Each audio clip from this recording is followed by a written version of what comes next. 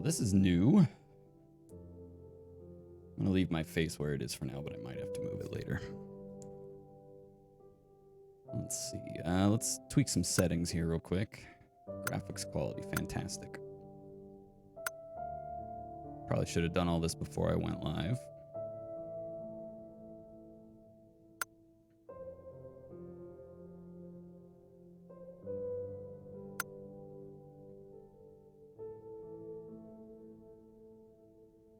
Lens dirt value. Oh, that's interesting.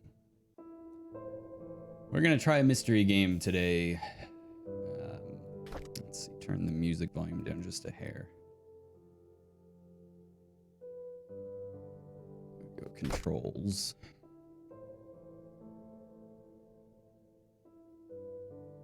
This is the first time I've launched this, obviously.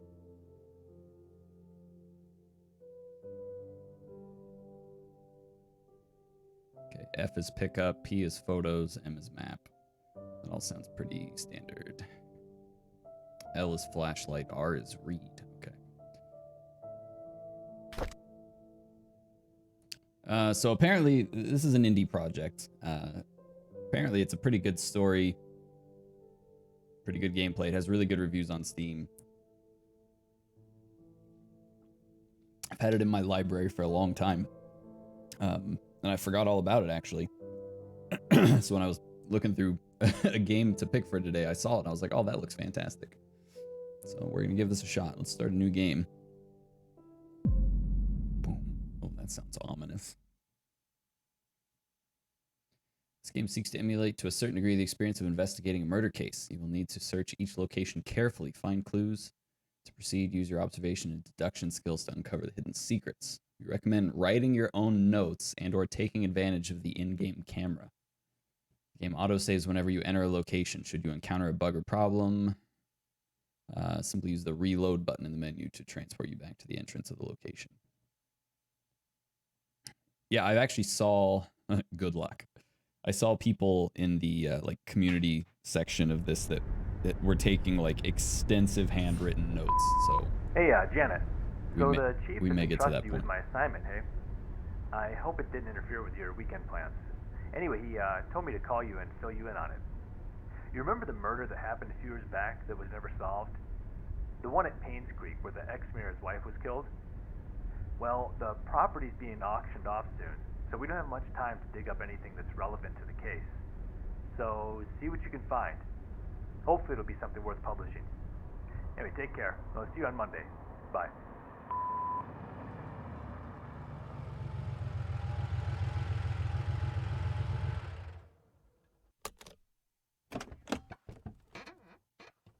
So far, the audio is really good. All right, the Hartford Times. Who killed Vivian Roberts? August 3rd, 1999. We're going back to the 90s. In 1995, Vivian Roberts, a successful businesswoman and wife of a former mayor, was murdered and dragged to the front of her own home. Oh my God. The case was never solved and the killer never found. It was rumored that a private investigator was in Painscreek sometime later, but there's nothing more on that. Last week, we received news that large swaths of Painscreek County will be auctioned off soon. We'd like to revisit this story and attempt to find the following. Who killed Vivian Roberts? What was the motive? What was the murder weapon? Please submit your findings and a front page photograph for your story to be published. So it sounds like the picture taking is going to be very important. Richard Harris, editor-in-chief. Don't forget to bring the camera. Okay. Population 0. Wow, so far, gotta say, the graphics are beautiful. Car's a little wonky. It's like a Geo Metro.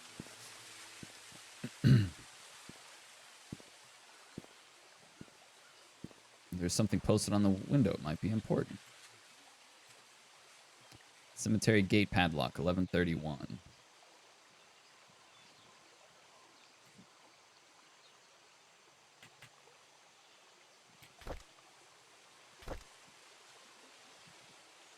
Brand new 2. Oh, that's right. This is the 90s. 2.1 megapixel digital camera. Oh, can we rotate this? Yeah, view. Maybe. Let me view. Use. Janet Kelly. I guess that's us.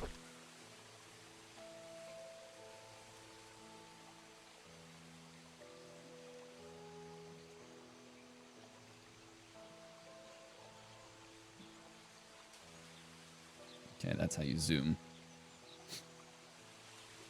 Oh, it's giving me controller keys, I think, because my controller's plugged in.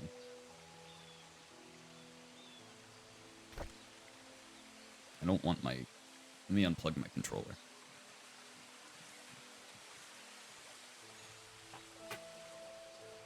Hopefully that doesn't totally break the game.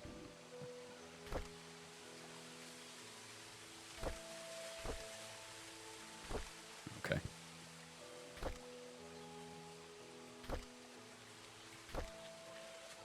So wait, what was... Camera is C.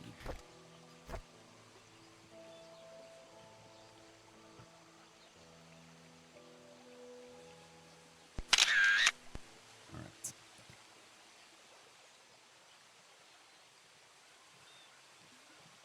This is going to be fun. Camera is useful for capturing anything important to your investigation. P to view the photos. Okay.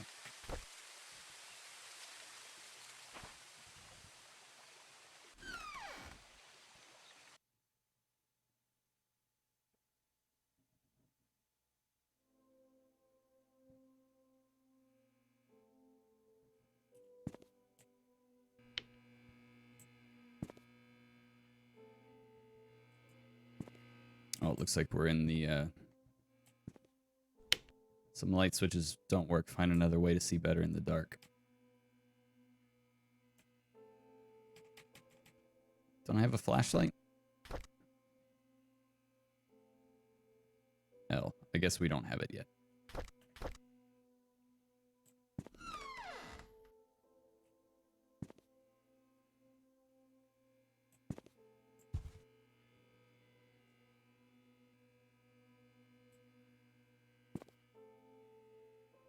The depth of field is kind of screwing with me. I might actually turn that off. Field of view, depth of field.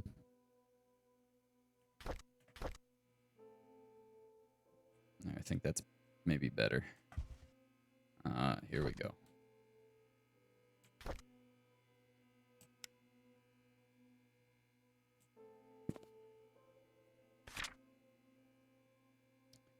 Come check out our selection of exquisite recipes to taste. Our lattes are known as the best in the county. Lunch and dinner only $9.99.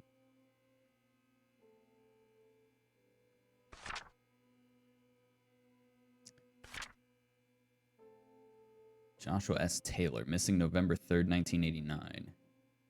Date of birth, January 23rd, 1976, age 13.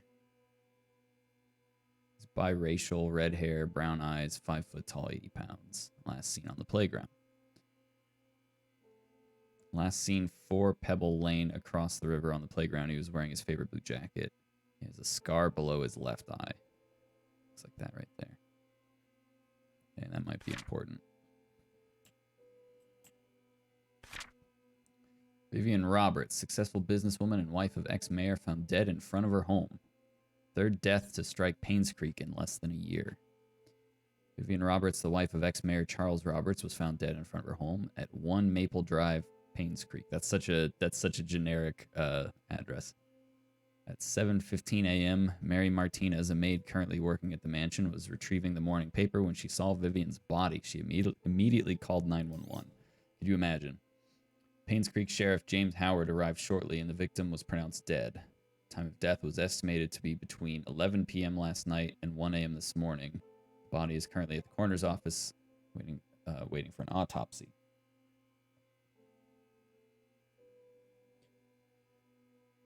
The people of Painscreek have started grieving for her. Candles and flowers were being placed at the gates, yada yada. Okay, continued on page 6. We don't have page 6. Content recorded. Oh, did we record the content of the missing kid?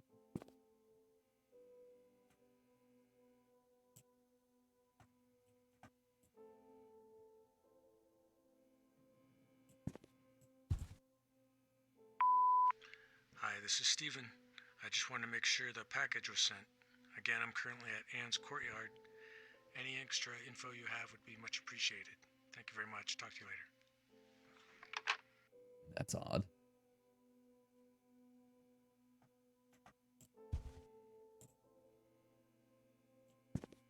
Oh, this is locked. Okay, we have to find a combination for that. Scott Brooks, Painscreek Trinity Church pastor's son, suspected for killing Vivian Roberts. Witness reported seeing suspect fleeing from murder scene late night. Police apprehended Scott Brooks yesterday afternoon. He was residing at the Roberts hunting cabin by the trailhead.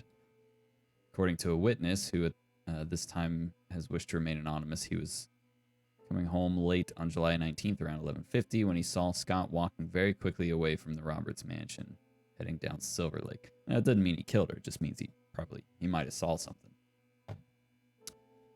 Although Scott looked upset, the witness did not think it unusual until a few days later when he came across a newspaper article on Vivian Roberts' murder. Feeling uneasy about the whole situation, he called the police. Shortly after the call was made, the police arrived at Scott's cabin and questioned about his whereabouts that night. Scott said he did meet her that night, but said he had nothing to do with her death. Oh, so he actually met with her. Scott was later brought down to the station for further questioning.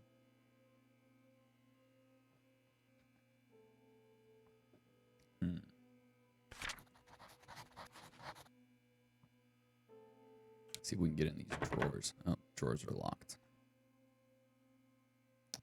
Search for the keyhole or lock. Oh, here's a key here. Desk.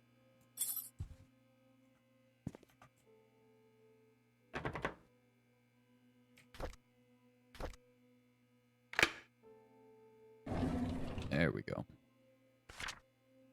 Okay, case report.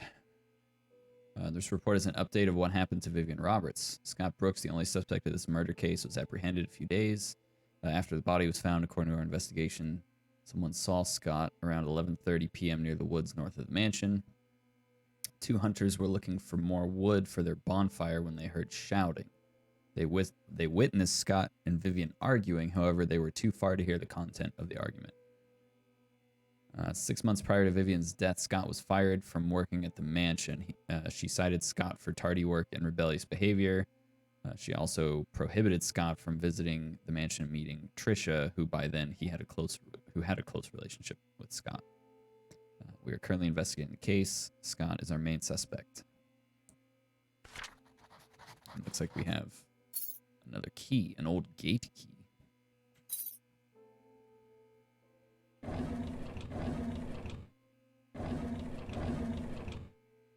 There's a journal. Okay, July 30th, 1995.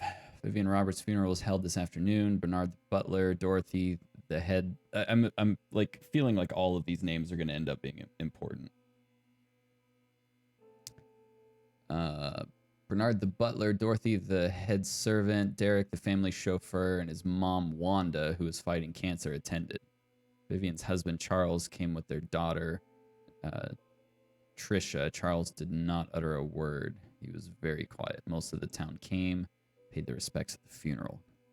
Halfway through the ceremony, Trisha started to weep loudly. Dorothy brought her elsewhere, and the crying died down. I noticed that Dorothy looked tired. Must have been tough to take care of Trisha. She's been having multiple breakdowns. I can't blame her. With the loss of her mother, and with her boyfriend being accused as the killer, must have taken a toll on her. I feel sorry for the whole family. Okay, so this is a couple months later.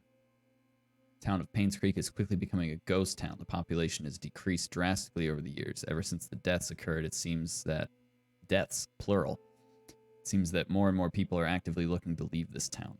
It's sad to see a once lively town become what it is now. It's been almost 6 months since Vivian was killed. Her death still bothers me. Why was she killed? What was the killer's motives? She was someone who had earned the love and respect of the community. No employee of hers nor any citizen of Painscreek reaped any benefit from her passing. It does not make any sense. The community hospital is officially closed. Remaining patients have been allocated to other hospitals that will provide suitable services for them. So this place just abandoned. It's completely empty. To be honest, it's hard to watch them leave. I wonder if the day will come when I will be reassigned somewhere else. So this must be the police chief's journal in. Let's make sure there's nothing like tucked in the back of these drawers. Doesn't look like it.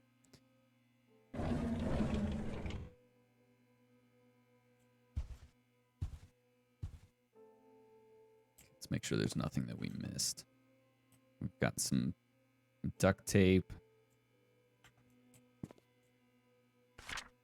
Okay, here's a map. Where are we at? Sheriff's Outpost. Where was the house? Maple Drive? Oh, the mayor's mansion. Okay, so up there.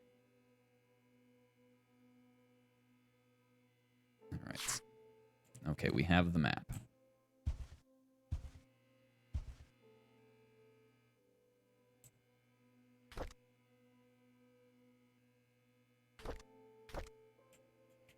Oh, we can't read it.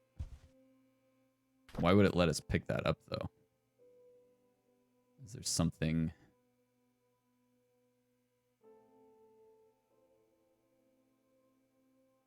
Doesn't look like anything's important.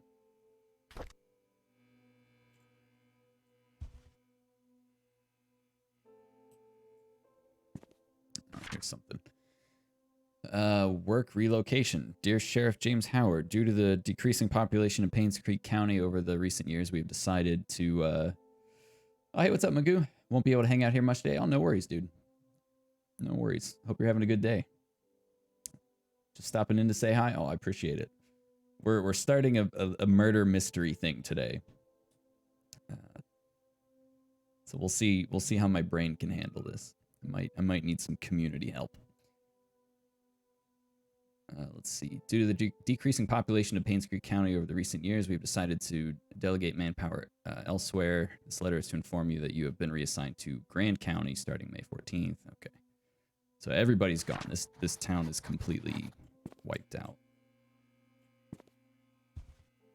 We're trying to solve the cold case murder of the ex-mayor's wife. Let's see what's in the bathroom.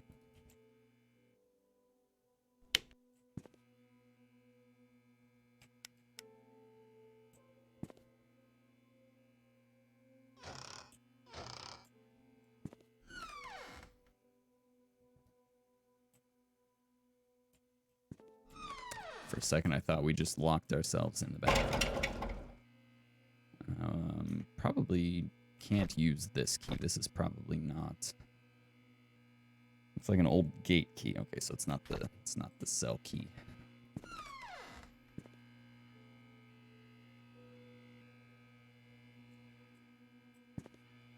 It doesn't look like there's anything in there that we can do anything with. All right, let's go back outside.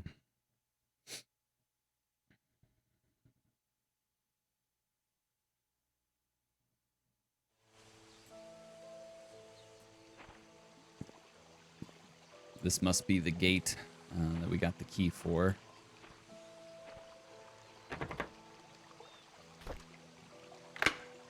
All right.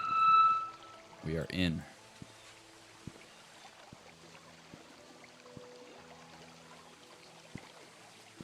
This game is very pretty. I wonder if it was a single developer that made this.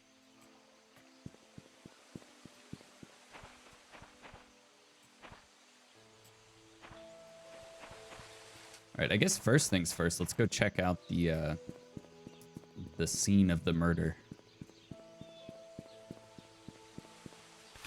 So we came up here, we can go around and then up and then take a left, and that should take us to the crime scene. Now that guy on the message said something about a package, and why is there a car here? Marverick. It's locked. Oh, there are some files in there.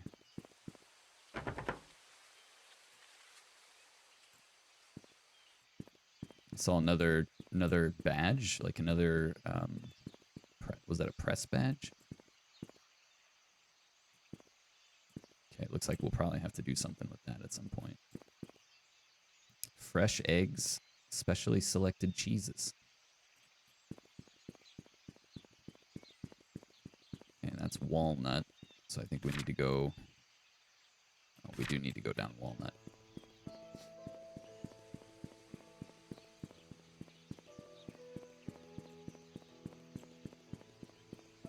How sick would it be to actually, like, walk around a little small abandoned town like this? I feel like that would be awesome.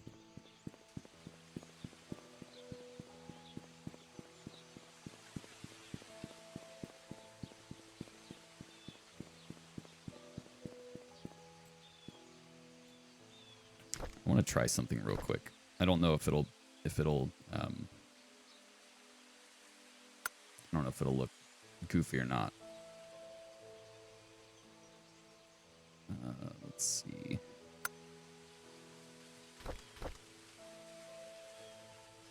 Okay, that looks alright.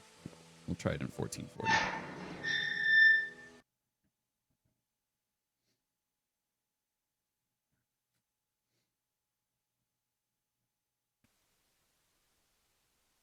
I might have to break out the notepad on this because they've thrown a lot of names and stuff at us already. So apparently she was killed and dragged to the front porch of this mansion. So this is where the body was found, supposedly. The music got really creepy.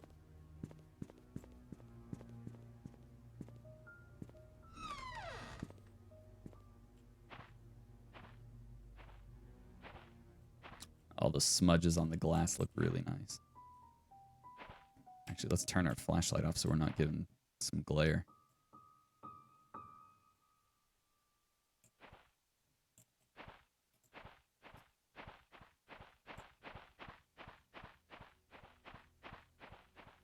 Just want to take a little walk around the property. See what we can see from the outside, and then we'll try to get in. I just tried to jump. There is no jump.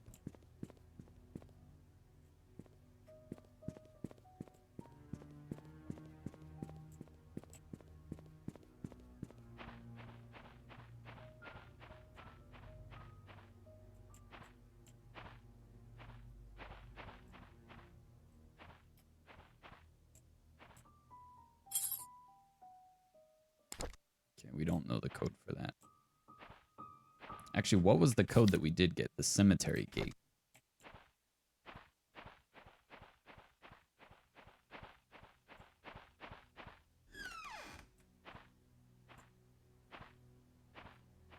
We have a box here.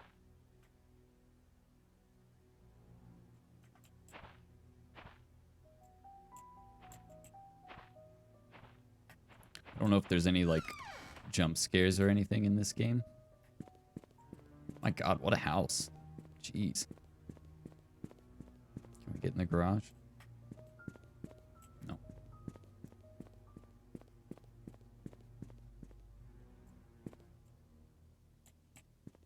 This does have that, like, 90s vibe to it. Okay, everything's locked, of course. Door is bolted from the inside.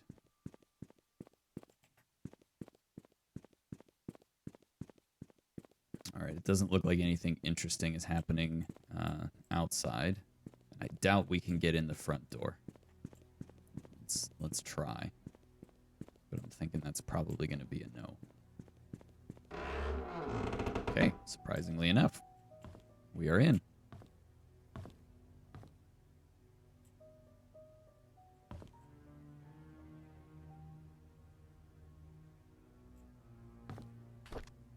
Influential citizen, Vivian Roberts, the people of the state of Newland Awards.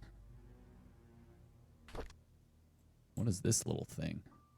Not important, I guess.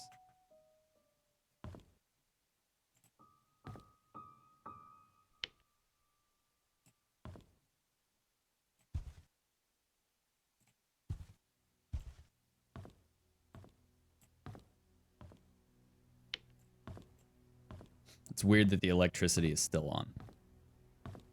This place has supposedly been abandoned for, like, years. But the power's still on. Alright, so this is the family. That's the daughter, Trish. I don't remember the dad's name. And Vivian. So she was seeing the kid that was suspected of doing the thing.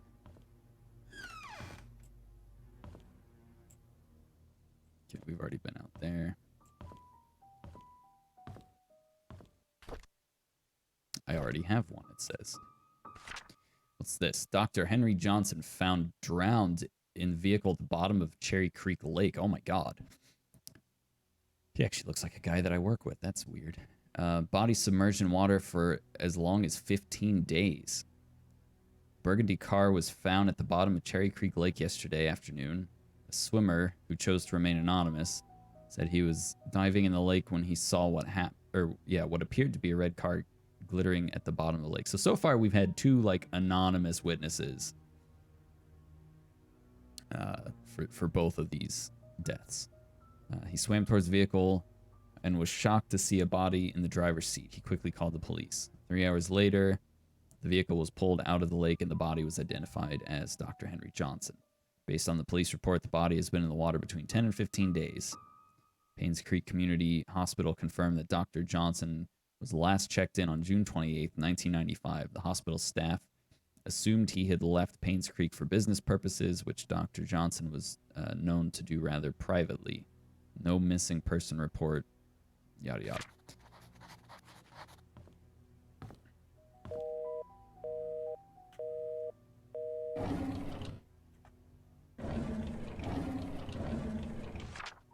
What's this? October 16th, 1973. Dear Mrs. Roberts, on behalf of Jackson and Lewis, we would like to thank you for appointing us to be Painscreek Community Hospital's medical provider.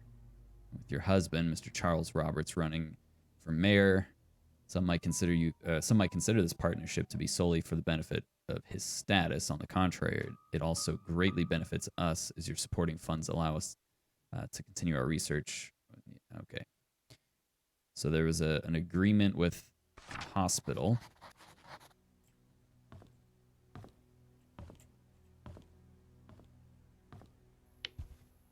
Let's see what's in the kitchen. This would actually be super eerie, like IRL.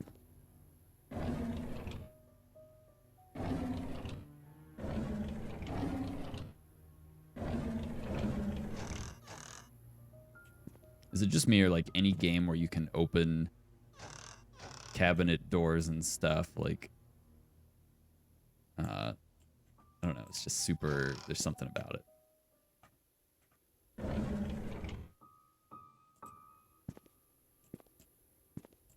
I just like snooping.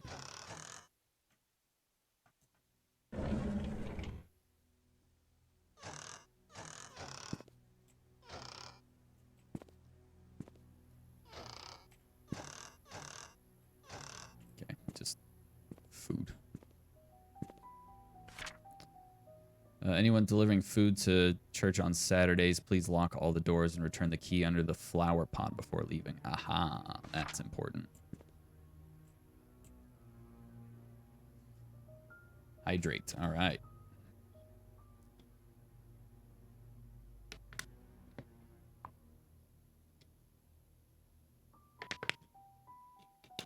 There we go. There's one bottle down today. I accidentally fell asleep on the couch for like an hour and a half earlier. Shopping list for Trisha's birthday. 3 packs of balloons, candles, new tablecloths. Okay. Looks like part of that was torn off. I don't know if that's significant or not. Ooh, a key. A mansion room key. No, we want to take that. F.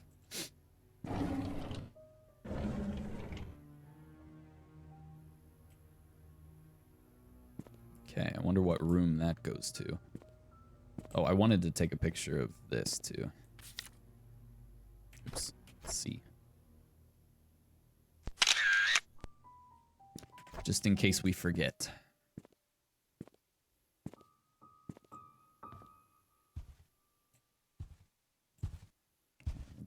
continue checking the lower level. Oh man, this house is absolutely massive. Holy crap. Could you imagine living here? It's locked. I wonder if this is the key. Doesn't work. Okay, so we have to find what room. Oh man.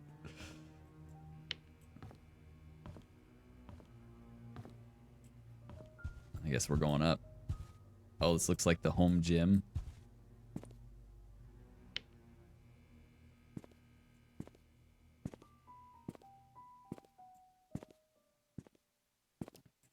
Okay, shifts. Let's take a picture of this. This might be important. I don't know. Man, I keep hitting P for photo, and it's C for camera.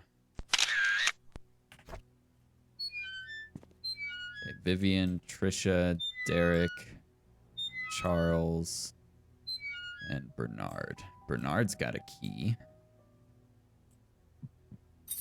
Who was Bernard again? He was like the chauffeur or something. Diary. Bernard was the butler. Okay, so Bernard has a... This is the house entrance key found in one of the lockers in the mansion. That's nice. Honestly, that's a really nice thing when they tell you where it was found.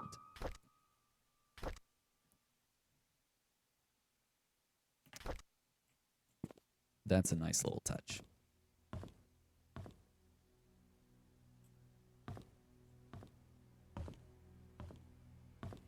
All right, let's try the key here.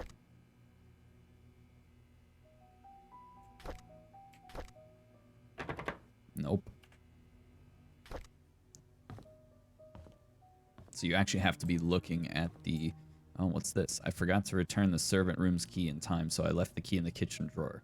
Oh, okay, here we go.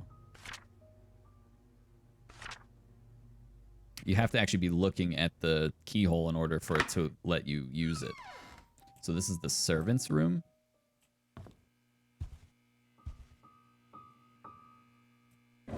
Oh, wait, there's a piece of paper under here. I need to report Scott to Bernard. His suspicious acts are getting out of hand. Today I saw him peeking into Mr. and Mrs. Roberts' room from the window. He's been told many times now not to do this. Okay, so this Scott kid is apparently like a little bit of a creep.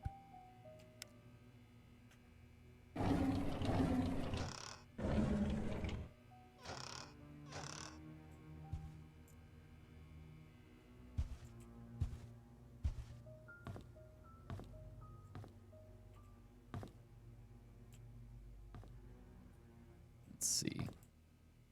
Here's a book. Diary. Whose diary, I wonder? I was cleaning the mansion attic today. Okay, so one of the cleaning people. When I found Derek and Wanda's old stuff, I asked Derek about it, and he told me he used to live here with his mom until he was about 6 years old. We chatted for like an hour. I've never talked to him that much. It felt quite nice talking with him. Rather relaxing. A month later, I had to interact with Bernard today. His left wrist was swollen pretty badly. When I asked what happened, he claimed he fell during rock climbing and twisted his left hand, so he can't help with writing the Easter invitations this year. I told him he only needs his right hand for writing. He looked at me as if I was joking. How could I have known that he was left-handed? As a lefty, that's actually kind of funny. Dorothy asked me to help clean her house tomorrow. I didn't know she has her own place. I thought she lived with the Roberts family in the nanny's room. She said she hasn't used the house for the past few months, but it needs to be taken care of every now and then. She will be 60 this year. I think I should help her. P.S. The address is 40 Black Pine Road. Trisha and Vivian had an argument during dinner. Vivian is thinking to send Trisha to college, but Trisha wants to be with Scott. She is not thinking straight. And I'm afraid I'm actually going to have to start writing some notes down. June 1st. I was about to clean the gallery when I noticed the door was already slightly open. I looked inside and saw Mr. Roberts Standing in front of a painting right before he left, I heard a faint click. As he was wait, like a gun? As he was leaving the gallery, I hid in the staircase hallway when I was sure that he was gone. I went into the gallery to see what he was so entranced by. It's just a painting of an old woman with a white headband. I wonder what's so interesting about this lady. Or a click like a button. Maybe, okay, so it's in the gallery. There's a painting of a woman with a white headband. We're going to have to check that out. There will be a grand party to celebrate Trisha's birthday this evening. She will officially be 21 years old. Trisha and Scott are meeting at the shed behind the mansion. They call it their secret hideout. I know Vivian doesn't want Trisha to be with Scott. Should I tell her about it? Dr. Johnson is dead. He was the head of that's the guy that was found in the bottom of the lake in his car. The police came by and asked if Vivian would be willing to go down to the station for another interview. I was nervous, but Vivian was very calm and accepted their request. She came back in the evening and assured that everything was okay. She had nothing to do with Dr. Johnson's death. His death was purely an accident. I doubt it. I doubt it. Oh, here's another thing. I was cleaning Mrs. Roberts' tea room when I stumbled across a pile of letters full of negative comments addressed to her. Why on earth does she keep those letters? She, more than anybody in this town, doesn't deserve to be attacked by these faceless cowards. These people cannot see the positive impact she has made for this community. It's not her fault that her business deals can't please everyone. So it sounds like she's made some deals that ticked some people off.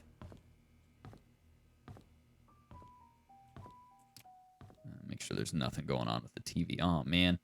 This is actually kind of cool being in a game that's back in the 90s, because holy nostalgia.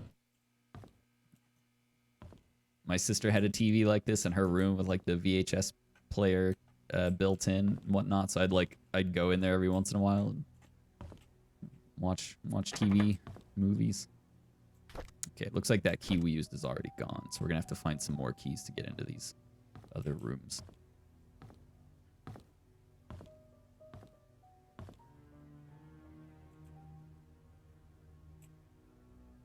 I thoroughly miss the 90s. I really do.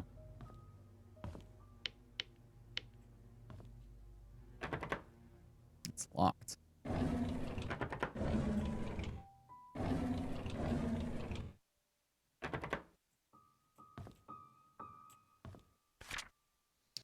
Years later, the Painscreek still honors the lives of coal mine workers. So we had some coal miners die. Despite shock and pain, it was a tragedy that united everyone. 20 years ago, 6 members of this village, together with 13 others from towns of Hillsdale and Old Creek, perished in one of the coal mine demolition programs. The coal mine belonged to the Roberts Mining Company. Oh my gosh. Okay. So Vivian Roberts, who had just married into the Roberts family, started a fundraising event that raised $96,000, contributing $24,000 from her own company. A total of $120,000 was compensated to the 6 families. This is a very small sum compared to what those families lost, and no amount of money can replace their loved ones, Vivian told to the press. What we can do, however, is provide them with whatever help they may need. And for those who have helped financially, the Roberts family thanks you. The words not only comforted those families. Okay, so let's read this again. The coal mine belonged to the Roberts Mining Company. So it sounds like the husband maybe owned it or something. So this family's got some like weird stuff going on with them. I'm sorry, Thomas. I must have forgot to check inventory. Apparently, we are missing a case of Da Vinci's. Please don't tell Mrs. Roberts. That's what we saw out back. There was like a box of that out back. I wonder if the kids snuck it out to their little hiding spot.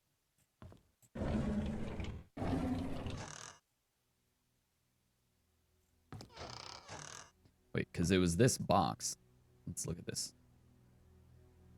A case of Da Vinci's. Yeah, that's the stuff that was out back. Da Vinci's wine service. Case of Da Vinci's. $150 a bottle. Oh my gosh.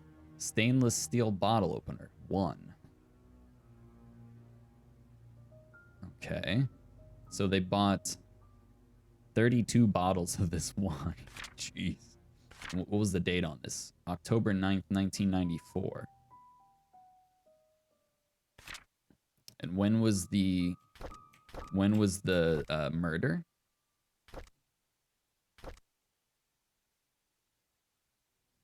Okay.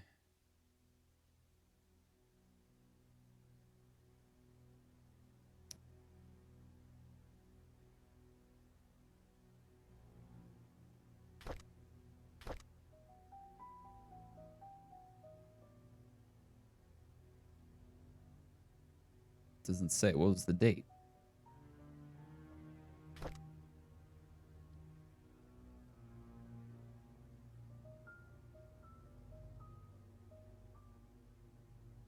I don't know if the murder was August 6th or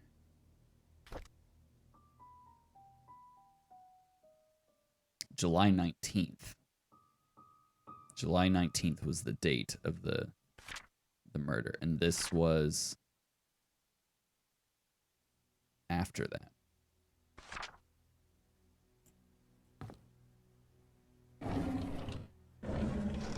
I was wondering if maybe the bottle opener or something was the weapon. We'll have to find like the autopsy report somewhere too, because it did say that her body was sent for an autopsy. Oh my gosh, I got something in my eye.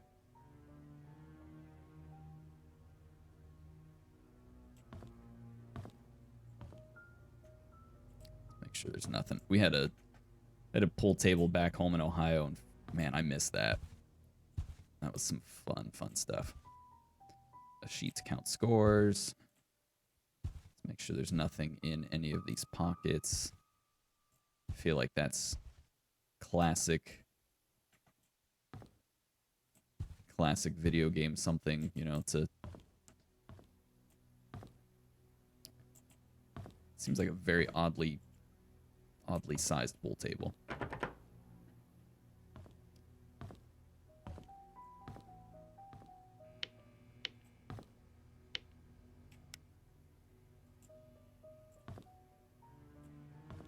We'll check over here, see what these rooms are. Security room. Okay, we're gonna have to get a code for the security room.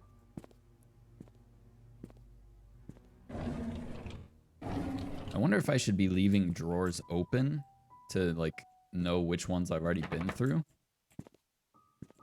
Because there's a lot of drawers and things to go through.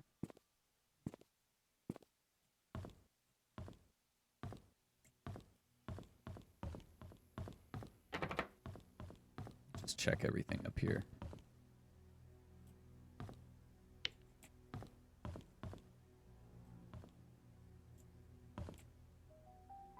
Can't get into any of those. Can't get into those. They did say, like, check every nook and cranny of stuff. Jeez. Phone just went off. Scared the crap out of me.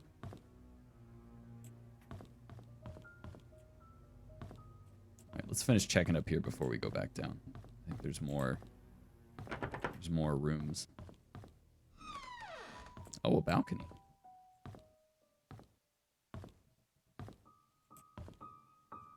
Ooh. Notes for Vivian's tea schedule. Tea time is 3:20 on the dot. Use the flower pattern cup for Mondays. Gold line cups are for Man, you really got to be pretentious to have that kind of request. Like, I want the flower cups on Mondays. Gold line cups are for guests. Use half cup of milk. Always leave sugar on the side. Never interrupt unless she calls for you. She sounds like a real winner.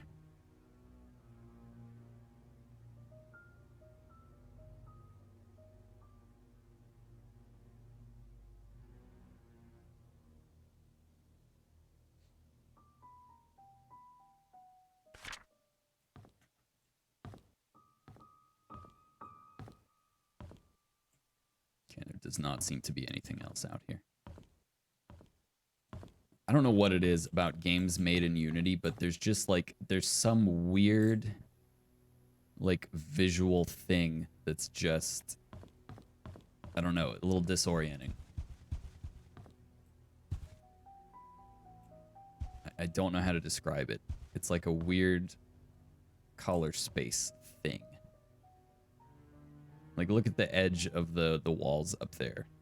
Like, it's just little stuff like that. Some nice textured walls. I don't know how accurate that is for the 90s, though. It will not let me turn that light switch on. What about this light switch? No.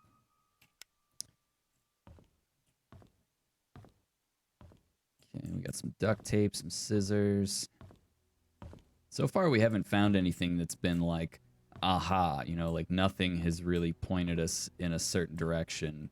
All we know right now is the one kid is oh, okay, here's a map of the house. Perfect. This is the second floor.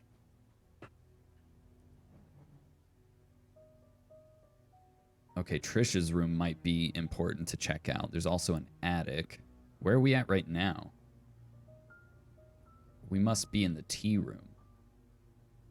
Or we might be in here.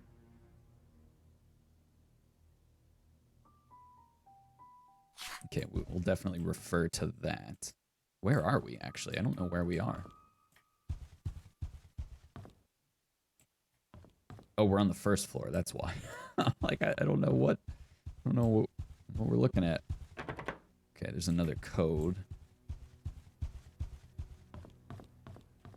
Have we done the whole... Have we done the whole first floor? I don't think we have. We started down there. That took us upstairs. Okay, here's a janitor's closet or utility room.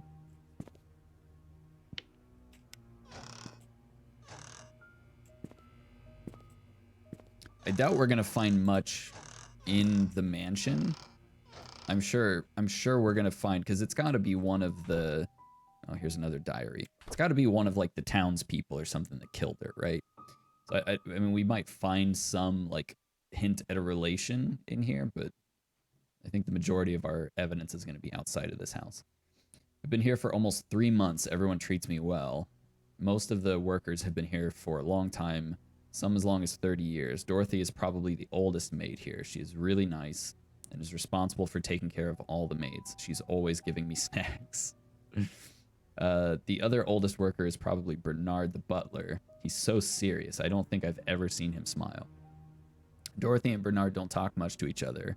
However, they are perfect when it comes to attending Charles and Vivian's needs. I guess that's why they're in charge here. I notice Charles and Vivian are never together much either, even when they are both at home. They don't seem happy. What is going on? Probably an affair. Vivian was passing by when I broke the case. I must have been really nervous because I stood there for God knows how long. Oh, the vase, not the case. I can read. I thought she would scold me or even fire me. Instead, Vivian invited me to have tea with her. She asked about my parents and what I wanted to do in the future. I told her I hope to open my own deli someday. She said I could do anything if I set my mind to it and worked really hard. Like me, she used to be poor. Now she's a successful businesswoman. I hope to be like her someday. Wanda is sick. I've heard she has cancer. It has been 2 months since I took over for her. Her son Derek stays with her whenever she is not driving for Charles. Or whenever he is not driving for Charles. Okay, so Derek was Wanda's son. And it's going to be really hard to keep all this straight. I feel sorry for them. Luckily, Mr. Roberts helps with their financial needs. I pray she gets well soon. Andrew shouted at me for walking on the grass, though I was sure I didn't step on it this time. He's always drunk anyways. Scott told me to ignore him. I'm not sure how he could be so patient, always taking care of Andrew and covering his workload. I would have assumed that Scott was Andrew's son if I had not known that Father Matthew adopted him years ago. He's so nice and talented, not to mention handsome. If only he wasn't taken. Ooh. So we have a cast of characters here in this house. We've got a drunk groundskeeper, maybe? To-do list. Laundry duty today. Clean out the attic. Water the plants. Book Mr. or Mrs. Roberts' appointment. Wash the windows. M. We keep seeing M. I don't know who M is. I kind of feel like we need to go check out the attic. Unless it was locked. All right, let's make sure we've checked all of this.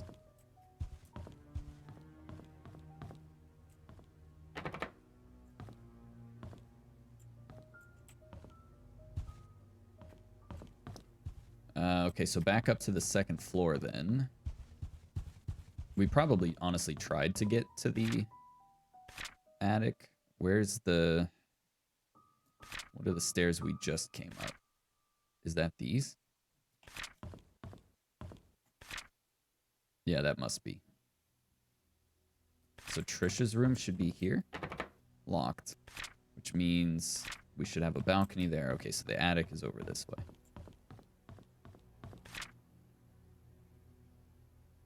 How do you get to the attic, though?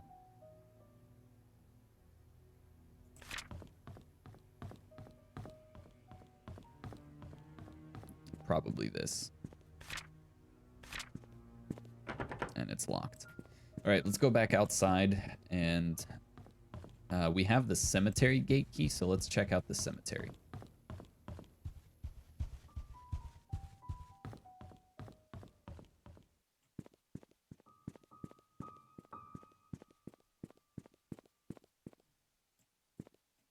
Also keep an eye out for like any stuff that's like laying on the ground or whatever. But yeah, apparently she was killed, I think, in the house and dragged out to the front, I think is what they said.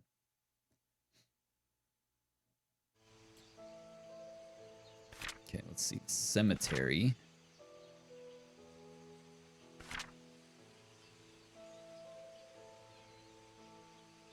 Is if we go down to this next road and take it all the way to the end.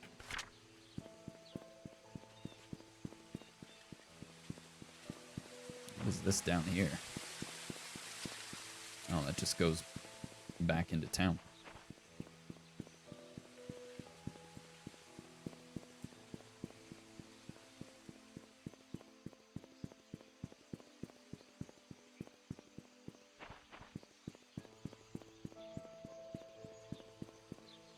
Do you want to leave Painscreek now? The game will proceed to the ending. No. Okay, so I must have made a wrong turn. Oh, yeah. Okay, that's Old Creek Town. So we need to come out this way.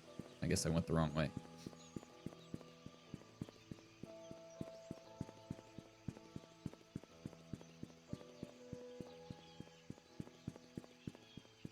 There's another car. Locked.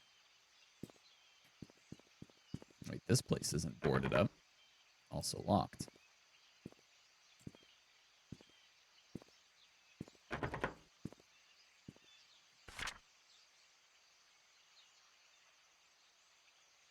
Are we on Silver Lake?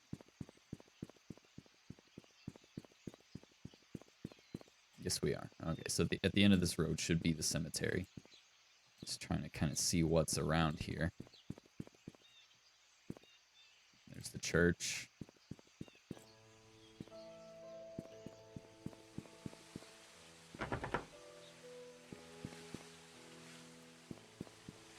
The code was, I think, 1131. Oh, this has already been unlocked. So that kind of makes me feel like somebody else is here. Because we saw that car with the ID badge. This is a house entrance key. Oh, so this is a different house then. I wonder if it tells us, like... No, it doesn't say a number or anything like that.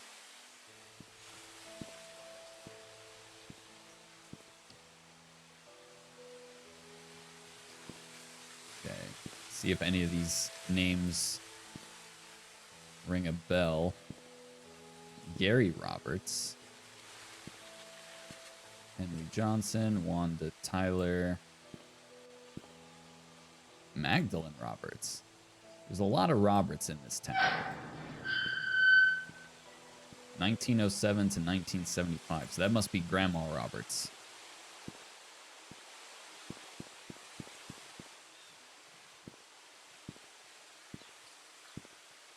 Oh, that was the daughter.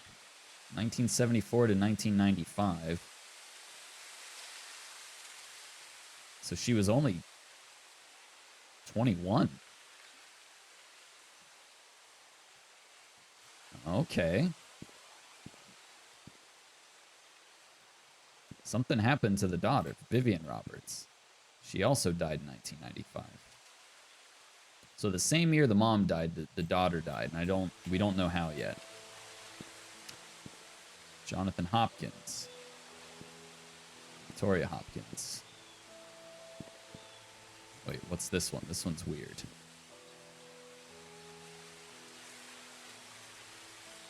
Doesn't say what this one is. Calvin Bennett.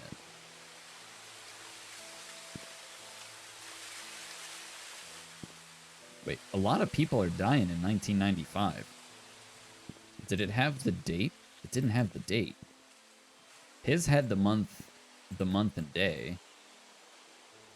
But a lot of people are dying in 1995.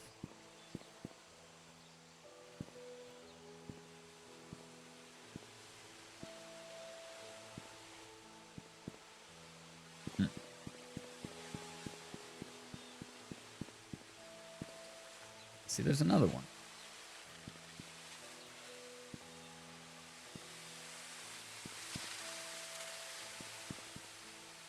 And oh, that one's kind of. Oh, okay. That seems like Andrew Reed. One. I don't know. Something to me about that says that we might need those numbers for something. Okay, that's locked. We also had a note that said we could get into the church using the flower pot or something, right? There was a key under the flower pot.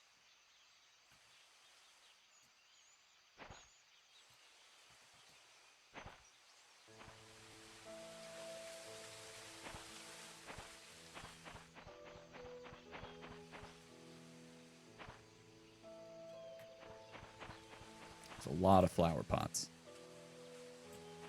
Oh, here we go. Not even under, just in.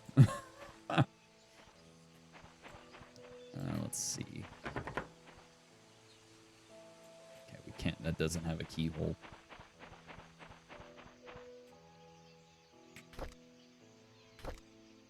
All right, we're in the church.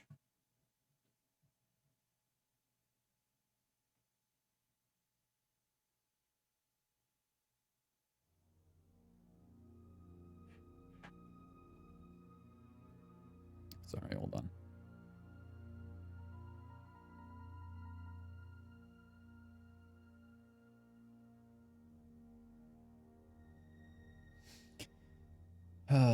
Okay.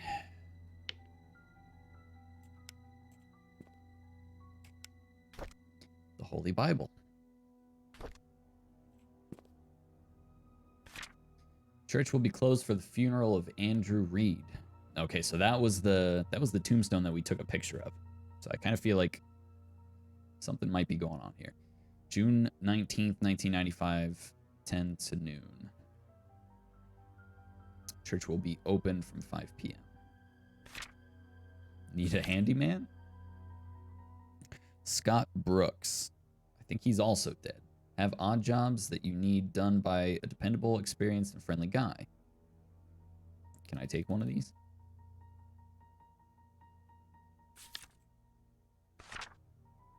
Oliver's photography. Taking your favorite moments in time and holding them still.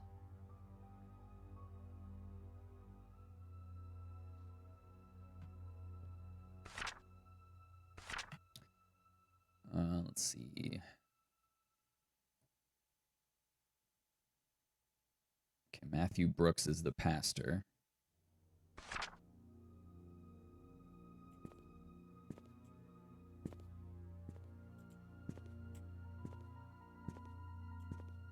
I love the music in this game. Oh, who's this? Mansion worker. Andrew Reed's charred body. What? Everybody's dying. This was the drunk kid, right? Oh, okay. It's starting to make sense now. Body covered with third-degree burns. At around 11:25 p.m. last night, a fire broke out on 7 Black Pine Road. Andrew Reed, the owner of the house, was found deceased with third-degree burns from head to toe. He was seated on the couch in the living room next to the fireplace when the fire likely started. The cause of the fire has not yet been determined, but the sight of alcoholic bottles on the floor suggests that the carpet may have been soaked as an accelerant, maybe, and helped increase whatever set the incident off. That sounds super sus to me. According to possible witnesses, Andrew was seen drunk last night when he was leaving Anne's Courtyard Inns and Suites. Police found bottles of empty vodka in the living room next to the fireplace. No foul play is detected at this moment. Okay, so he was the gardener and handyman for the Roberts family. Has a wife and a son. All right.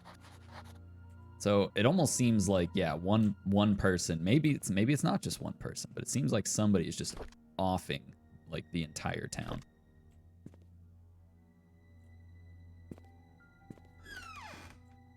We've got a burned body, the ex-mayor's wife killed, which we still don't know cause of death, really. We just know that she was found dead outside the home. And what was the other death? Oh, the coal miners.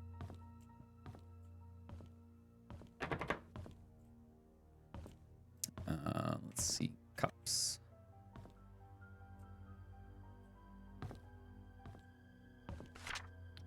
I will stay at the cabin tonight. I don't need dinner. Scott. Oh yeah, he was the pastor's kid, right?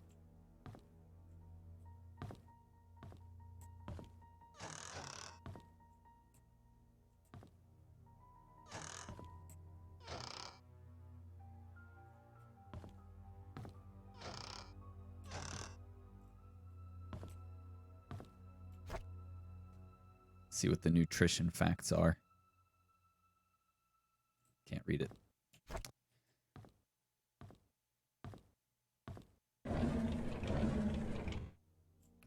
Hoping for like a key or something. What is this? Just a vase.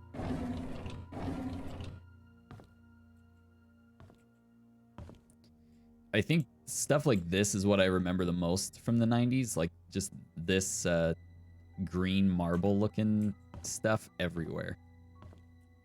That and the combination of gold. Like gold trim on everything. The basement.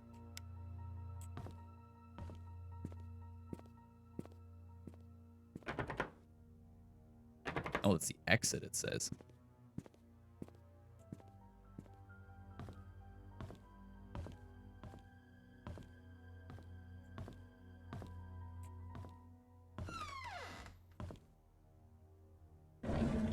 This must be Scott's room, then?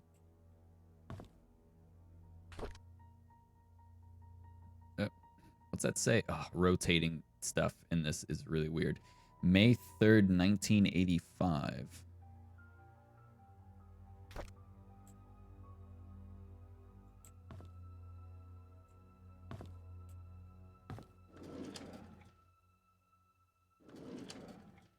think I'm going to stick to the leave all the drawers open thing. Okay, we have Scott's diary. This ought to be good. Saturday, April 6, 1985. Father Matthew picked me up from the orphanage today. He said I will be staying with him for now, and I can call him Dad if that's okay with me. On Monday, he will bring me to sign something. He says that after signing, my name is not just Scott, but Scott Brooks. I'm so glad I now have a home. Father Matthew brought me to the attic today. There are so many wooden toys, and he made them all himself. He asked me to choose one that I liked. I chose the toy plane. Okay, so this is May 3rd. That was the same date as the what was on the plane. It looks so cool. He says that he can teach me carpentry when I'm a bit older. He even made a secret space for me in my room so I can put my special treasures inside. Okay, we have to find that. The older boys are always bullying me. Oh, wait, so this is like 2 months after he was adopted. They called me a bastard child and a weirdo. They said that's why my own parents didn't want me. What does bastard mean? Father Matthew says I should be patient, but they threw stones at me. Father Matthew cleaned my wounds. It's painful. Good Lord. Father Matthew told me to forgive and forget. He said they don't know what they're doing. I like Father Matthew, but I hate the boys. Trisha defended me today. The boys walked away when she said her dad is going to catch them and put them in jail. I want to be like Trisha's father. I want to be the next Charles Roberts. That way, no one will ever bully me. Oh man, this kid. Derek is always there wherever Trisha invites me to play. He is 5 years older than me. He's like her bodyguard or something like that, and he's really good at drawing. He gave me one of his drawings today. He says he only gives drawings to friends. I wish I could draw like him. Maybe I can make a wooden toy car for his next birthday. All right, so he's got some kind of a secret special stash in here. Oh, there are some dates marked on the calendar. Okay, so September of 1993. Packing day, moving out, and then 2 weeks later, meeting Trisha. So let's take a picture of this. And that might be important later.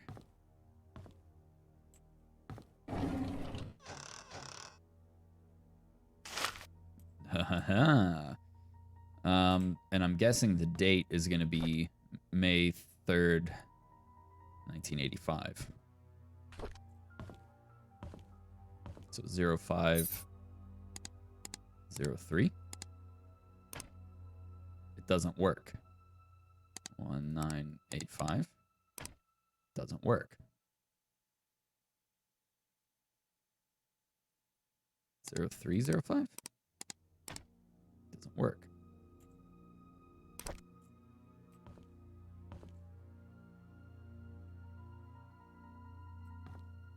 Zero 0917.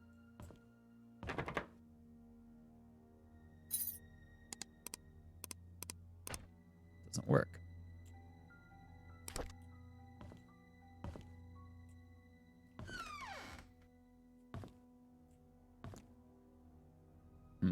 I feel like there's got to be something in this room that...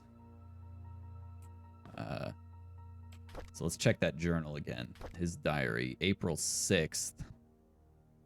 April 6th is when he got adopted, I guess. So 0406 doesn't work. What else? We tried 0503, right?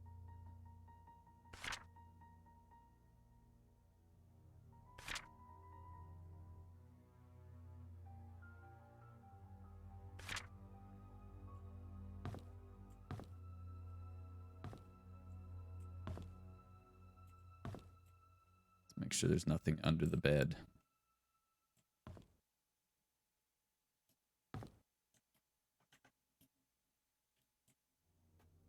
Oh, that's nice. You can crouch and sprint at the same time. Makes perfect sense. Okay, I guess we'll have to find the code for that later.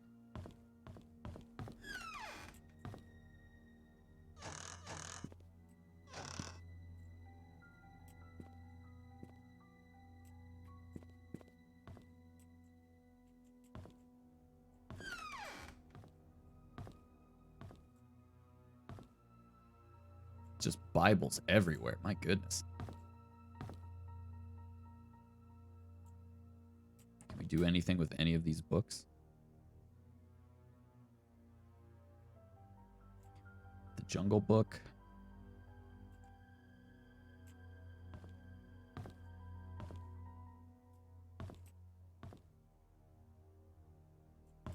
I hate it when they present you in games with a bookshelf like this, because you always think, and usually it's the case, that something is going to need to be done with it.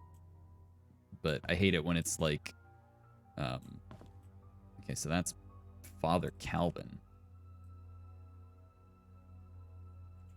It's like a weird mashup of Vladimir Putin and Mr. Bean.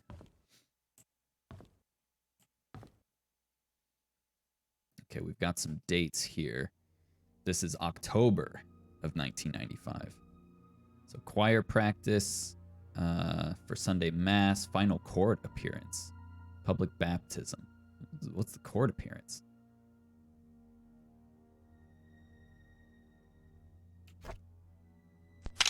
We'll snap a photo of that too. That's a lot of drawers. And return the tools back to the storage room.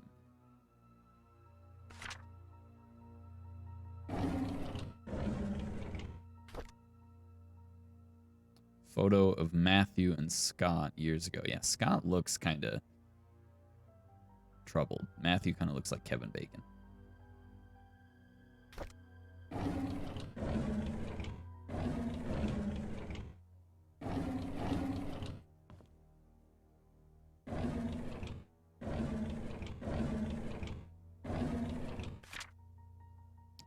Not guilty to killing ex-mayor's wife.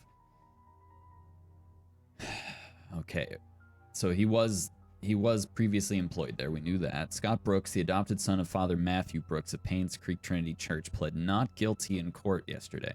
So that must have been the court appearance in October. According to Scott, he met with Vivian in the woods that night, but went home after their meeting and did not step out of his cabin for days. When he left her, Vivian was still alive.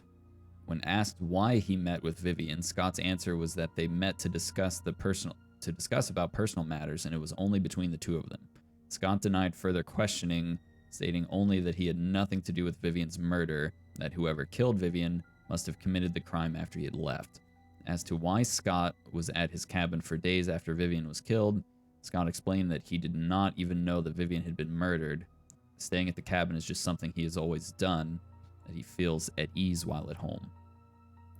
I'm still thinking it's got to be like an affair or something. Like somebody saw something, like something was, she was about to tell somebody something, I feel. I don't know. Scott is currently detained in the county jail. No bail has been set. And this one is locked. Maybe 1985. Seems to be a popular date. It's not going to be that easy. All right, so we have two combinations in the church that we need to find so far.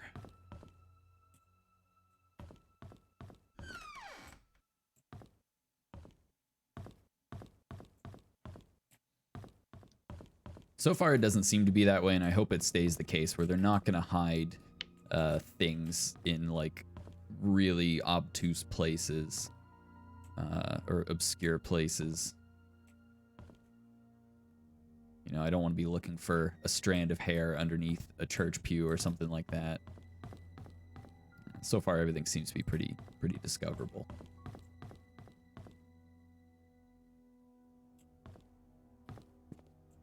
I did read in some reviews that there is, like, they said it was zero hand holding and just pure, you know, oh, we have a confessional here.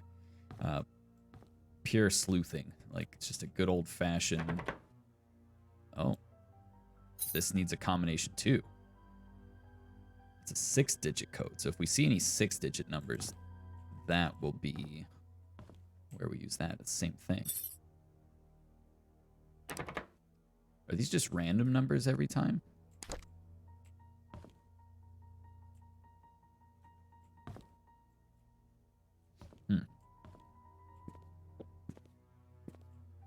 Okay, I think that just about does it for the church.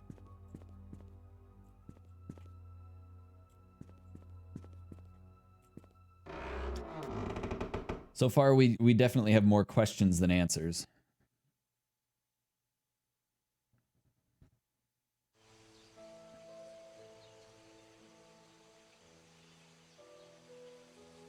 Take a drink.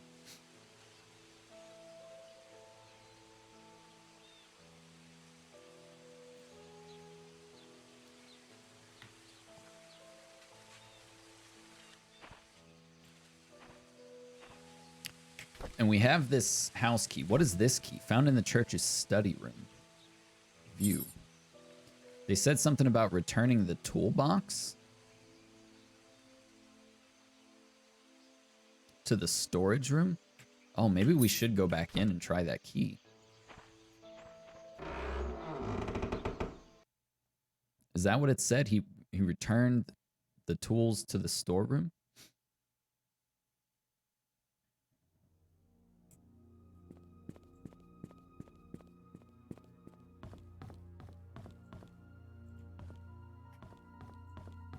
Or was it the shed?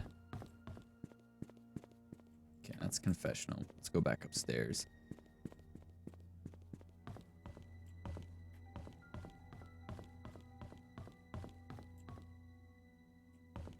It was in the desk, so let's see what this said. I returned the tools back to the storage room. Okay, so one of these rooms has to be a storage room, which is probably where the key is used. Hey, EJ, thank you for the host. Appreciate it. How's it going? Okay, it does not work. That is not the key for that door. It doesn't seem like an indoor key. This looks like a good game. Yeah, so far I'm really, really enjoying it.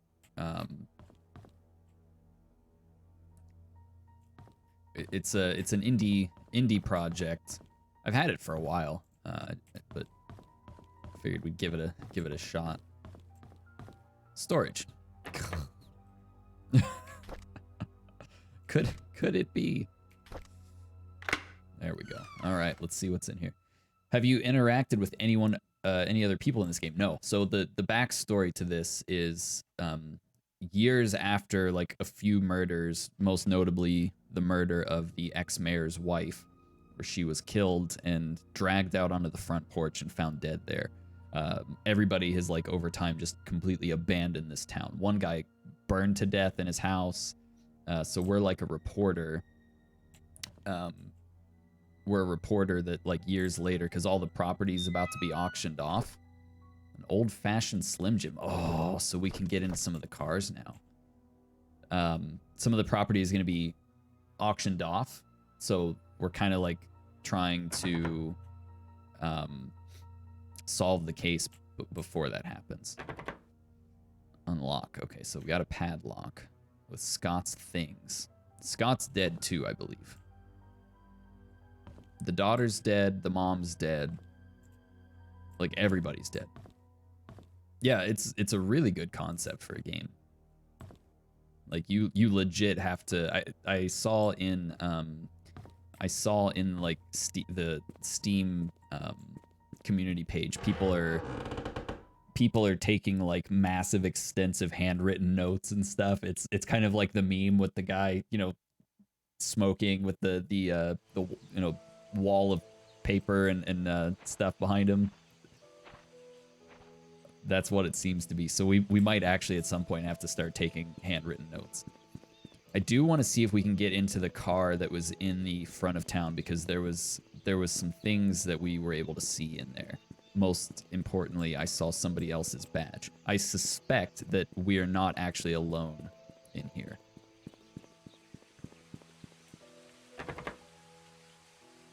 So let's see if we can use this. Now, did we get to keep it? We did get to keep it. Okay. Oh, we have a private investigator entering the mix now. Steve Moss. I came across your name through a close friend of mine. This is March 13th, 1997. So this is 2 years ago. This car has been sitting here for 2 years. So maybe this guy bit the dust too. I came across your name through a close friend of mine. She highly recommended you, saying you are a person of integrity and a very reliable investigator. So I would like for you to investigate the case, which happened in 1995 in a town called Painscreek, of the murder of Vivian Roberts. That's the ex-mayor's wife. I was there when it happened. The body had been placed in front of the mansion gates for everyone to see. Oh, so it wasn't even on the front porch. It was outside the gates.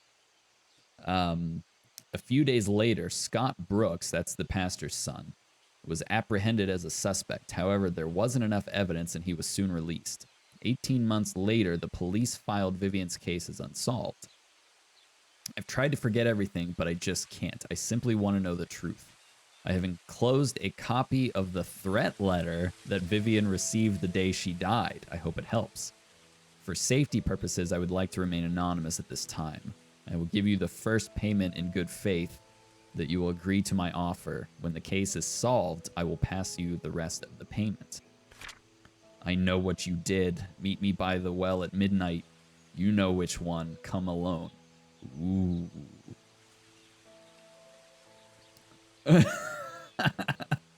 Oh, apparently that is a BTTV, huh? That's funny.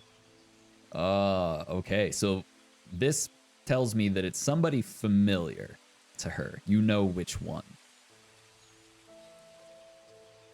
So we need to find a well. There's probably going to be some... Okay, we can read this investigator's journal, too. The investigation progress is slow. I've tried to reach people, but many of them have left Painscreek, and those who still remain are starting to move out. I found some evidence showing that things aren't what they seem. The media didn't have it right. I need to interview some people who worked at the mansion. I've been too wary and haven't reached out yet. Matthew seems to be Scott's legal parent. That's, I think, the pastor of the town. Still won't talk to him yet. I'll have to revisit St. Patrick's Orphanage tomorrow. It's a day's drive from here. I know Scott found something there. There's something not quite right with all of this. Late night well rendezvous. Vivian married Charles in 1971.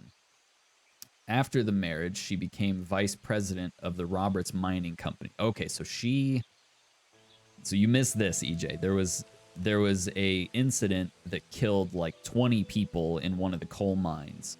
And it apparently did not, like, the whole business part of it. This lady seems to have been making some really weird business deals. Like, she's a businesswoman. And she made like a hospital,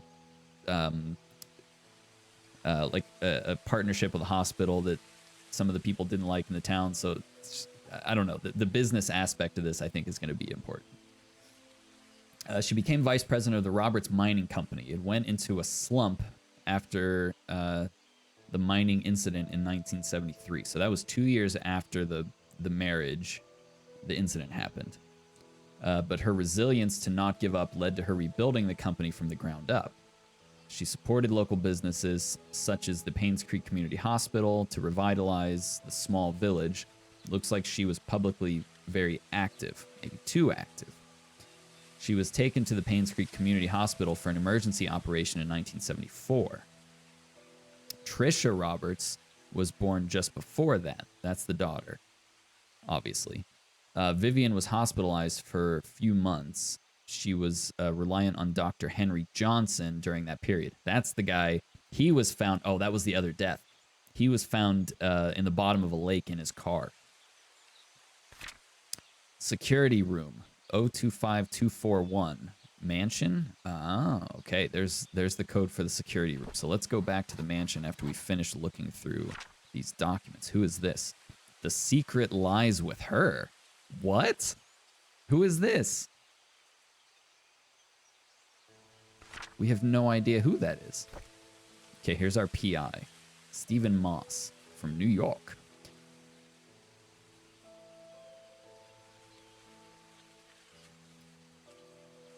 Alrighty. Who is this? The secret lies with her. We haven't seen anybody that resembles that in the slightest. Is that in our journal? Other?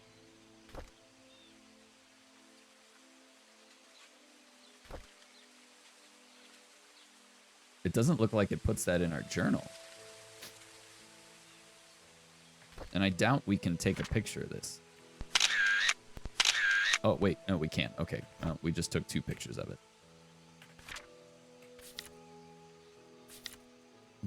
Delete one of them. Oh. Oh. It's locked. Oh, I almost didn't notice that. Is that blood?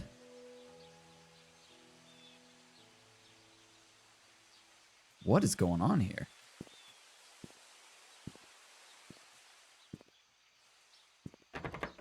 Okay, let's unlock this side.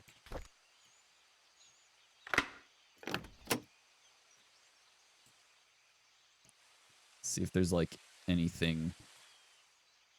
It doesn't look like there's anything. Yeah, what the bloody handprint?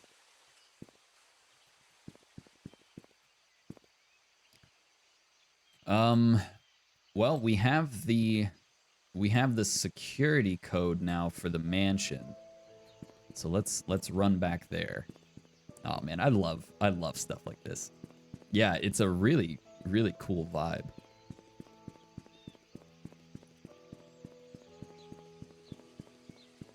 I could totally live in a town like this too. No lie. Keep an eye out for any wells.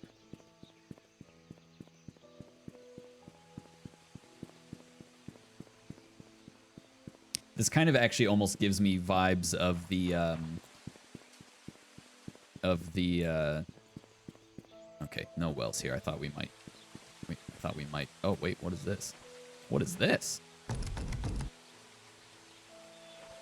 It's like a bunker. Oh, that's weird.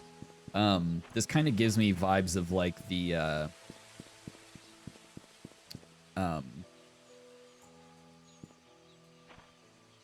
oh my gosh, what is that show? Yeah. It's that doctor show. Man, I cannot think of it. What is it? Doctor. That's terrible. That's absolutely terrible. My brain is shot. I own them. I've watched all of them. I keep wanting to say Doctor Who, but it's not that. It's who's the doctor that's he's afraid of blood, he's hemophobic. Lovejoy. I haven't watched Lovejoy. British mystery shows are like my all-time favorite, though. I did buy all of, not all of, but a fair number of, yes, Doc Martin. Thank you. Jeez. That's the one. I did buy quite a few of the Sherlock Holmes games as well. Let's see. Where was the security room at? Oh, I freaking love Doc Martin.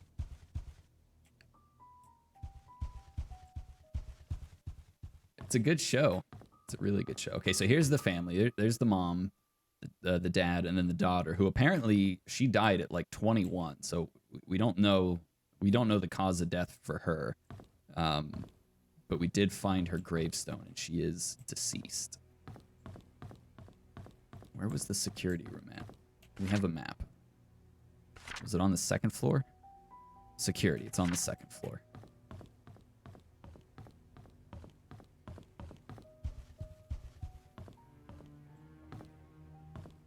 Okay, and then what was our code? 025241. 025241. We're in. Let's see what's in. Oh, yes. Jackpot. Okay. Tea room. The nanny room. Trisha's room. We want to check out Trisha's room too. Okay, I'll have to check Lovejoy out. That sounds like something I would really enjoy. Employee. This is Bernard the butler. Born 1944. He lived on 31 Silver Lake. Here's Derek. He's the chauffeur. Oh, this is actually really helpful.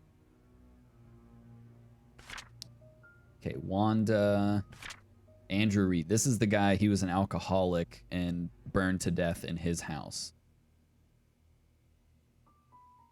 So they all have remarks, except for these two so far. Currently hospitalized. She will resume her work when discharged. I think she was the one that had cancer.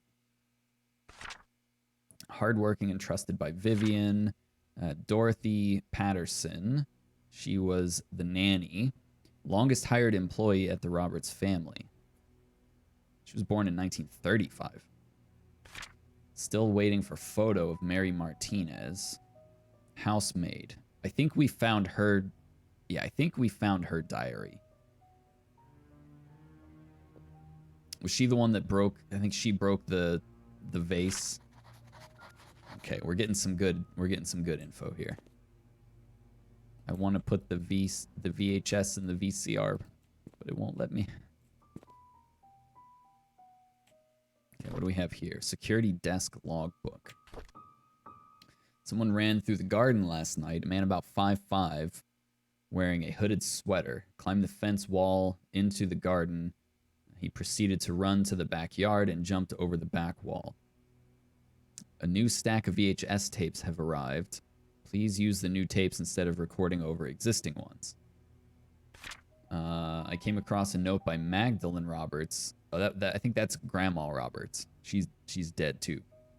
Stuck between one of the old logbooks. It was requesting the search of a missing security tape dated June 28th, 1975. It seems the tape was never found. Ooh.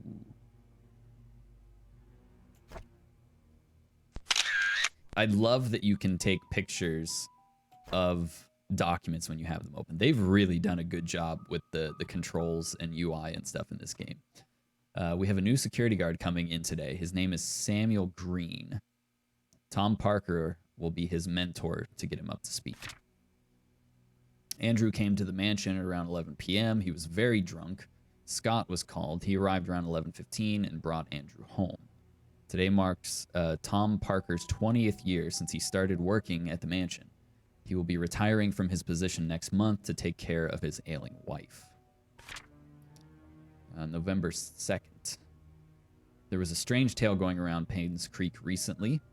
Stephanie, a 6-year-old girl, got lost during Halloween. Apparently, she followed some fireflies in the woods and could not get back home. Her parents called the sheriff. They conducted a search but could not find her. 2 hours later, Stephanie got home safe and sound. When she asked how she found her way back, Stephanie said a young lady found her crying and brought her back. She didn't know the lady's name, but remembered her being pretty and having long black hair. The girl in the photo, maybe? She was wearing a black dress, similar to what the mansion maids wear at work. The strange thing is that when I asked around, all the maids said they were working that evening. Oh, maybe this is that, like, Mary Martinez girl. Was that her name? Mansion worker list. Mary Martinez, still waiting photo.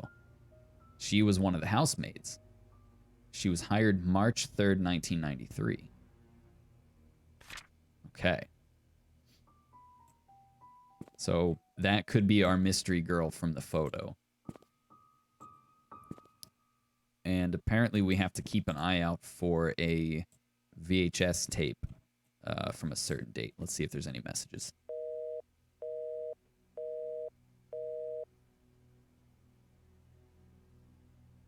Nothing. Okay.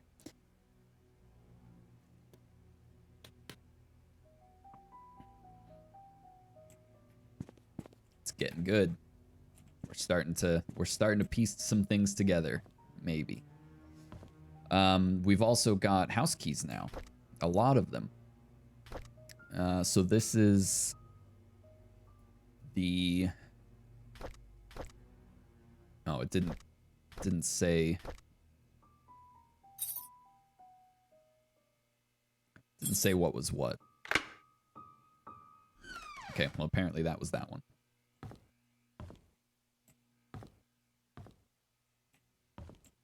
Now, they said something before, too, about that Scott kid, like, looking into...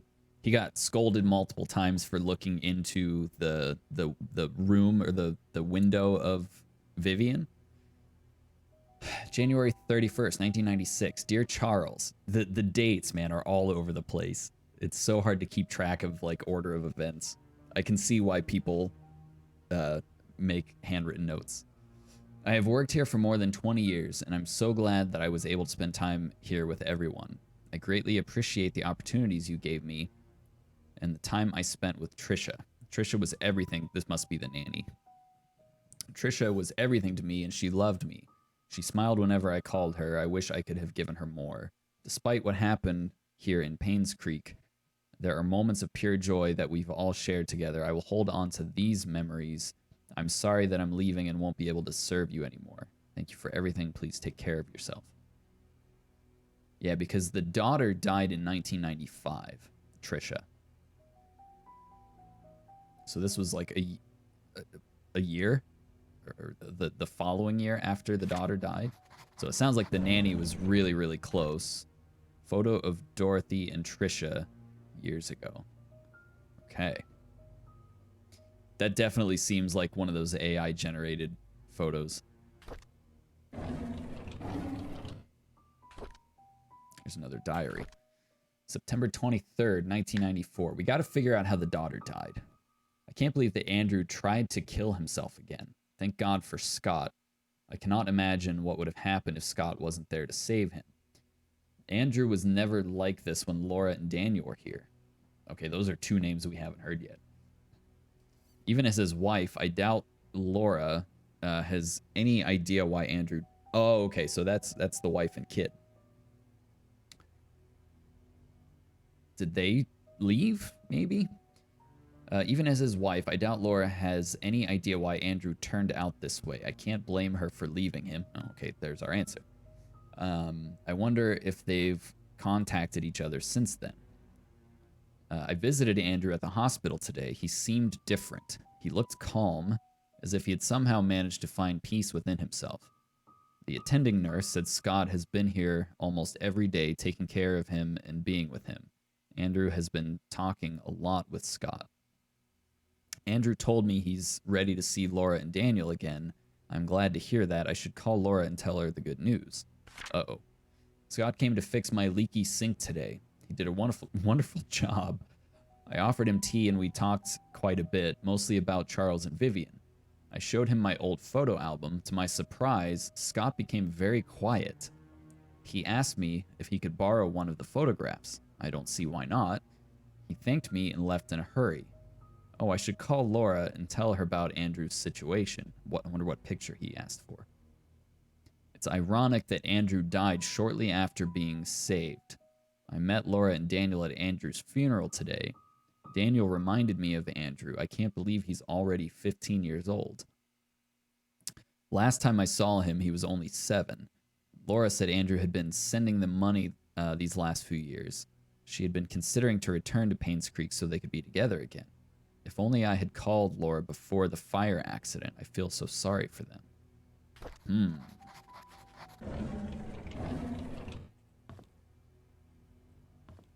Okay, that drawer does not open. What's in here? Nothing. Another diary. You guys are going to have to listen to me read a lot. I apologize. November 20th, 1972. So this is way back. There's a newly hired maid named Sophia. I think Matthew recommended her, saying that she's his cousin. She's very pretty and has very good manners. She's a quick learner too and does whatever she's told to do. She's very eager, asking a lot on what she should do, how she should act when Charles and Vivian are present, how to be perfect at her job. I like her already. The guys delivering food to the mansion were gawking at Sophia as if they've never seen a pretty girl before. I had to ask Sophia to go back into the house, otherwise someone might have funny ideas. Her uniform needs a little more cover. Matthew sometimes comes over and checks to see if Sophia is doing okay. That's the pastor. I tell him he's worrying too much, that Sophia is loved by all. Matthew seems pleased every time I say this. If I didn't know better, I'd think that Matthew liked her.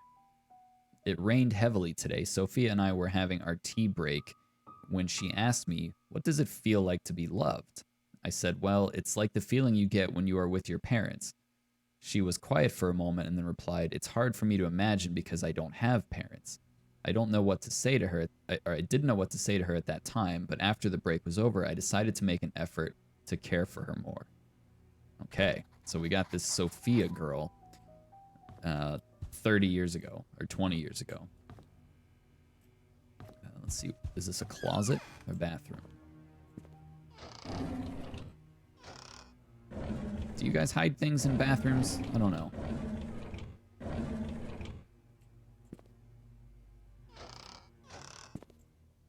Alright, no bathroom goodies. I want to save Trisha's room for last. So what was the other key that we got? It was... Are you asking me? Maybe I don't want to know.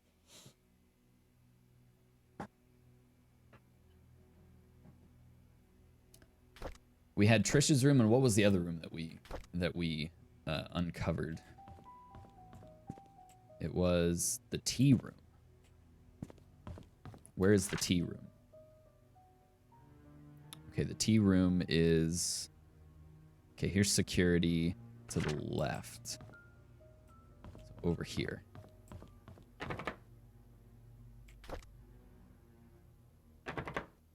No, not that key. There we go. All right, we're in the tea room.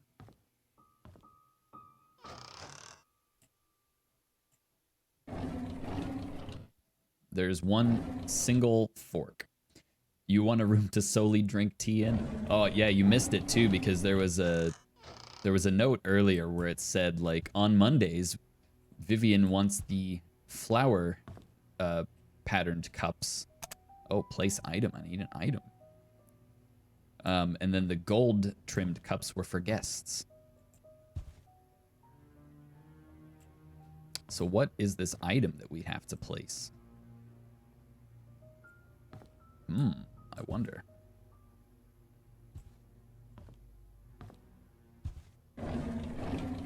Okay, we got another key with an exquisite design.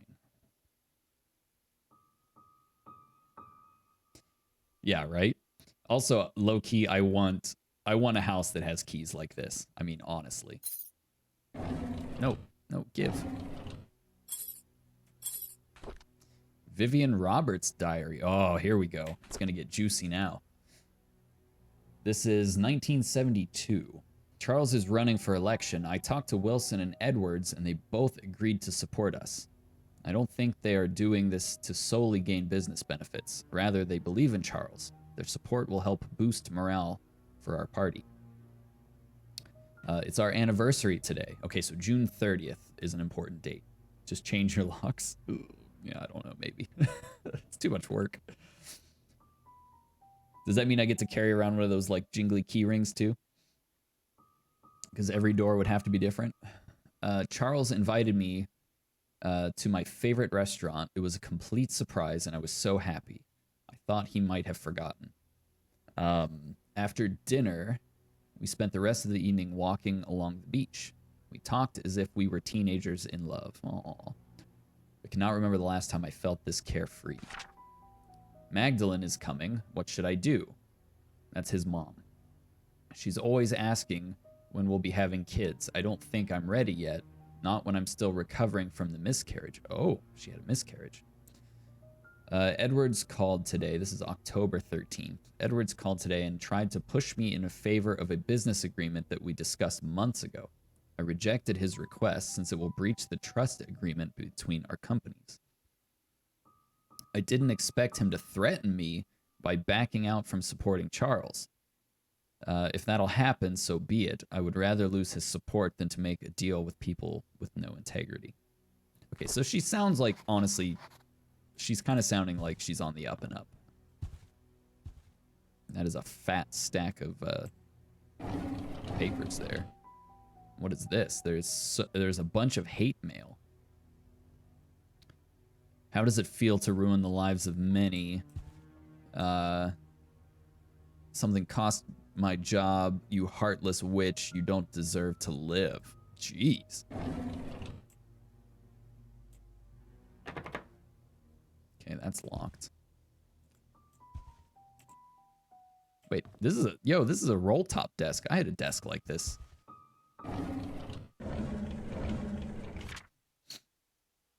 This is Nelson and Brown investigation. Investigation on Painscreek Community Hospital donation funds. Okay, so this was the business deal that was in question earlier.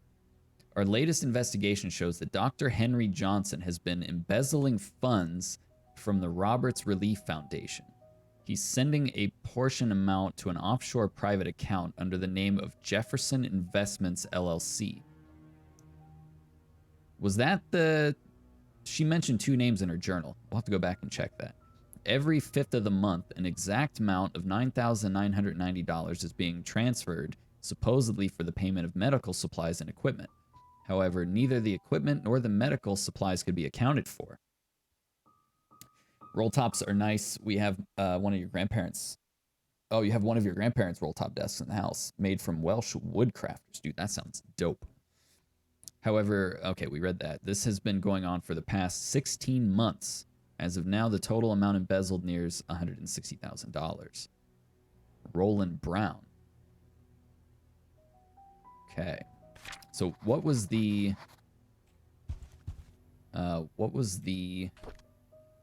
name that she just mentioned? Wilson and Edwards. Oh, no, Jefferson. Okay, so not the names there. I'm trying to make connections to things because there's so many names and so many dates being thrown around that it's very it's just a lot. Okay, so now we have to go to Trish's room, which is over here.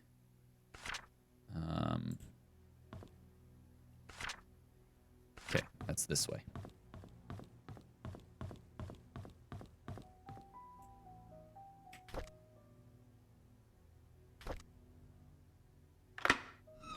All right. What a nice room.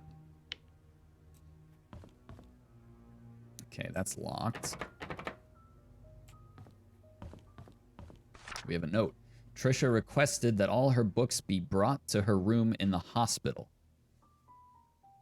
Oh, dude, pool tables are amazing. I had one growing up, and I spent a lot of time playing that. Okay, this is also locked. So Trish ended up in the hospital somehow. We have a key here. It looks like a cabin key. Oh, this must be the key to Scott's cabin. Oh, that's important. Okay. My diary. Oh, holy pink. Okay, so this is 1988. Scott's a strange kid. Okay, so we knew Scott met Trish like recently after he was adopted, which was May of 85. So this is like 3 years later. So they've known each other for a little bit, or maybe this is when they first met. Scott's a strange kid, very quiet. I don't think it's right for the other boys to bully him and call him names. I wonder why Scott's parents didn't want him. 1989. I don't feel like after-school programs, especially ballet. It's difficult and boring, and I hate proper etiquette. What's wrong with being myself? You unwillingly said ooh-woo. Nice. I don't need to be like mom. Okay, so we did see, not that it's important, but we did see a bar in the gym upstairs. So that's kind of a nice touch that the mom was into ballet and she was like forcing her daughter into it. So apparently she practiced ballet here at the house. August 3rd, 1989. I haven't seen Dad for a while. I wonder when he'll be back. Every time I enter the study room, I can smell his tobacco smell. It's the perfect reminder when he's gone for so long. I miss Dad. Mom's always working. She's so busy with other people that she has no time for me. Sometimes I wonder if Mom loves me. Maybe I should call Dorothy Mother instead. Study room code 44871. Okay, so we have a code for the study room now.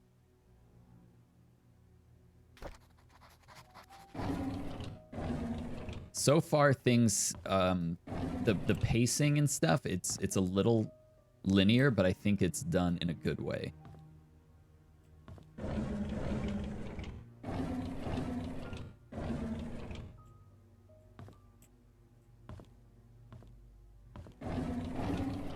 And then we have there's a desk drawer here that's locked.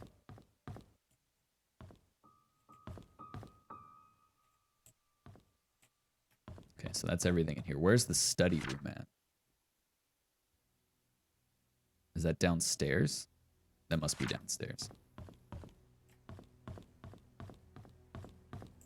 You love the smell of tobacco? Yeah, I do too. Unfortunately, I don't smoke in the house. Attic we haven't been able to get to yet. It's locked as well. Is this the study room? What was the code?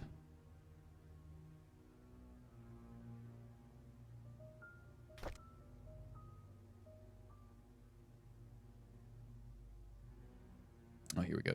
Trisha Roberts, 44871. You smoke pipe or cigars? Both, but it's been a very, very long time. Oh man, you can't use the numpad. 44871. Is that what it was? That was it. I have some, or I did have some. I think I threw it out because it probably, I think it went bad. But I had some black cherry tobacco that was really, really, really nice smelling.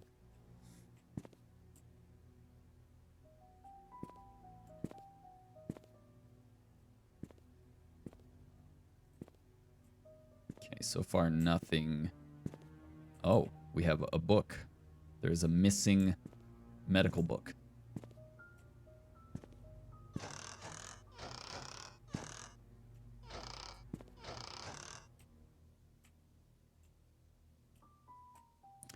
This is curious. What are these things?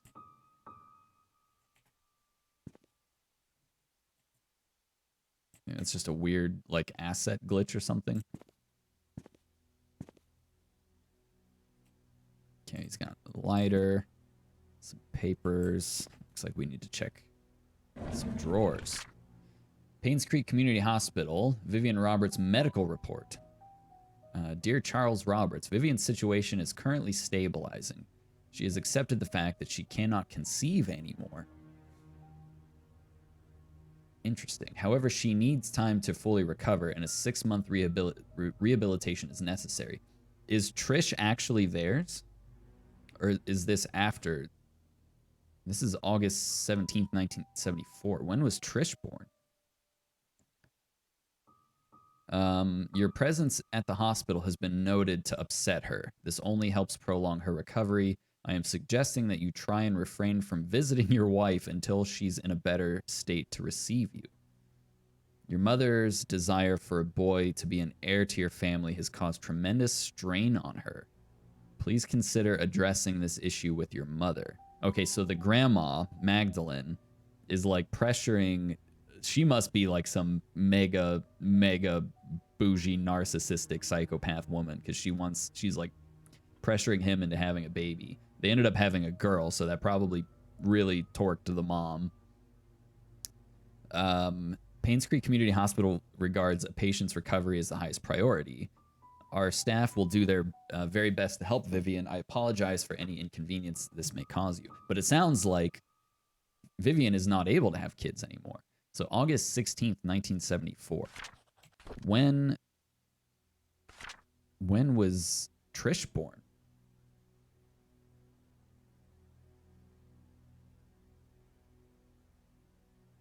I don't know if we have any documents on that. What is this? A chess piece. There's 2 chess pieces.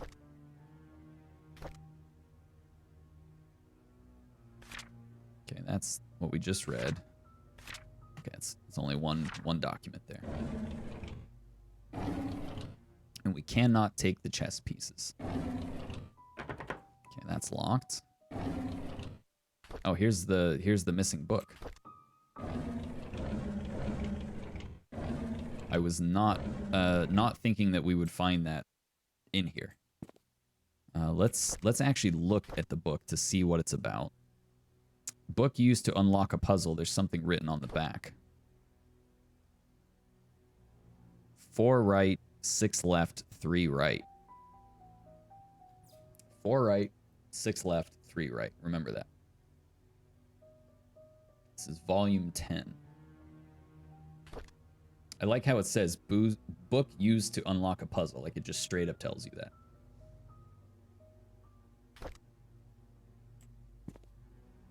So let's place this.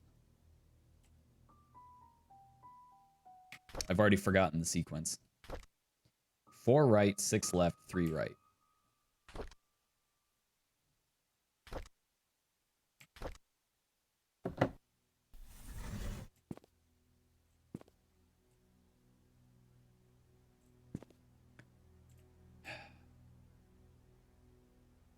Four right, 6 left, 3 right. 1, 2, 3, 4.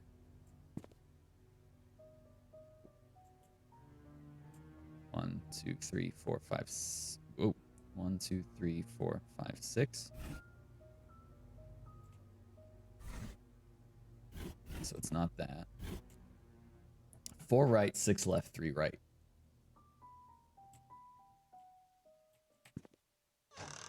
Close these doors so I can actually, like, move here.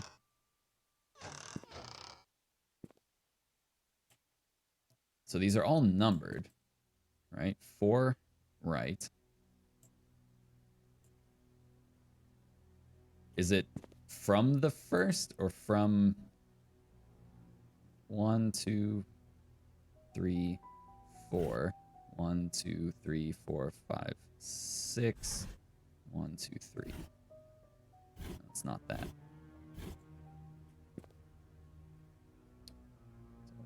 1, 2, 3, 4. That's very cryptic.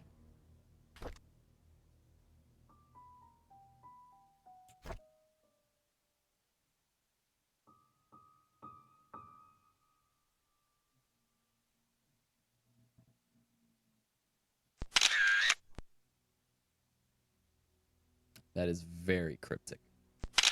Did not mean to take that picture. What could that mean? 1, 2, 3, 4. 1, 2, 3, 4, 5, 6. 1, 2, 3. No, it's not that. I was thinking maybe, 4 from the right, 3 or 6 from the left, 3 from the right. But, like, what would you be going off of? Like, what's your index?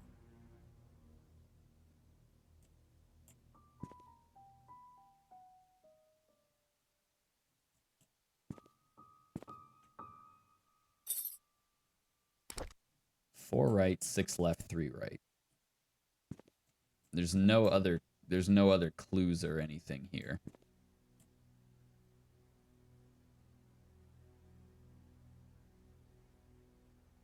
Go off of the book that states the combo. Yeah, so I tried that already. So 1, 2, 3, 4. 1, 2, 3, 4, 5, 6. 1, 2, 3. Nothing.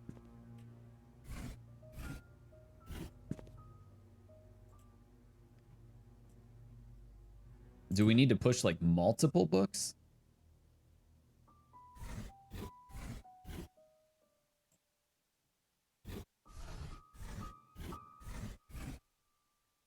Is there a center?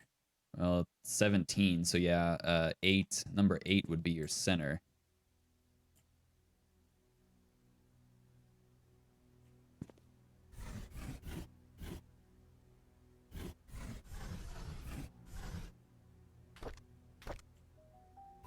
And it lets you pick that one up, so that's obviously not part of the...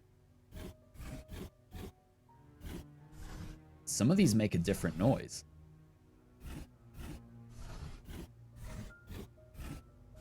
Oh, I think it's just random, whatever noise that it gives you. Interesting. Interesting. Let's make sure there's nothing else in the room that we're missing. Oh, what is this back here? Hello. Is this the first floor map? Okay. Yeah, we could try going from the center. So that would be... Well, no, we can't do that. Okay, wait, hold on a second. 4 right. 1, 2, 3, 4. 1, 2, 3, 4, 5, 6. 1, 2, 3. It's not that either.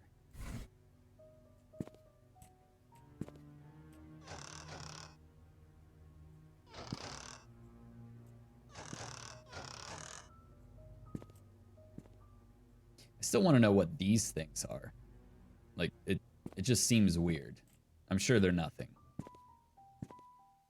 It just looks weird. Let's make sure there's, like, no other weird visual things in the room that we're just straight up missing. It's a nice chair. 4 right, 6 left, 3 right. 1, 2, 3, 4. 1, 2, 3, 4, 5, 6. 1, 2, 3. Oh, there we go. I think I was just doing it backwards. We have a door.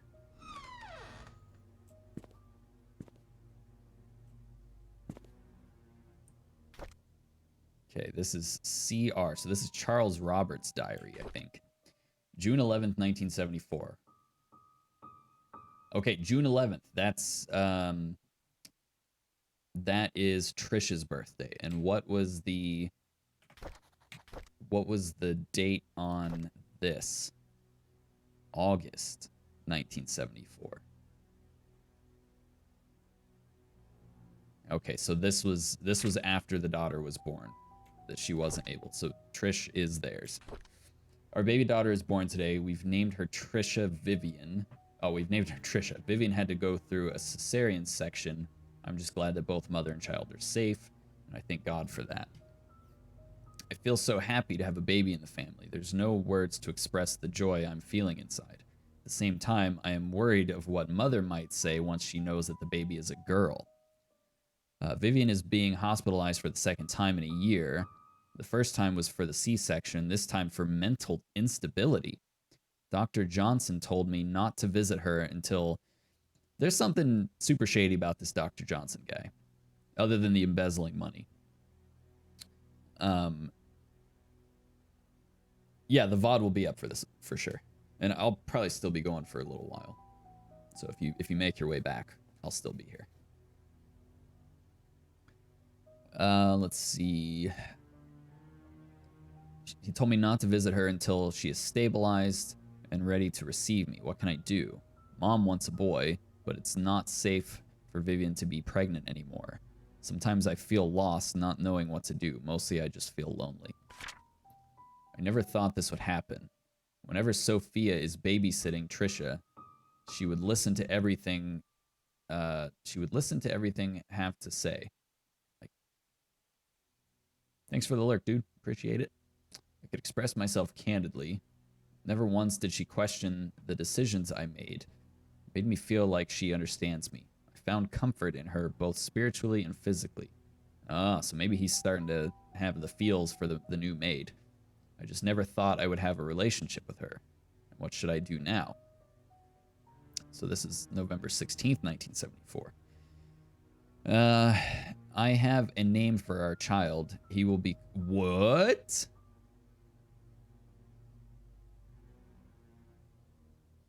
Oh. So yeah, like 9 months later, little baby Vincent shows up. Oh my goodness. Sophia seems to be hiding as well as she can from Vivian. Even I have not seen her in these last 2 days. I wonder where she could be. Oh my goodness. Okay, so old Chuck was having an affair with the maid. They had a baby, a boy, who is going to be the heir to the family fortune. Oh, man. All right, it's getting juicy now. Here's another journal. May 3rd, 1974. Vivian hasn't spoken much since she was discharged from the hospital. Dr. Johnson said she has fully healed, but it will take some time for her to adjust back to her old rhythm. I feel our relationship is deteriorating as or has suffered permanently in some way. I love Trisha, and I know Vivian does too.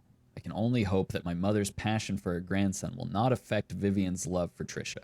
I hope that she does not hold any resentment towards Mother.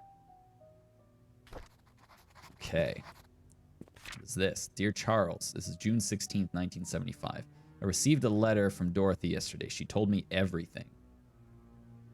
Dorothy is the, head maid, I think. What have you done, my son? Does Vivian know? Okay, so this is from Magdalene. Have you even considered the consequences of your actions? And what of this Sophia? What will you do with her? You made a mistake, and you'll need to take responsibility for what you have done. Do you understand? You cannot take her as your wife. You already have one. This scandal cannot be publicly known. It will destroy your political career. However, the child is important. He is your flesh and blood, and might be the son you need to properly continue the family. Man, this lady sounds like a real piece of work.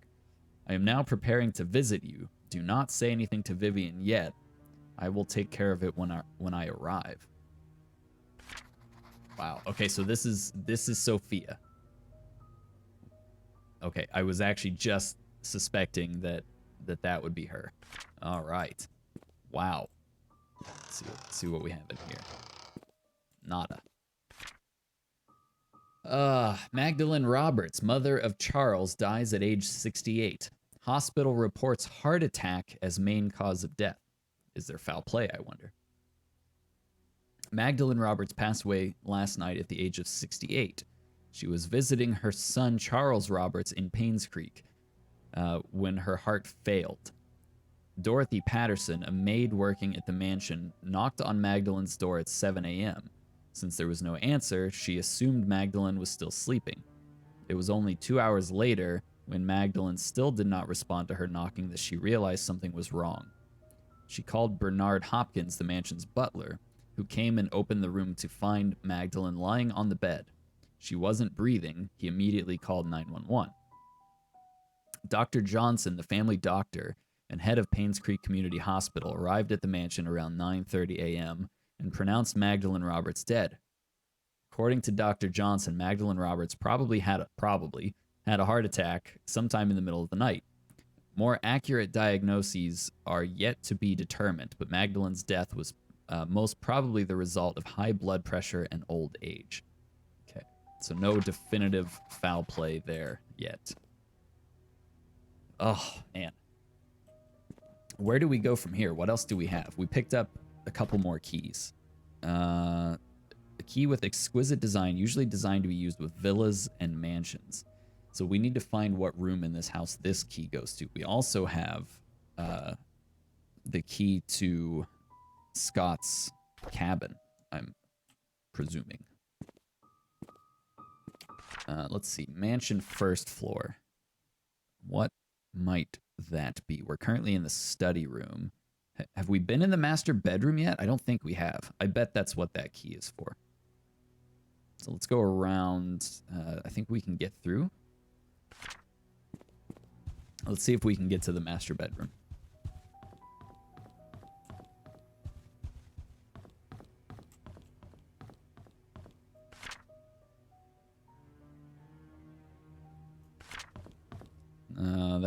I think this is the garage.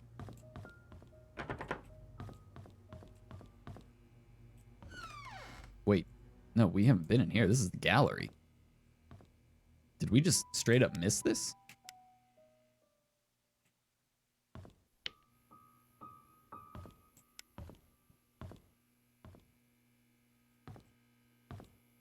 Oh, they had mentioned something about a painting in here. It was a girl with a white headband. And the nurse saw the guy standing there, and she heard a click. So we need to find that painting. It's a very odd collection of paintings here.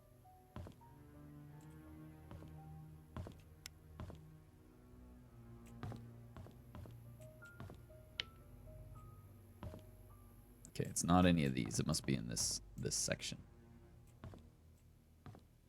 The Mona Lisa? The Last Supper? Okay, these are both similar but very different. Why is the Mona Lisa in here?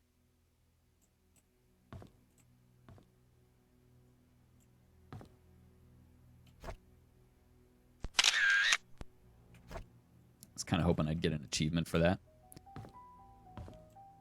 Okay, the picture that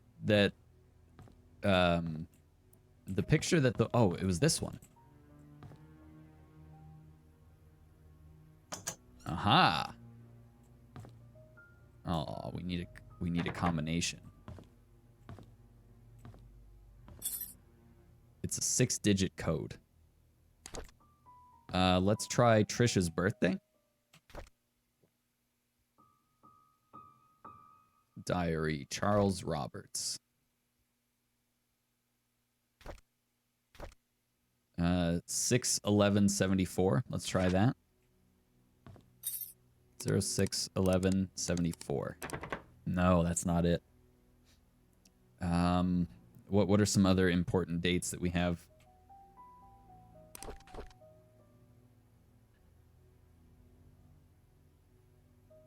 Oh, what about the birth of the sun? 7/6/75. No, that's not it either. Okay, we'll have to come back to that. Okay, so we're in the gallery, so the master bedroom is right here.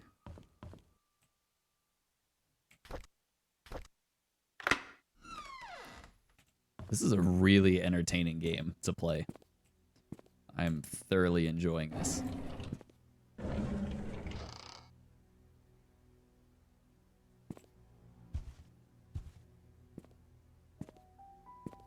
Oh, we have a key here. 201. That looks like a hotel key.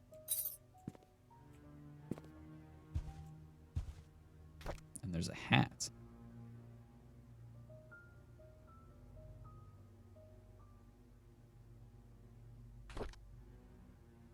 Why would we be able to look at a hat?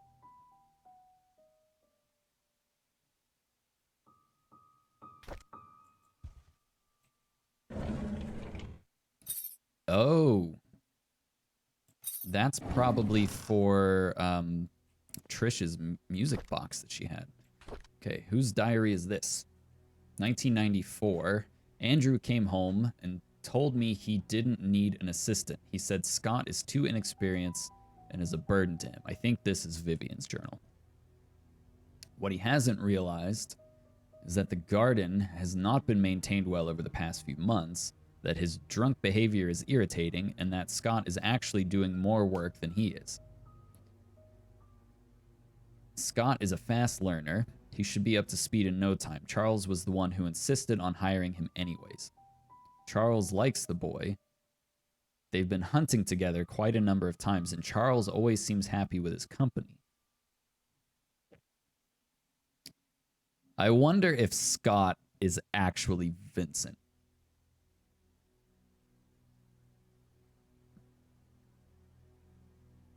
I wonder. I just don't understand his love for hunting. He sometimes spends more time in his hunting cabin than he does at home. I was shocked to learn that Scott has been asking around about Sophia. How did he know about Sophia? Okay, so Scott has been asking about Sophia. Who would have told him? It must be Andrew, that drunk. I told him Sophia is gone. Those hallucinations of his are getting worse. He needs to see Henry and get more pills. I'll need to have Bernard keep an eye on Scott from now on. I'll try and see who he talks to, who he asks.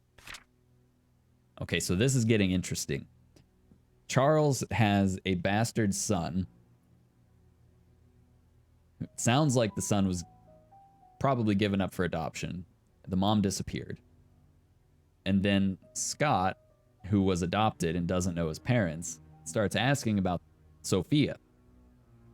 I bet Scott is actually Vincent.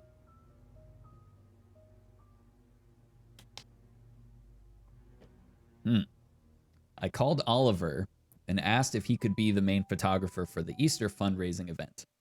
When he asked what the funds will be used for, I told him it'll be used to raise awareness of Painscreek, to promote our town's tourism. After listening, he agreed to help. When asked how much he would charge, he simply said it'd be free. I was surprised. I appreciate his contribution for this town. The deal with Howard Medical came through just as I anticipated.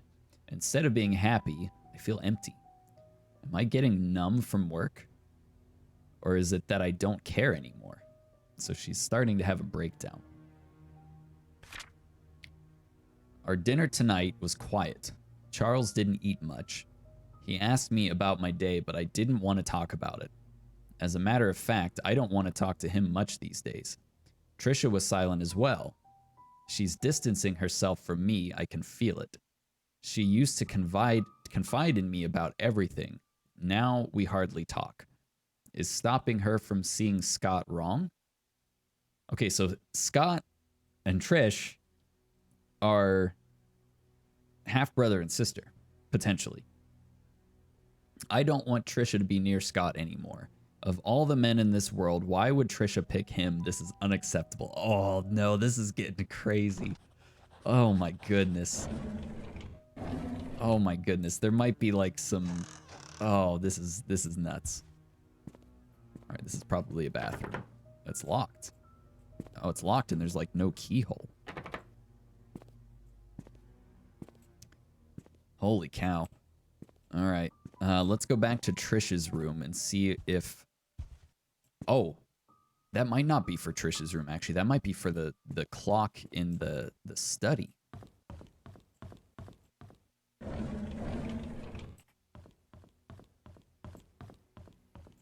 Where was that? That was over here.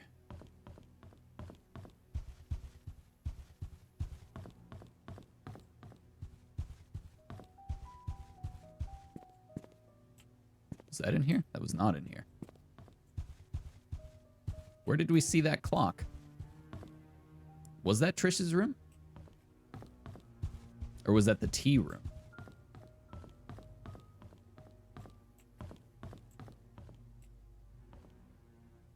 Yeah, it's not her little music box thing. So it must have been in the tea room.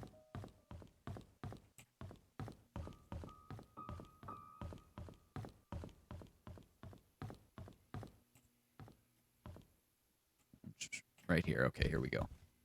So let's try this. There we go. Nothing happened. What do you mean nothing happened?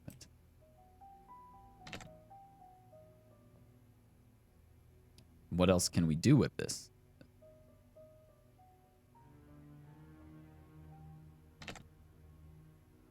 Is there... Okay, let's turn the power on and then try it. No, still nothing.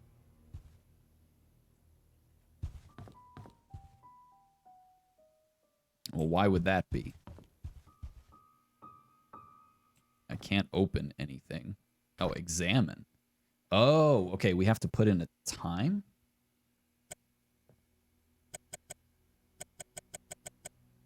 Oh, we need a time.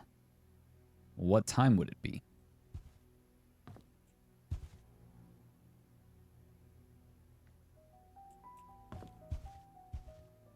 Is there a hint somewhere?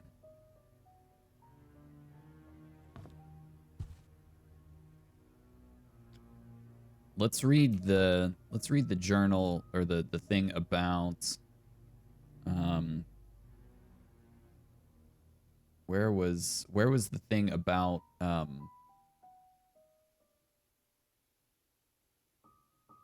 the tea time? That was outside on the balcony. I bet that's important. it was not this balcony. It was that balcony.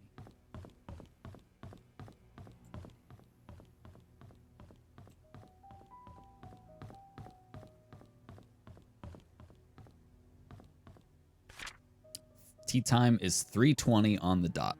I bet that's our time. 3:20.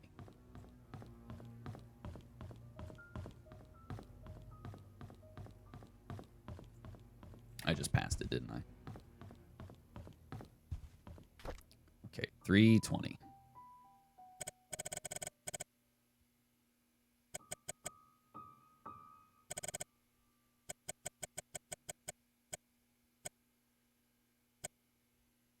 Now let's try it.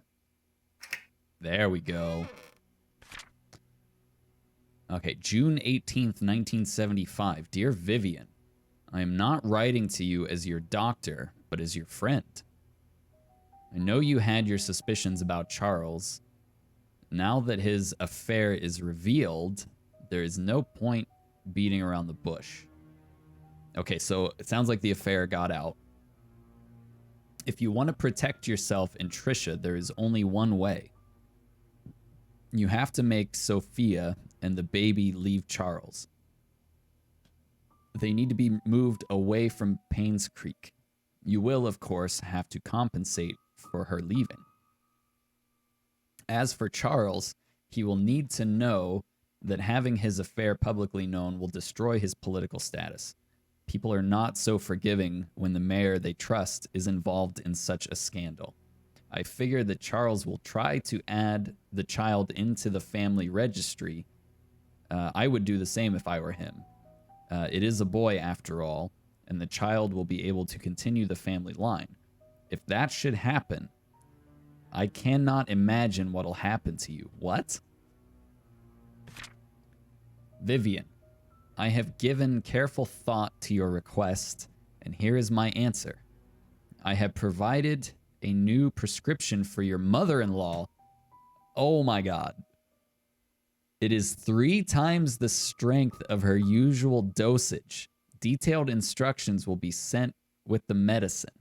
Should you decide to do it, you will need to administer the medicine carefully so no one suspects anything. Call me if you have any questions. Henry Johnson. P.S. Make sure no one else in the mansion ingests any of it. Oh my gosh. So the mother-in-law was murdered.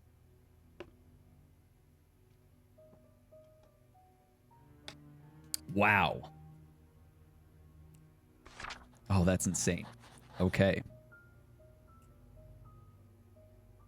I wonder if we should take a picture of that.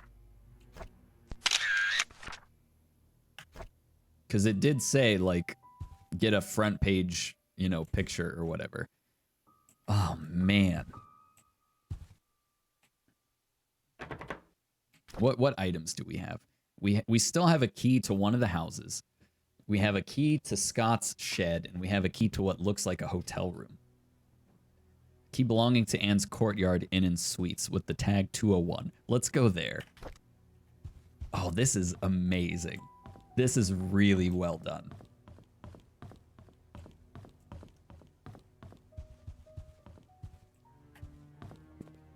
I love this. All right, let's see the map here. Where? Okay, it's like right dead center in the smack dab middle of town.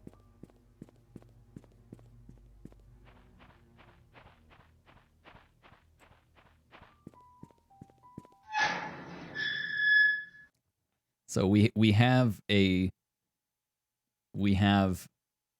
crooked head of the hospital. We have an affair. We have a bastard child that might also be having, unknowingly, a relationship with his stepsister. Or half-sister. Let's go this way. We still need to find the house that this key goes to.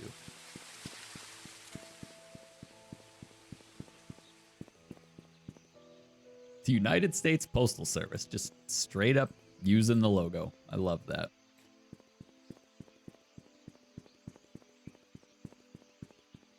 Okay, what is this? This is the Moon Cafe. So this is where Sophia used to work. Or no, not Sophia. That's where Mary. Playground.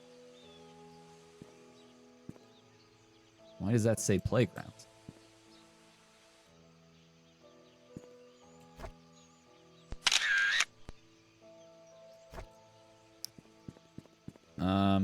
Okay, here's the courtyard. We've also got a private investigator that seemingly has been murdered. So we're going into the hotel. We're going to go check out room 201. What are we going to find in there? Can we ding the bell? Please let me ding the bell. Yes. We can ding the bell.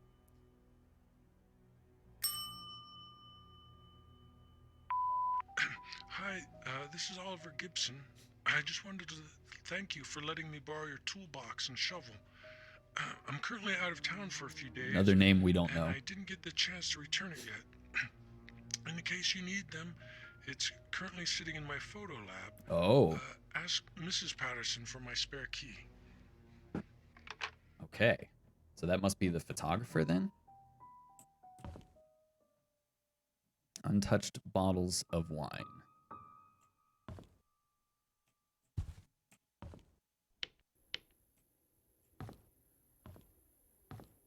It's a nice little hotel here, little inn. This is cute. All right, let's see what flyers we have. Stevie's Barbershop. Trims and fades.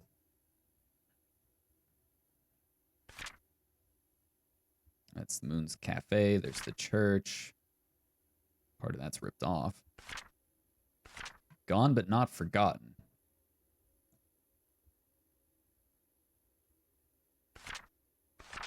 What can you do if you are locked out of your car?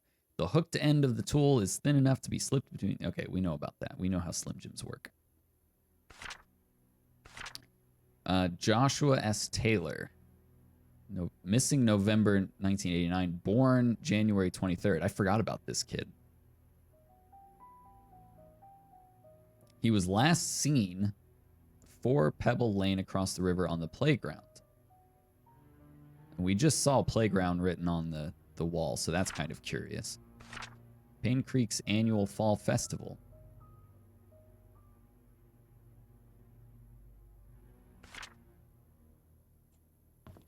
Somehow this kid comes into play too. What was his name? Josh. Joshua S. Taylor.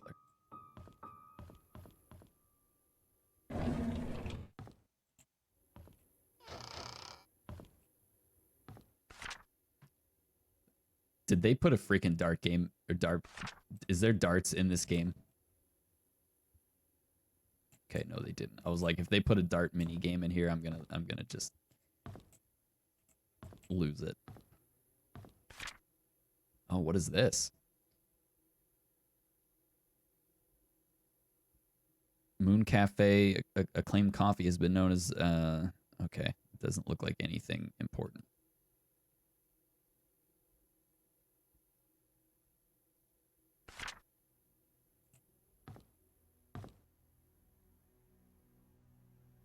Isn't that the same picture that's over here?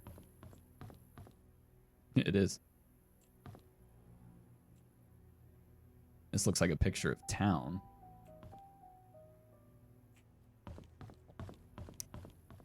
Okay, can we get back here? We can.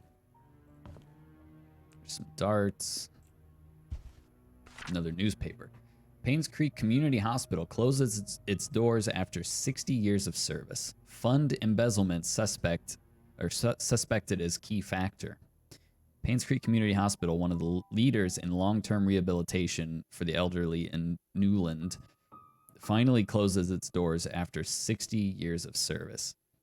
Painscreek Community Hospital first opened its doors in 1936, serving as a humble abode for treating patients and provided boarding for those in need of prolonged treatment. Vivian Roberts, a successful businesswoman, saw the need to revamp the hospital in the early 70s. She founded the Roberts Relief Foundation with the main purpose of to support the needs of the village of Painscreek, starting with the hospital. By the early 80s, the population of the village and local areas had started to decline rapidly. Many young people who went to college did not return, and the number of seniors was quickly rising. Yeah, so people were leaving, people were dying. Oh, 201.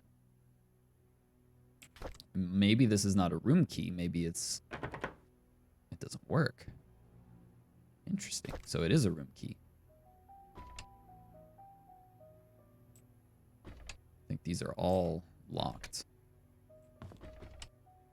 Can we look at this log?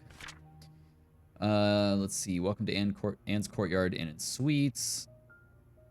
Stephen Moss was our private eye. He stayed in room 201. Date in 3/21 at 4 p.m. He never checked out. Clancy Huey, Norm Aiden. None of these other names mean anything, but our guy never checked out.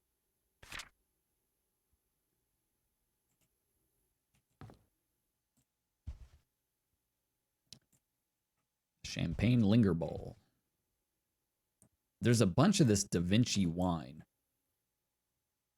Like everywhere. Oh. 204. 202. Did that one have a key? Yeah, I guess they all did. Examine. It's a locked toolbox. I don't think we have a key for that.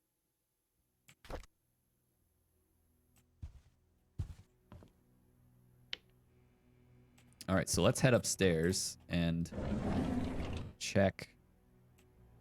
We'll check these rooms out and see what is going on.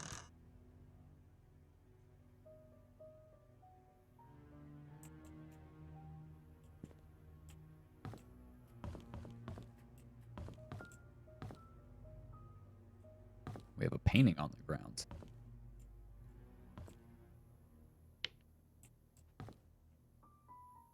Let's check out room 201 first.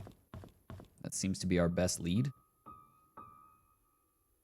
Hydrate. All right, we can hydrate. Water. This is mostly water. I don't know how much you've been following along, but if you have any ideas on who you think might have done it, feel free to shout it out. Okay, dear Stephen M. This is late rent fee due. Dear Stephen M., thank you for your rent payment. Oh, you've just been popping in and out? Well, we've uncovered quite a few juicy details, so I can get you up to speed if needed. Thank you for your rent payment. As stated in your rental agreement, however, when rent payments are not received by 4/4, you must pay additional rent because of a late charge due or because you did not qualify for the rent discount. The required additional amount was not included in your payment and is now therefore due. Please send the additional required amount of $85 at once to bring your credit balance up to date. The amount must be paid within 7 days. Rosalie P. Past due. Okay, so this is our private eye that something happened to this guy because he had a bloody handprint in his car. Hopefully we don't find a body in here.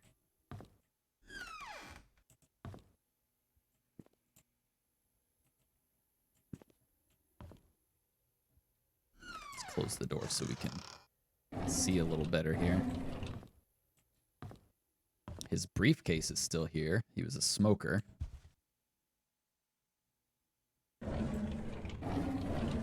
Okay, here we go. We've got some pictures. He took a picture of the little booth locker in the code is Calvin's date of birth. Okay. We've got something up there. Is that a person? Painscreek Community Hospital. Well, what is that? That looks like a person. Where can I find the key? Oh. Okay. These are not going to be stored in our in our journal, so we're going to take pictures of these.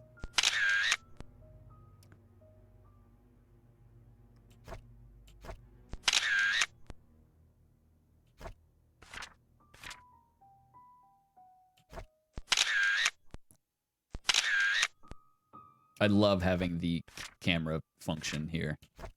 This is awesome. Okay, so we've got those, and then it looked like there was a journal in here. So here's his notes. Bernard Hopkins, 31 Silver Lake Boulevard, Painscreek. Father died in mine accident. Oh, okay, so the butler's dad was part of the one of the people that died in that mine accident. So he kind of has a motive for one to get back at the family for the incident. So father died in mine accident. He was at home the day Vivian was killed. No alibi. Interview with Dorothy. Interview with Mary tomorrow at Moon Cafe. That was the new maid at the mansion. Meeting with sheriff at the outpost at 10 a.m. on 5/11. He mentioned wanting to show me some files. The outpost is where we started. So we might have to backtrack a little bit. I found a hidden panel in the inn's reception area. It's part of the counter. It's hard to pop open. The latch is placed at one of the corners. There's some interesting stuff they hide in there. Ooh. Let's go check that out. See if we can open his briefcase. Unlock. Oh, it's got a key. Okay, so there's something in the reception area of this hotel. Another Bible.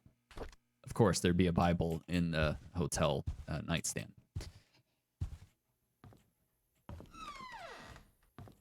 Okay, let's go check the reception area first, and then we'll come back and look at these other rooms. So he said it was in the corner? It's got to be on the inside. He said it was on the corner. Oh, I completely missed this key. Here's the key that you requested. 7 Black Pine Road, Painscreek.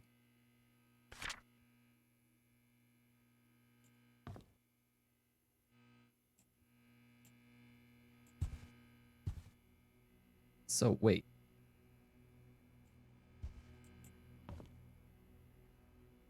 Where's this secret latch? He said it was in the corner, right? Let's read that again. Stephen Moss. Found a hidden panel in the inn's reception area. It's part of the counter. It's hard to pop open. Maybe it's not on the inside. Maybe it's on the outside. It's part of the counter.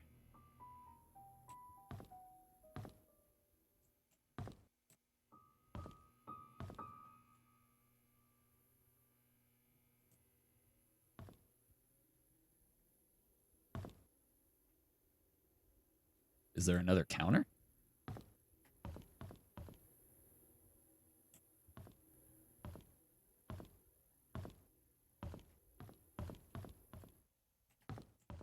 Oh, maybe right here?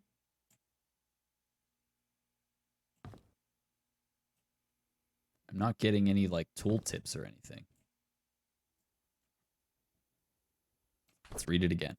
Found a hidden panel in the inn's reception area. It's part of the counter.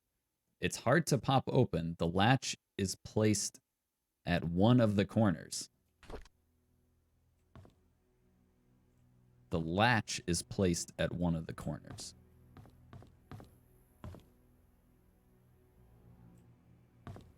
There would have to be some kind of a visual cue.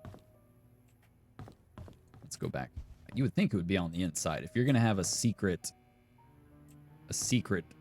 compartment, you wouldn't have it on the public access side of the counter.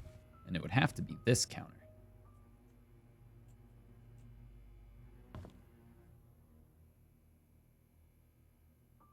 Now, I just saw something that said examine. Oh, that was... Hi, this is was Oliver this. Gibson. I just wanted to thank you for letting me borrow your toolbox and shovel. Can't skip it. I'm currently out of town for a few days, and I didn't get the chance to return it yet. In the case you need them, it's currently sitting in my photo lab. Ask Mrs. So Patterson this for my guy spare key. borrowed toolbox and a shovel, which sounds kind of weird. Where is this latch?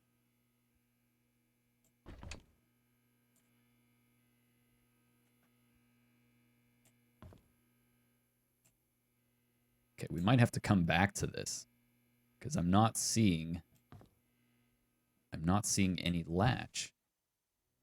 Oh, unless it's this counter. No, it wouldn't be that.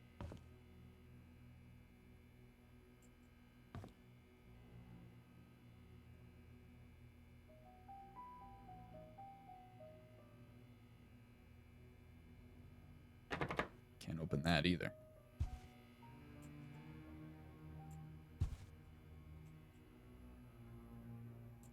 Where would you have a secret latch?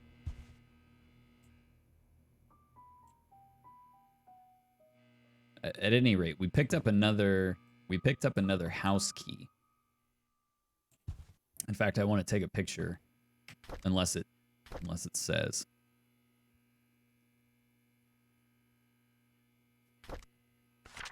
We're going to take a picture of the address because I will forget. All right, let's go check out the other rooms. That's pretty wild, though, that there's some kind of a hidden panel somewhere.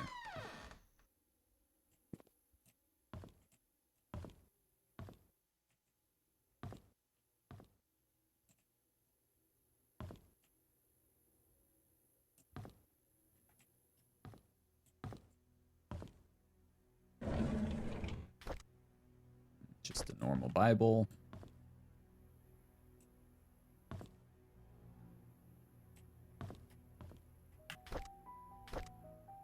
I'm going to turn the music up just a little bit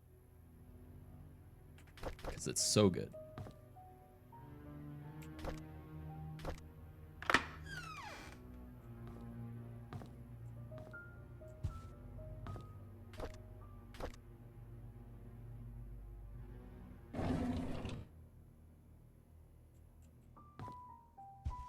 Just some like random towels and stuff. I'm not expecting to find anything in these other rooms, but we should do our due diligence and check them out. If they gave us a key for it, like, although I'm sure if we came here earlier, we would have been able to get into these, but not the one for the private eye. So that's probably just if you were to come in here out of order. I think we just kind of happened to luck into the correct sequencing.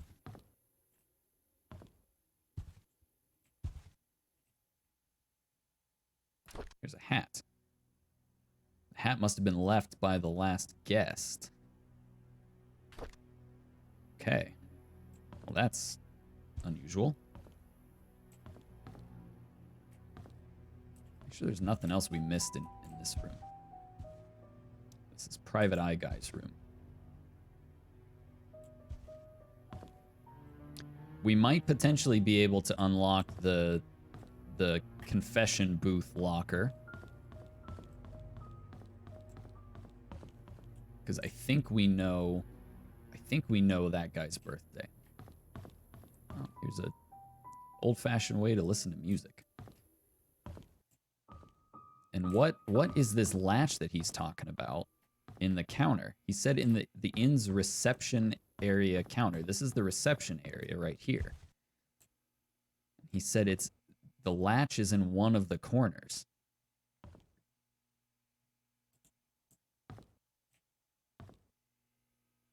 And he said it was hard to pry open. Let's take one last look just to make sure we're not missing it. I can't imagine that it would be on the outside. And we can't use these keys. No, they're already gone. We've already used them. So somehow we should be able to unlock those.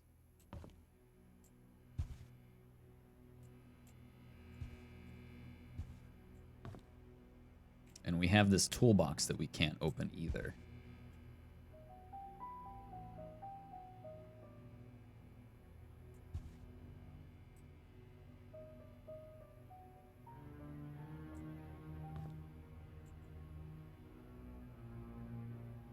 I'm thinking it's got to be like here somewhere.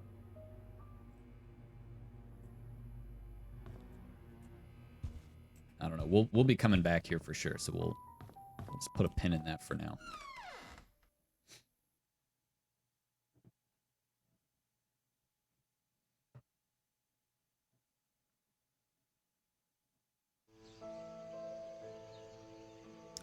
What was the house key that we have? It was for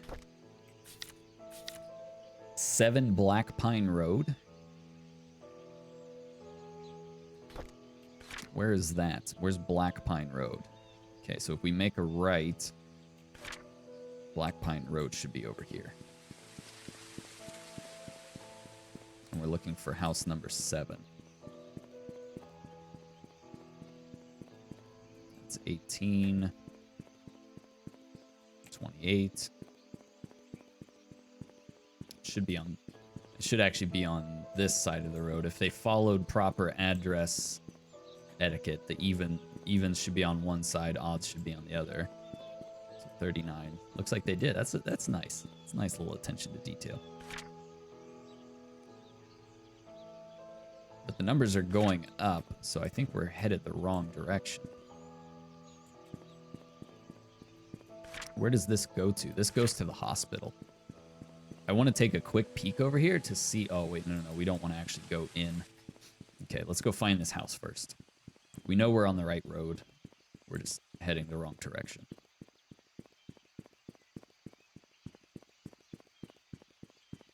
Right? Yeah, Black Pine Road. Man, this is a really, really well put together little town.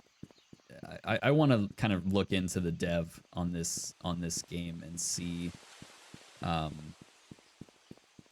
if it was just one person or multiple people, because they've done a good job. Are we still on Black Pine? Where's the street sign? Oh, we can get through here. 5. Oh. Oh. Looks like something went down here. Oh, this is the guy's house that burned down. Oh. Okay, we'll check that out in a second. I need to go use the restroom. Give me 2 seconds.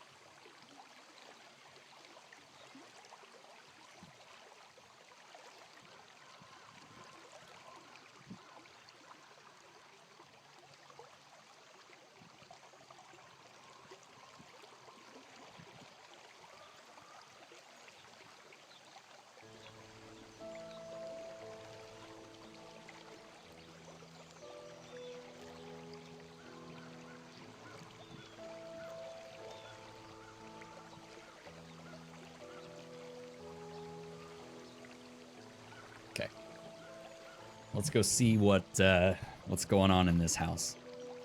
This dude was for sure murdered.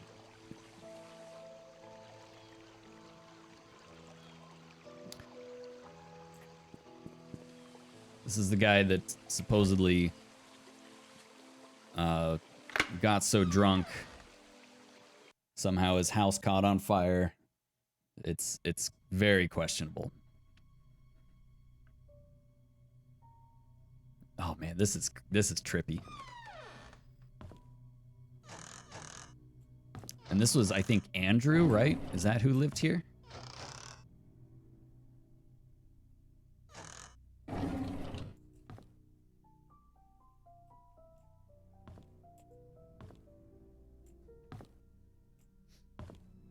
Here's a pro tip too, because my sister found this out the hard way. Don't ever open a refrigerator that hasn't been opened in a very long time. One of the houses that I lived in had sat empty for a while, and it had a refrigerator still in the house from the previous owner. And my sister decided it would be a good idea to open it. And my God, the smell that came out of that just about put her on the ground. What? This dude doing some like weird demon worship or something? So he went to the hospital. Old fridge juice. Yeah, it was bad. It was really bad. And we asked her, like, why did you open it? Now, mind you, she was like my age at the time. Or like, yeah, she would have been. No, she would have been late 20s, early 30s maybe. And we're like, why did you open that? She was like, well, I wanted to see what was inside. Ugh. All right, so this, I think, is Andrew's. Yeah, Andrew Reed.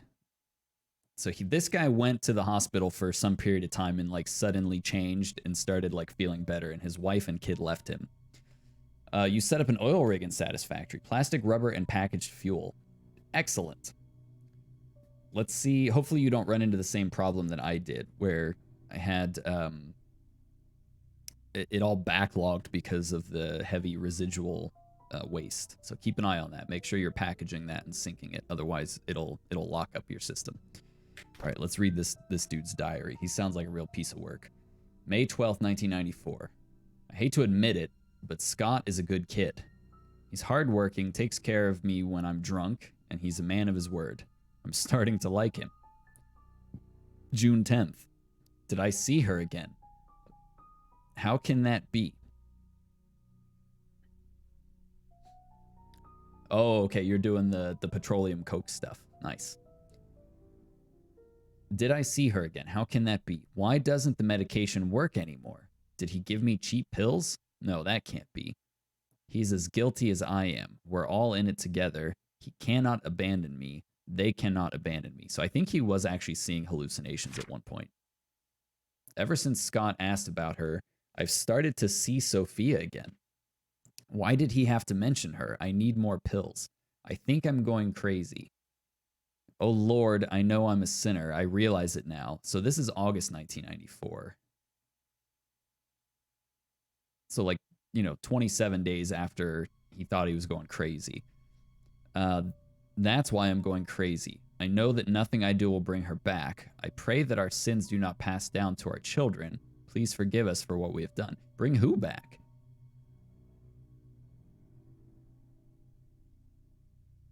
So supposedly he's hallucinating Sophia, but I'm questioning whether or not that's actually true. He might actually be seeing her.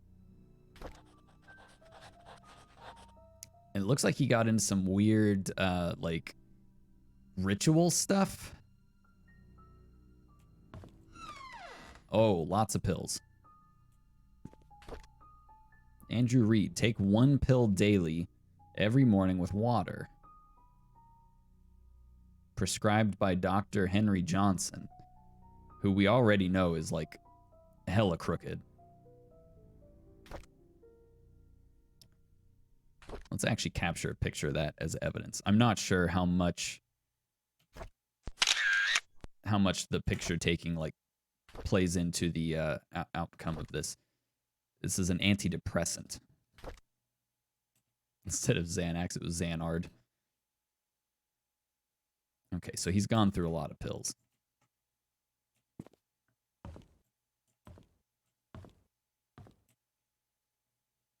I don't know what that's supposed to be. Oh, what is this? For us. Oh, what is this? She is coming for us. What?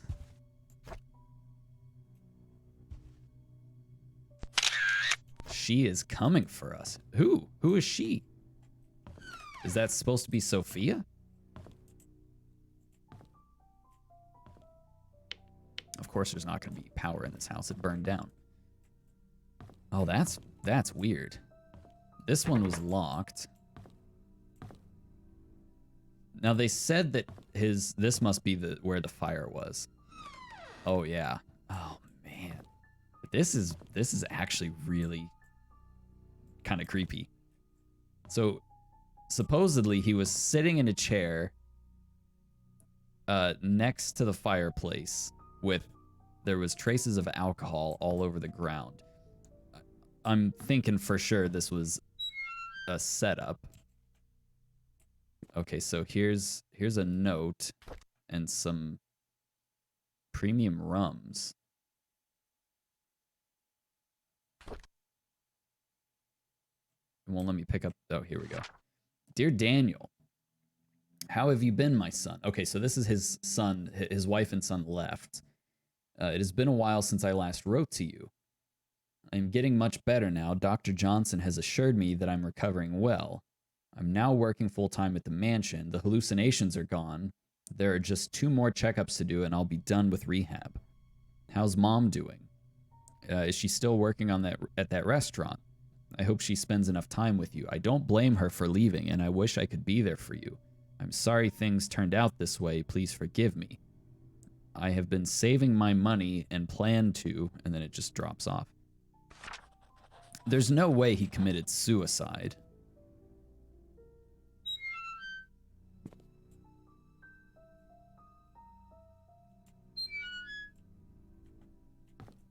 It smells like murder, but it could be a suicide.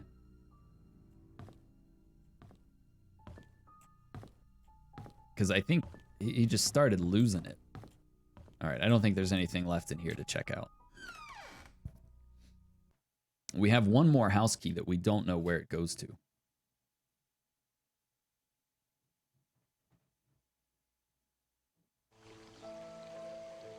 Whoa, whoa, whoa, whoa, whoa, that's a person. That's a person. Why is there a person looking at us? That's Sophia.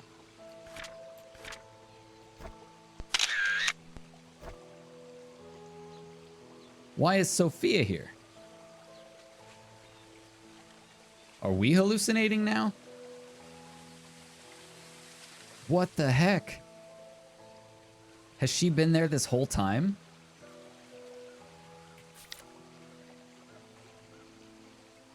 Is that her? Okay, that's just freaking creepy.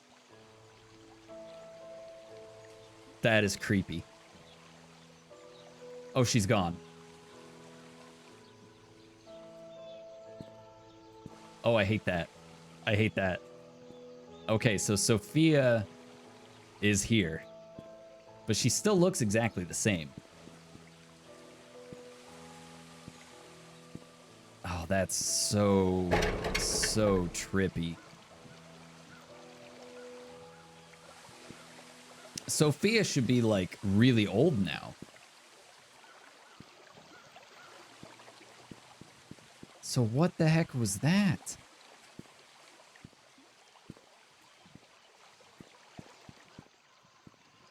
That's insane. What is going on here? That, like, literally just blew my mind. Alright, well, we're gonna have to keep an eye out for some Sophia sightings. Is she in the picture? She is in the picture.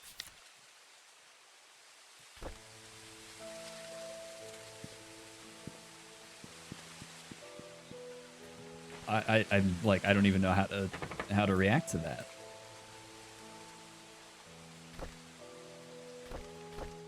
Okay, one of these houses we should be able to unlock.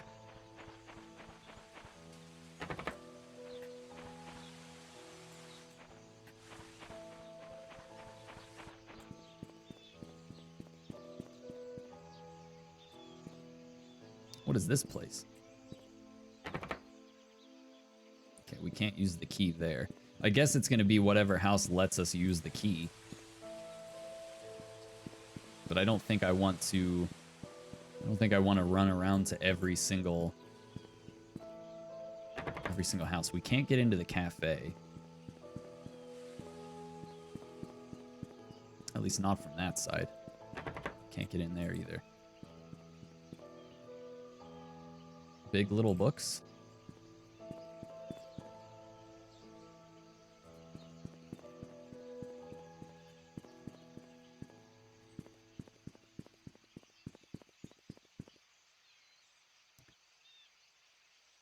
Dude, I'm like shook after that. Oh, this house is all... Wait, what road are we on? Town Center Drive. This house is like all messed up. It won't let us use the key.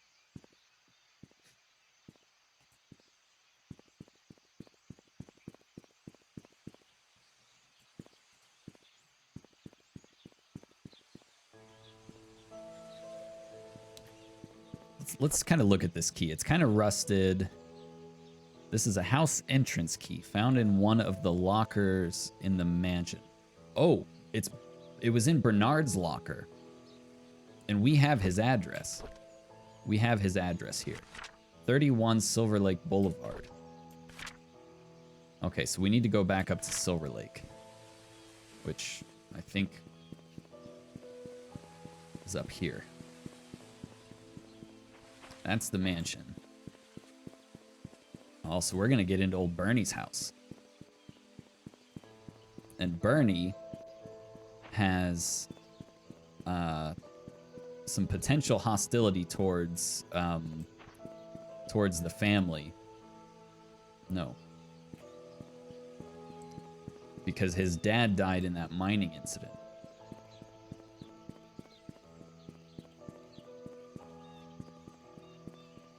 Wait a second.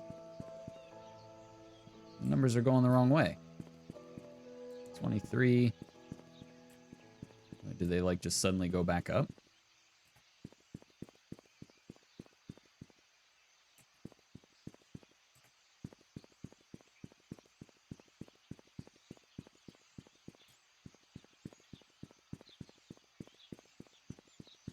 No, they don't. Okay, so it should be back here. Can we get into this car?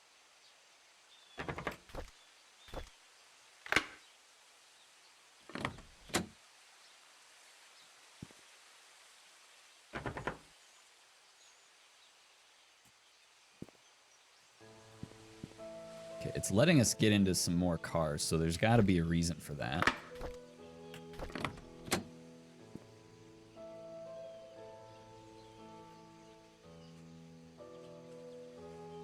Dude, it's like tripping me out. I swear that I'm hearing footsteps or something, but I think I'm just losing it. All right, doesn't seem to be anything in that car. We still have our Slim Jim. So 31 would have to be up here, but I think it stopped at like 29.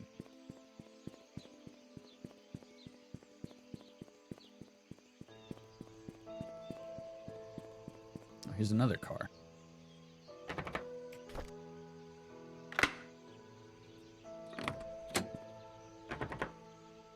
All the glove compartments are locked.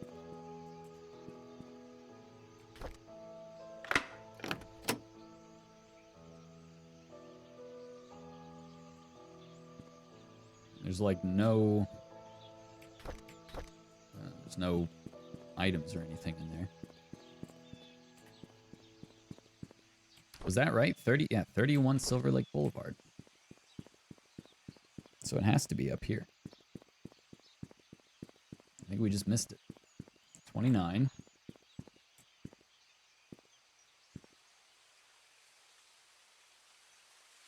No.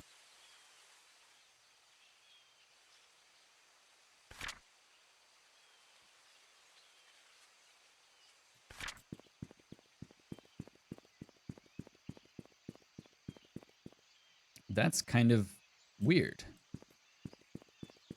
Or is it back here? Oh, here we go. Okay.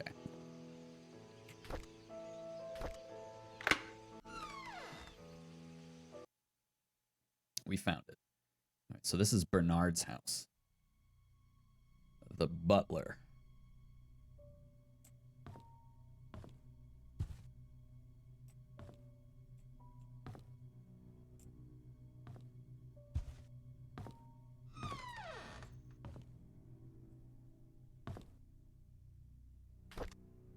Okay, we have a knife.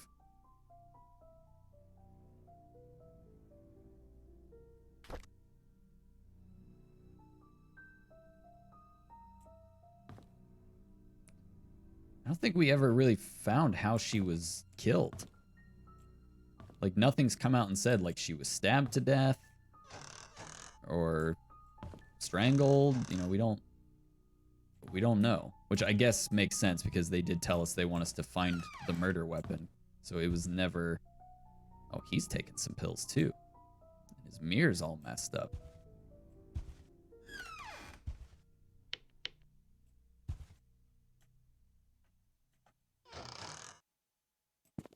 Yeah, he's taking a lot of something.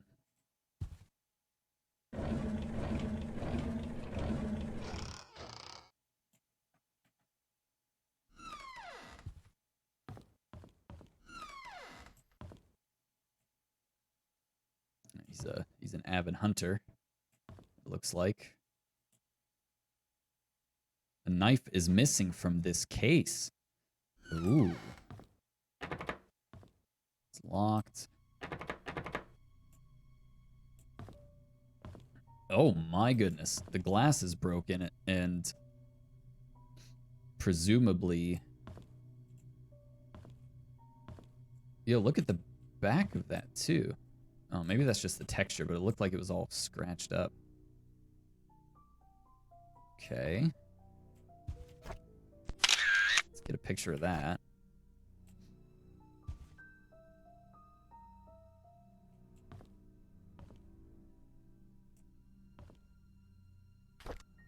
Vivian Roberts, The Untold Story.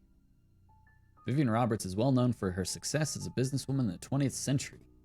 What most people did not know was that her seemingly overnight success was a 30 years journey that defied everything that she was told to believe it.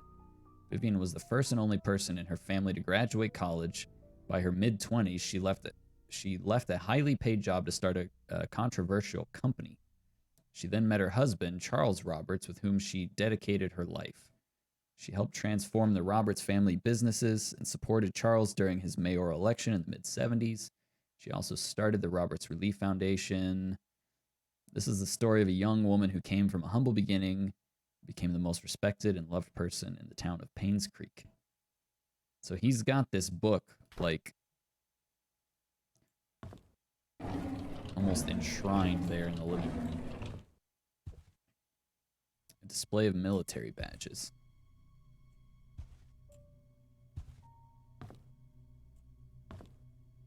Okay. Well, we have a missing knife. We have a cabinet that's been broken into. Why would you keep axes in a gun cabinet like that? It seems a little odd. Let's go check upstairs.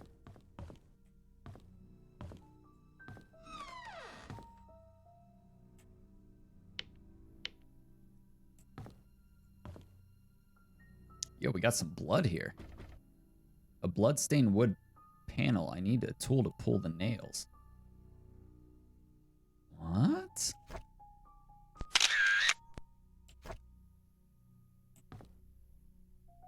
Oh, yeah. Bernard is looking crazy guilty.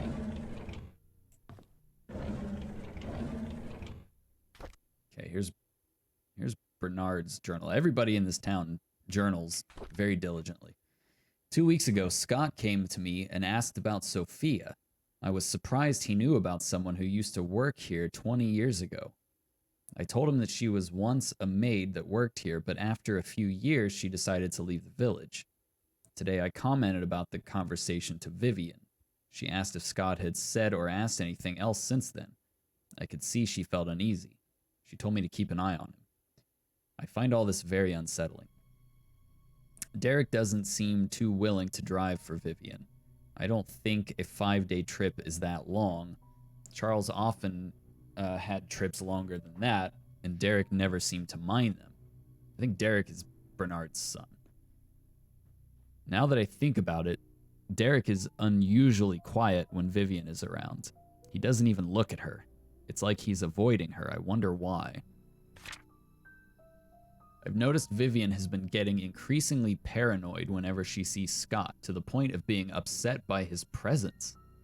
She asked Charles to have someone replace Scott, but Charles kept him. He likes the boy. Maybe those hunting trips really bonded them. Okay, Scott has to be Vincent. Has to be. It's Dad's death anniversary today. I can't believe it's already been more than 2 decades. I visited his grave in the morning. His tombstone is full of fallen leaves. Looked like the autumn has started. Mom's tombstone is covered with leaves too. I read today's paper and updated him on the things that happened here recently. As I sat there talking, I wondered if he could hear me. Will I just spend the rest of my life serving Charles and Vivian until I die? What will people remember me for? I saw Scott and Trisha today. They looked happy. I almost envy them. I think my chance at ever having a relationship with someone is over. What would my life be if I had accepted Angela? I don't think we would have been happy. She wasn't my type anyhow. Who is my type then? Vivian. I don't know who. Okay. So, not the most stable guy in the world, it seems. AOL password. Study room lock desk hint. Subtract the yellow darts points from the red darts total. Aunt Cecilia's apartment code. Okay, so we're getting some good stuff. Also, LOL at AOL. What a throwback. Man, I miss those days, to be honest. Study room locked desk hint. Okay, so that's the study room. Subtract the yellow dart points from the red darts total. So we're going to have to go back and... is that the darts from the inn? Or was there a dartboard in the mansion that I missed?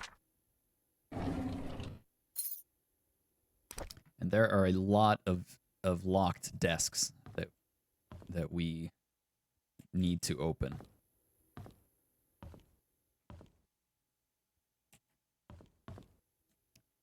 Here's a red dart. It won't let me take it. Doesn't seem to be anything on it.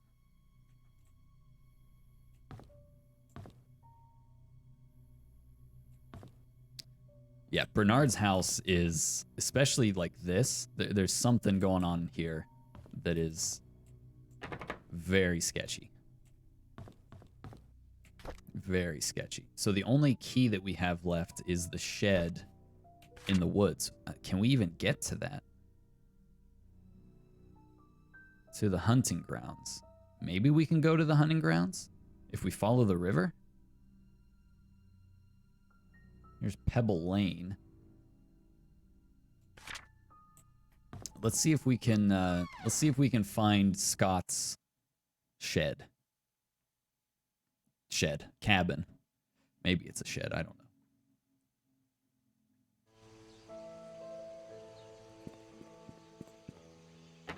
Sounds like Bernard started to maybe get a little obsessed with Vivian, because he never had a love life. And it sounded like he was kind of not...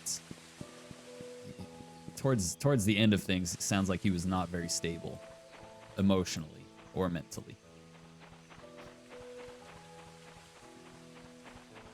And we still haven't found this well that was mentioned before. From that threatening letter. You know which one, it said.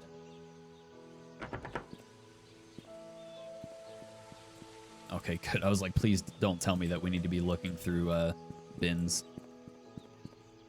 Okay, that's locked. I'm sure a lot of these places we're never going to be able to access. Let's see, the postal service. We want to go back to the post office and see if we can get to the hunting grounds.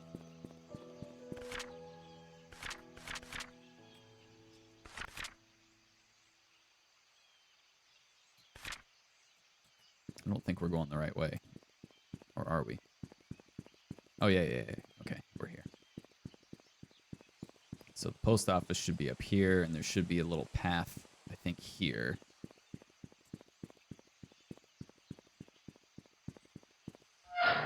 Okay, it's open.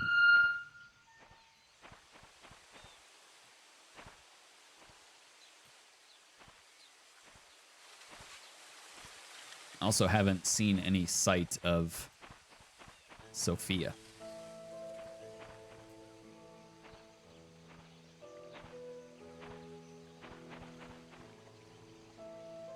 This is also where that kid disappeared. Right? It said he was across the... He was across the playground, or at the playground across from the river.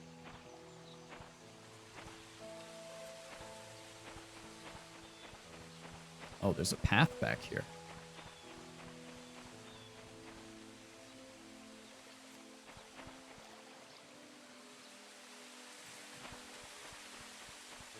Okay, this must be Scott's cabin.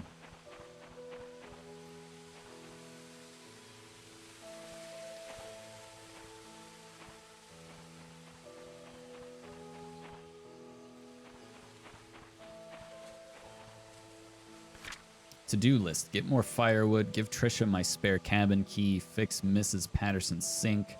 Visit Andrew at the hospital. We haven't been to the hospital yet. Check hospital for missing tools. Okay, that's a tip.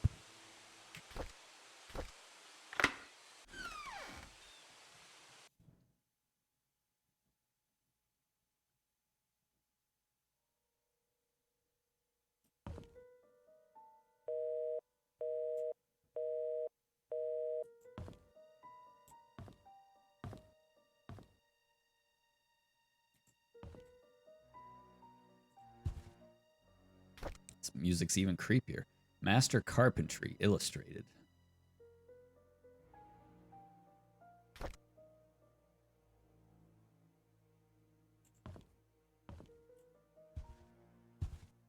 Oh, we have a key. And a diary. This is Scott's diary. Today is Valentine's Day. I wanted to spend the day with Trisha, but Charles invited me to go hunting. I was nervous, not because it's my first time hunting, but because it's with Trisha's dad. Turns out that I actually enjoyed being with him. I feel comfortable talking to him. I don't get it. Why would Father Matthew forbid me to be with Trisha? Yeah, see? Okay, here we go. Is it because I'm not rich or because I'm an orphan? He didn't explain anything to me.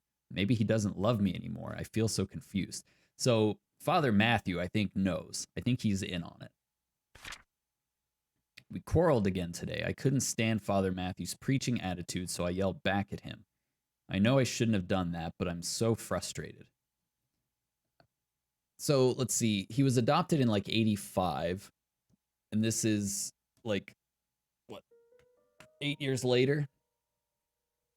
So he's probably like adolescent around this time. Father Matthew said that I'm not an orphan. What does that mean? Does he know who my parents are? I pressed him to keep talking, but he wouldn't tell me anything after that. I need to know more. In these past few weeks, it has become more difficult for me to talk. Oh, actually, no, he should be like in his late teens. In these past few weeks, because this is 93. In these past few weeks, it has become more difficult for me to talk to Father Matthew. Whenever we speak, he addresses only church stuff. I've realized that I'm starting to avoid Father Matthew. Whenever he asks me how my day was, I don't feel like answering him. When I ask him about my past, he's always trying to change the subject. I feel so frustrated. I've moved out of the church. Father Matthew did not object, although he looked a bit sad. Mr. Roberts was kind enough to let me stay at his cabin if I am willing to work for him as an assistant gardener. That way, the mansion garden can still be well maintained even when Andrew cannot make it. It's been a month since Charles gave me this cabin to stay. I still don't know where to start my investigation. Andrew has been drinking. Bernard asked me to bring him home today. Whenever he's drunk, he accuses himself, saying that he's a sinner. Sometimes he would mutter names that I've never heard of. Of all the names, I think I only recognize Magdalene. I just can't remember where I heard that name before. Because that's your grandma. That's why. I just returned from the orphanage and found out that it was Father Calvin who brought me there. The record sheets stated that I was from Painscreek. How?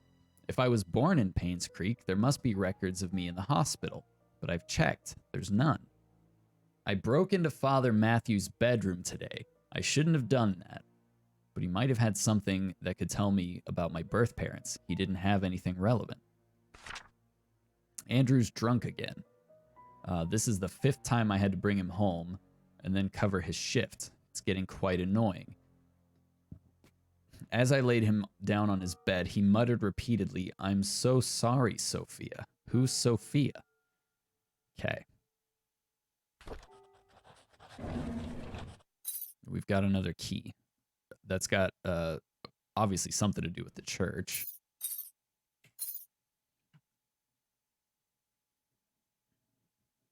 This is getting wild, man. This is like, this whole town is like intertwined in this mess. We've got another knife. There's no blood stains or anything like that on it. Looks clean.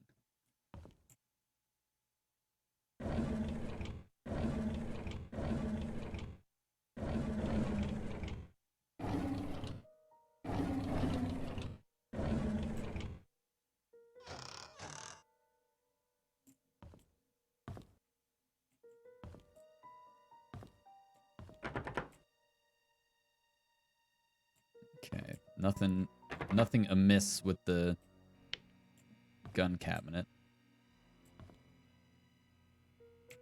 Dude, does one of these keys open this? A small key with a uniquely shaped tooth. Used mostly on chest boxes. Chest box, it says.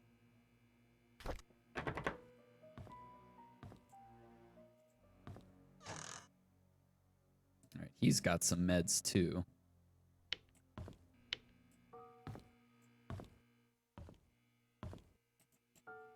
Okay, I think that's everything we can do in here for right now. So let's see. Where do we want to go next? Maybe go back to the church. We need to find Father Calvin's birthday, because that is apparently the combination to the confessional thing.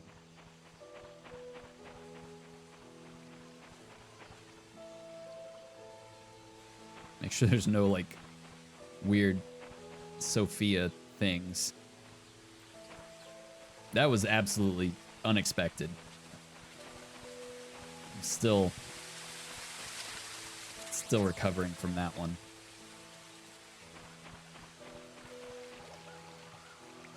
No alcohol, no drugs, no smoking, no weapons.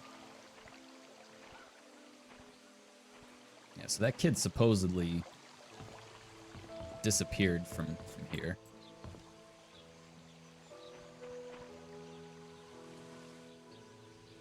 It's over this way. Trail closed. Do not enter. Public hunting area. Okay, we can't get in there. So I guess back to the church.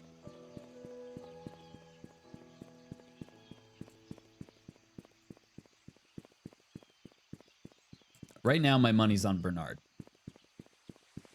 But why did we see Sophia? That doesn't make any sense. Is this Clover Street? Yeah, looks like this will loop around to the church.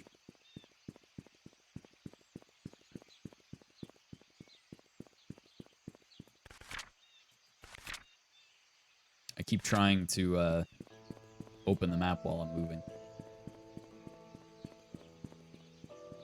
And we have a chest key. Where did we see a chest? It was in the storage room in here. It had Scott's things written on it.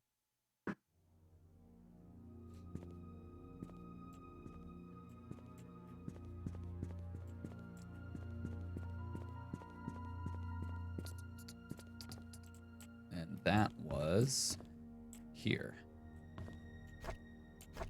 So let's see if we can use this key. Ah, we're in. Key to the basement. My Baby Boy, 1975.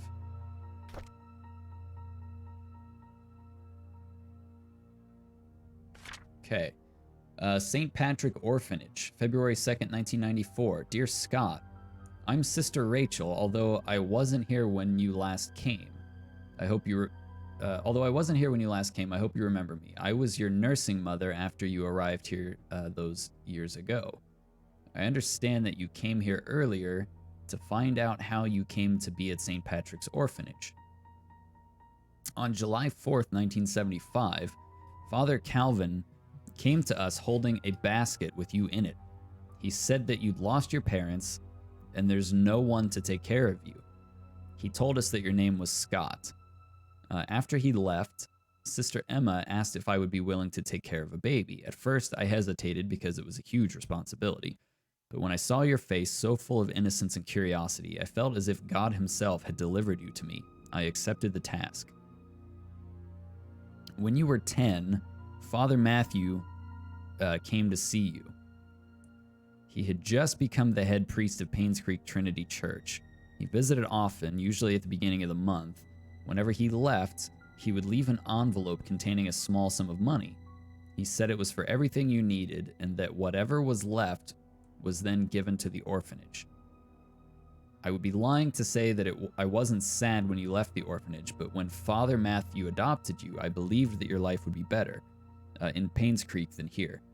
And I dearly hope it's so. Everything enclosed within the package used to be yours. I think you should have these. May God bless you. Sister Rachel Davis. Here's another diary from Scott. This is November of 93. I asked Andrew about Sophia. First, he freaked out, saying that I shouldn't go around speaking that name. Then he said he never heard that name in his life. Is he hiding something? Why would he lie about Sophia? This makes me want to know who Sophia is even more. I asked Wanda if she knew anything about Sophia. She said Sophia used to work as a maid in the mansion for a few years until she was let go. When asked why, Wanda said she didn't know. However, she thought that Sophia was a manipulative woman that would do anything to get what she wanted. Wanda resented that. I met Derek today and asked if he knew anyone by the name of Sophia. Apparently, he's not on speaking terms with me. I wonder if it has anything to do with Trisha. This is getting so wild. During today's lunch break, I asked Bernard if he knew anything about Sophia. He was surprised that I knew that name, but proceeded to say he did not know her that well. Somehow I feel uncomfortable whenever I talk with Bernard. His cold gaze gives me the shivers.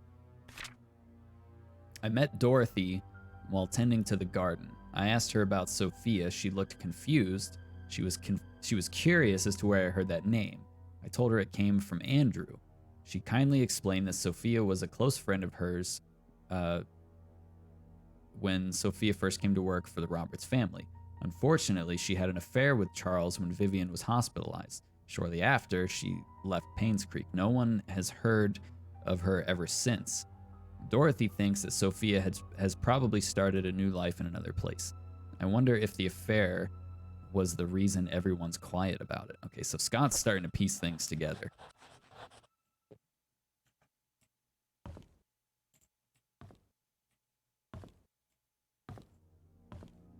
And then, do we have anything that has the birth date of Father Calvin?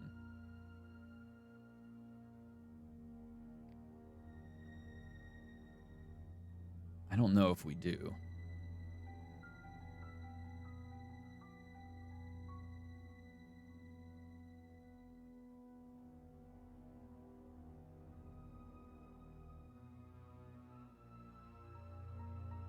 I don't think we do. It might be somewhere here in the church, but I'm not sure. And we've picked up a couple of keys. We have, okay, this is the one with the cross on it. This one maybe in Scott's room. Actually, let's examine this key. There's no identifying markings on it.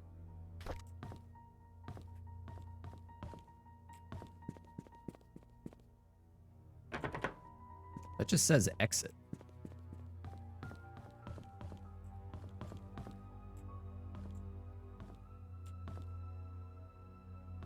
I don't think there was anything in here that was locked other than the safe, which we need a combination for.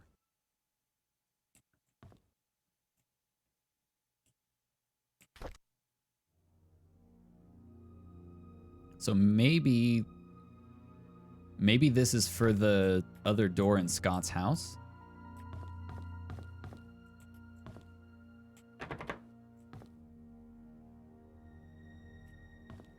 We need to find something that talks about Father Calvin.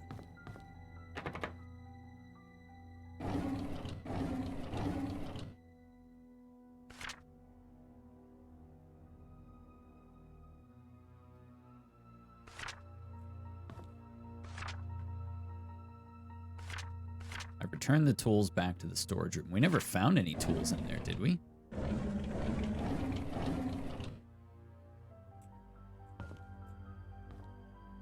Photo of previous pastor, Father Calvin. But there's no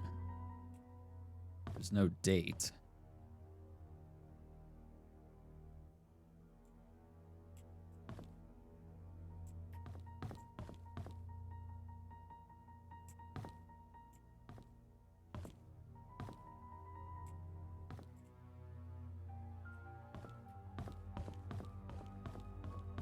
Are there any, like, weird church records or anything?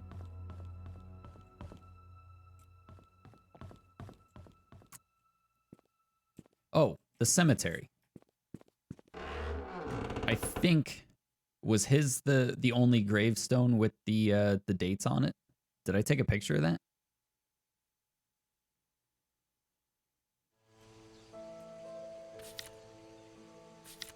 Andrew Reed. I did not take pictures of that one. It's over here.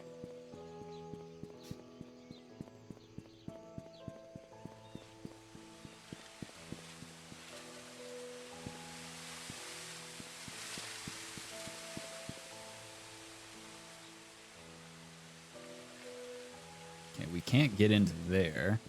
So let's find Father Calvin. I think he was over here. Yeah, Calvin Bennett. October 24th, 1902.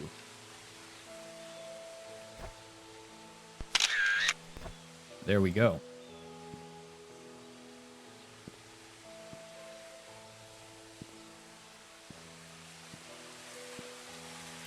Let's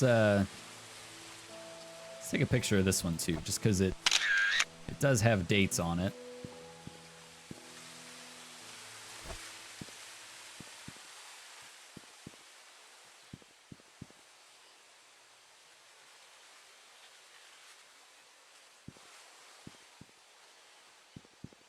I thought that looked suspicious earlier. Like why some of them had just the year and some of them had the full birth date.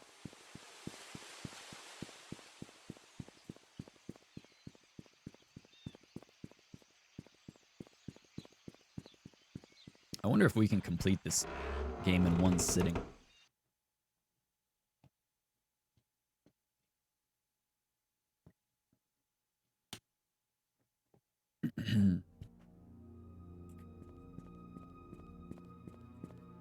All right, let's see if we can get this open.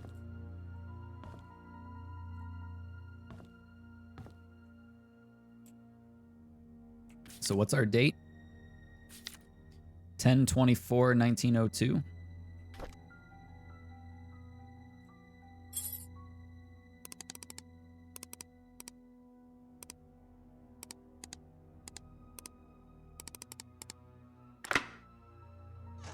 Look at that. We've done it. Okay. Dear Father Calvin, this is a letter about the things that I have witnessed during my stay in Painscreek while in service to Mrs. Magdalen Roberts. I have no one to confide in, and I dare not speak to you in public, hence this letter. I accompanied Mrs. Roberts to Painscreek on July 4th of 1975 to visit her son Charles. It was rumored that Vivian had a nervous breakdown following her own delivery of Tricia, that she had to stay. It was rumored that Vivian had a nervous breakdown following her own delivery of Tricia, that she had to stay in PCH for rehabilitation for several months. During that time period, Charles was all alone. He found comfort in a housemaid by the name of Sophia. They had an affair. A boy was born. 2 days after arriving, we were informed that Sophia, along with her child, had left Painscreek. Where she could have gone off to was a mystery for all of us. I assume most of us believed in the story, including myself.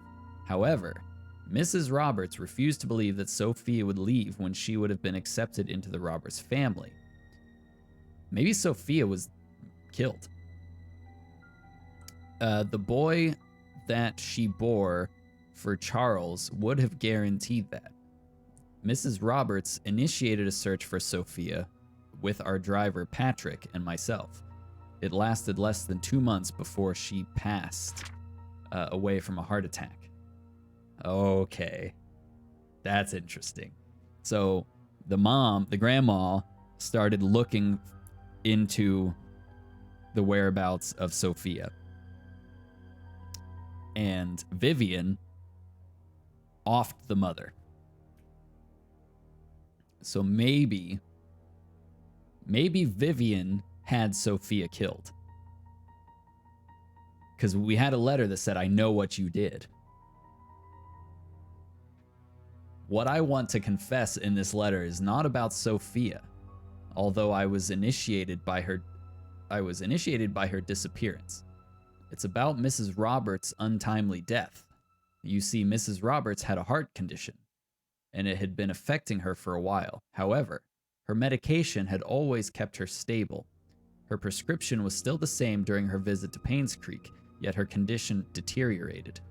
The family doctor, Henry Johnson, confirmed that her search for Sophia had taken a toll on her health. All she needed was to rest as much as she could and she would be fine. I know that despite the doctor's advice, Mrs. Roberts did not stop the search. Did that create stress on her? Yes. But should it have killed her? According to the physician attending to Mrs. Roberts back home, no. Definitely not within such a short time span, if she had taken her medicine. Her body was never autopsied. Her son Charles wanted her body untouched and buried properly. As Patrick and I were packing to leave for home, I couldn't help but wonder, who could have wanted Mrs. Roberts dead? Is there a connection between the affair of Charles and the housemaid, the disappearance of Sophia and her child, and the death of Mrs. Roberts? I would like to say whom I might suspect, yet I am in no such position, and am afraid that I might name the wrong person. As I write this letter, I hope you can understand what I am trying to convey. I pray that the truth will be revealed as God permits it. Sincerely, Sylvia Eden. We don't know who that is. Yet another name. This one also had a padlock. I wonder if it's the same. 10, 24, 02. Nothing. Yeah, the grandma's death for sure was just straight up murder by Vivian and the doctor. They're both guilty of that. Now there was a picture in the PI's briefcase, and I thought it was from in here. Where was that picture? It was this. Where is this? I don't know if we've been here yet. It looks like it's in a room with wooden walls, maybe a basement. So it might be the basement to the church. But it's got a cross-shaped impression. I mean, it's not in here.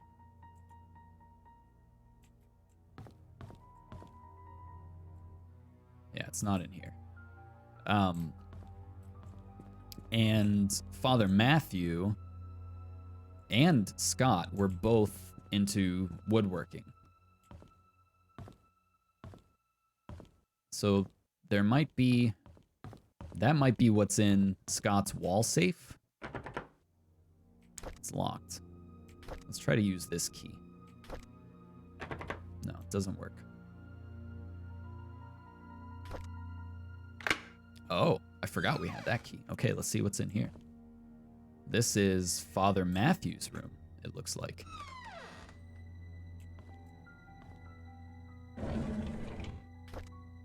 Dear Diary. Matthew Brooks, okay. January 16th, 1975. A few months have passed since I've arrived here. This missionary trip is harder than I expected. There is no clean water, the food lacks nutrients, and there isn't enough medicine. We have requested help from the World Health Organization, but haven't received any reply yet. I feel so frustrated. What can I do?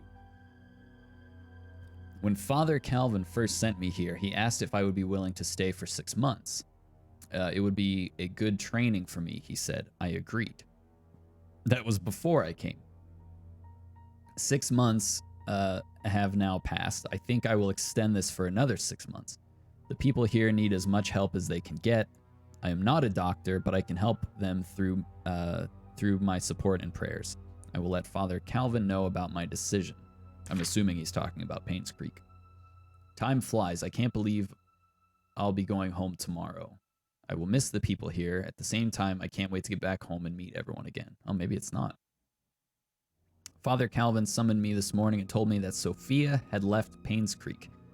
Oh, okay, so he was gone for a while all of this was happening. How can that be?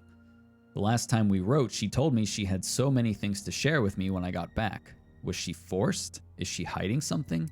I just cannot believe that Sophia left without telling me anything. Something must have happened to her that she could not tell me. It's been almost 6 months since Sophia left Painscreek. I have asked everyone around. No one seemed to know where she went. Father Calvin told me to let it go. He's right. I should not dwell on matters of the heart. There are more important things in life that I need to focus on. If Sophia and I are meant to meet again, God will let me know. It's time I move on with my life. Okay, so he was gone when the Sophia stuff was going down.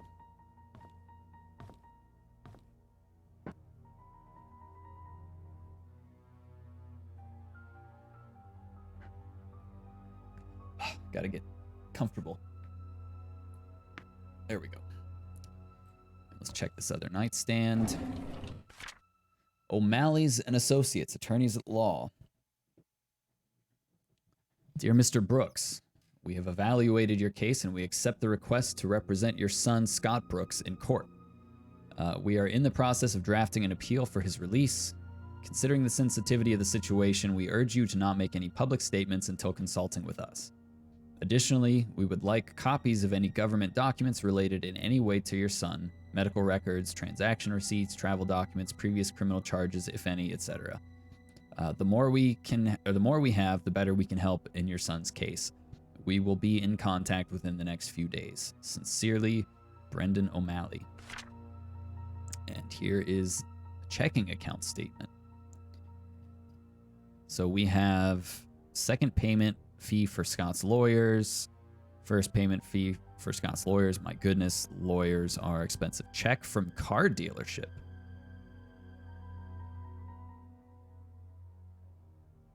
That's a deposit. Sunday tithing. Roof fixing. So he got a deposit for like almost $5,000.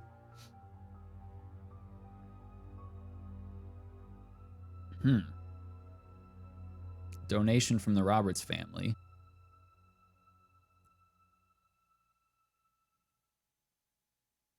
That's weird. What's the car thing? Here's another diary. Matthew Brooks. This is 1971. I had always wanted to be adopted, but I guess heaven had something else in store for me. Instead of being taken in by a family, I came to Painscreek Trinity Church. To be honest, I would prefer to have a real family with people whom I can call mom and dad. But Father Calvin said God has other plans for my future, and in time I will come to realize it. The Roberts family is looking for a new maid.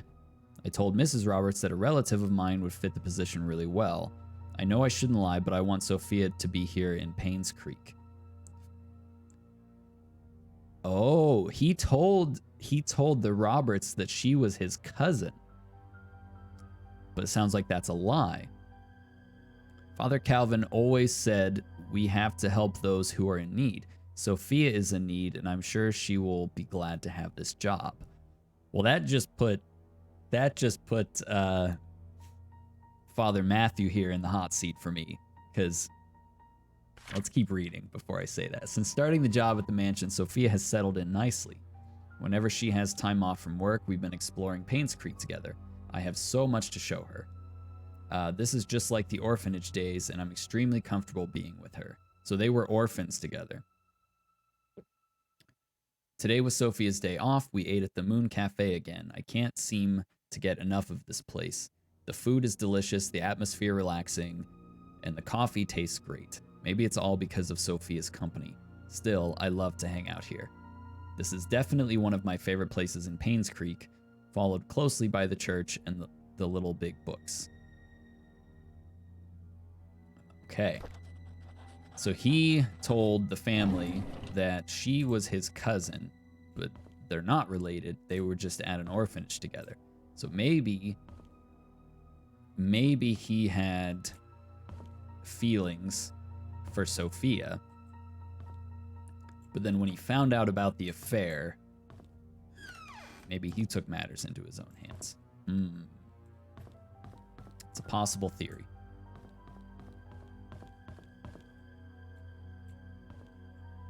Okay, I think we've done everything in the church except for Scott's lockbox in the wall. And also, we never found tools here. It said that they returned the tools to the storage room, but there's no tools. Oh. Maybe those are the tools that the guy was talking about at the photography place. Let's see what items we have. I think we need to go back to Scott's cabin and see if that key works there. I could sit and play this game all day.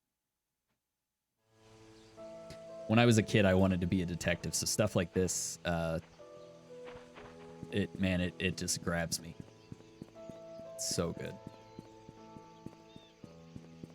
Also, there must be another car that we haven't opened, because we still have the Slim Jim.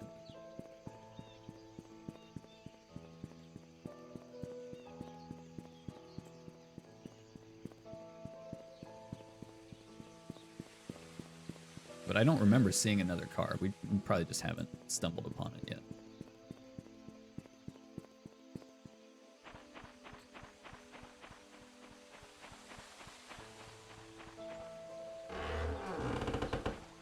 don't remember closing that.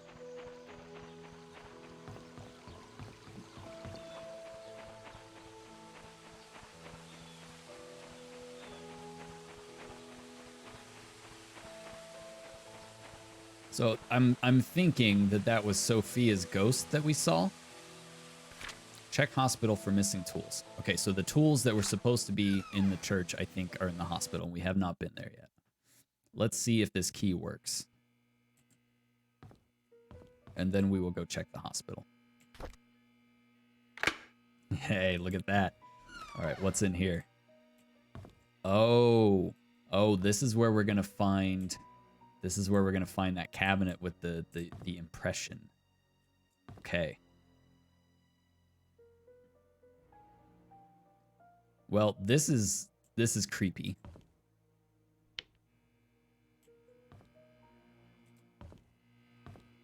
We have a book. Let's read this. This ought to be good. Valentine's Day of 1994. On Valentine's Day, Trisha gave me some chocolate. I've never seen that brand before. I bet it must be expensive. I haven't finished making the music box. Okay, so that must be the music box that was in her room. I had hoped that it would be her Valentine's Day present. I'll just give it to her later. Hopefully she can forgive me. It's been quite some time since I last talked to Father Matthew. He's always asking how I'm doing after Sunday service, but I tend to ignore him whenever possible. I know it's wrong. I need to find a way to make amends with him. The grass has been growing wild lately. The weeds are everywhere, and Andrew's not here. Actually, he hasn't been here for quite a while now. I wonder what happened to him. I should visit him after work tomorrow. I was about to pick up Andrew for work when I found him lying unconscious on the floor. There was an empty bottle of sleeping pills on the table. I immediately called the ambulance. According to the nurse, this is Andrew's third suicide attempt. Jeez. She's glad that I saved him in time. An hour later, and he could have died. I don't know why Andrew would commit suicide. What I know is that he must be lonely. He needs a friend. I visited Andrew at the hospital today. He's out of the ER and is recovering quite well. While I was cutting the fruits, he told me his story. Oh, here we go. We're finally going to get the details. In 1972, there was a maid who came to work at the mansion. Her name was Sophia. She was a hard-working young lady with a great personality. She was loved by many. A few years into her job, however, she had an affair with Charles. A child was born. When Vivian found out, she was furious and decided to kick her out of Painscreek. Okay, so Scott is getting answers now. What happened after that was a tragedy. On June 26, 1975, at 11 p.m., Vivian, Dr. Johnson, and Andrew confronted Sophia. A fight broke out. Sophia fell and hit her head on a nearby well. Oh, okay. She stopped moving. Dr. Johnson checked and realized she was dead. Her neck had broken. No one knew what to do. Vivian then asked Andrew to take care of the body and her baby. Andrew did what he had to do to protect Vivian. After that night, they vowed never to tell anyone about the incident. Before leaving, I asked Andrew what the baby's name was. He said it was Vincent. As I left the hospital, I couldn't help but pity Andrew. He's lived a confusing life, and the struggle shows. I hope he can heal. Okay, so we were right. Vivian is dead. Or not Vivian. Sophia is dead.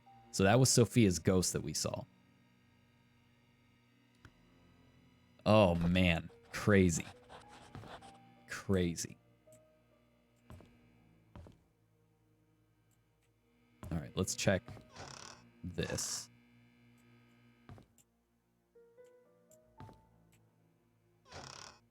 Yeah, look, place item. We need there's like a cross that we need to find. And there's going to be another door behind here. 100% that is what's in Scott's wall chest thing.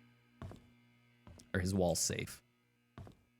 So what date? What's the date that we would... It has to be a date. Oh, man. This is getting crazy.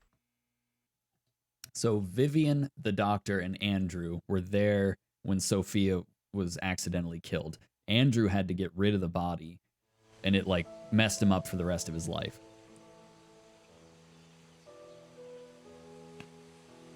So we need to find this well. It's not this well.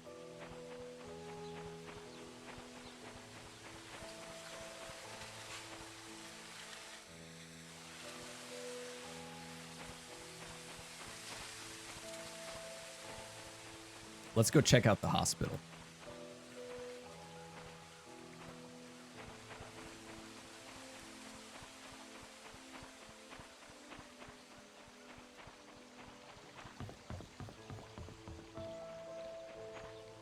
Which is like up this way.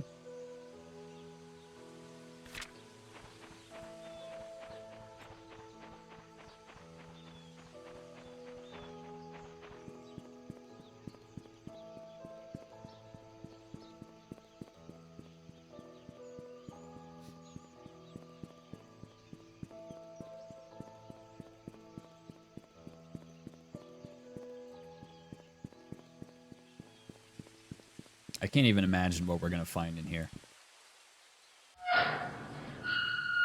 I was not expecting to uncover all of this when we started playing this game. This is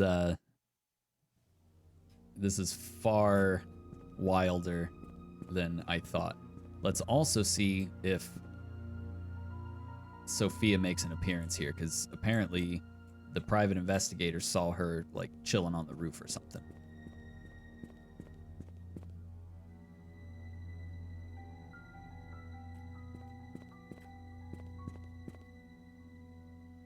Still getting used to these headphones. I don't like having things on my head.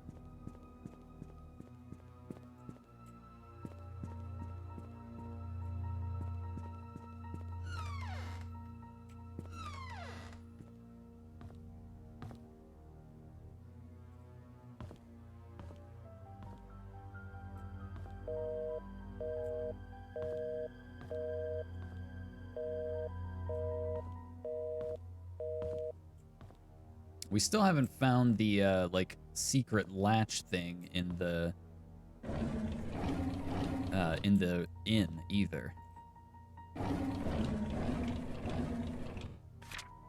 Okay. Let's see. Wanda... Trisha was in 203. Wanda's in 102.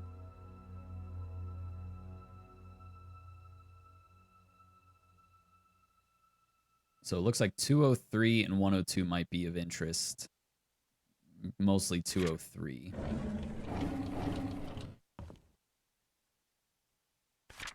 If Father Matthew forgets his key, place it under the flower pot next to the church. Okay. We already knew about that.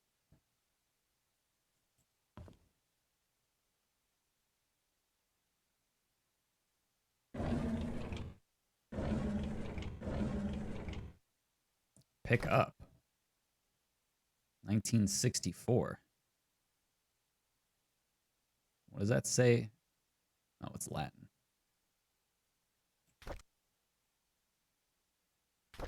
$1964.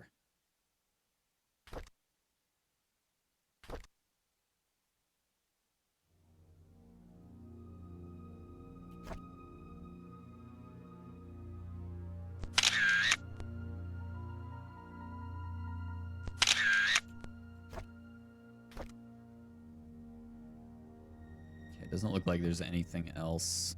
Oh, here we go. Painscreek Hospital Visitors Book. Matthew Brooks seeing Trisha Roberts. That was on September 30th. Matthew Brooks seeing Trisha Roberts. Let's see any other names that look important. So he saw Trish on the 30th and the 9th. Okay. Let's take a picture of this too.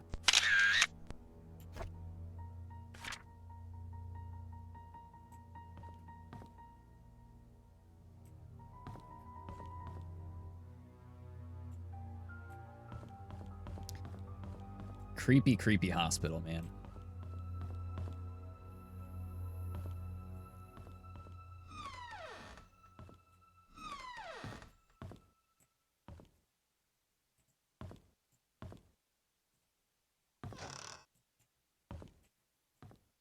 See if there's any toilet goodies.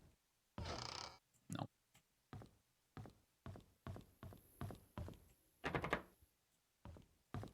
What happened in here? Okay, so what were the rooms that we're looking for? 201? I should have taken a picture of that.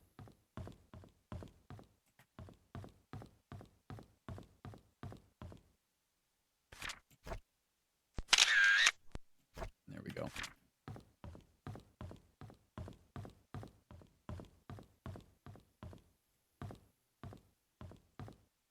Another diary. Whose is this? Wanda Tyler. I think Wanda was the maid, like the head maid that had cancer, if I remember correctly. Derek visits me every day. Sometimes he smuggles the snacks that I like, knowing that I would never get them from the nurses. Other times he brings me flowers. They smell so wonderful. He knows that I love Sense and Sensibility and reads me a chapter or two every time he's here. If he doesn't have to drive Charles for a few days, he stays past visiting hours and sleeps on the armchair, tending to my needs during the night and gives the nurses a break. He's such a good boy, or good kid. My hair is falling off more now. I really don't like the chemotherapy sessions. They make me throw up afterwards. Every time Derek visits me, it pains me to see him holding back his tears. I want to comfort him, saying that I'm getting better, but my appearance betrays me. Sometimes I wonder if my life had any meaning at all. Having mostly worked my whole life for the Roberts family, what will people say at my funeral? Will Derek think of me as a mother who was always there for him? I could have done so much more, if only there was more time. Man, they've really put together like a very, very detailed story here. This is the attention to detail is incredible.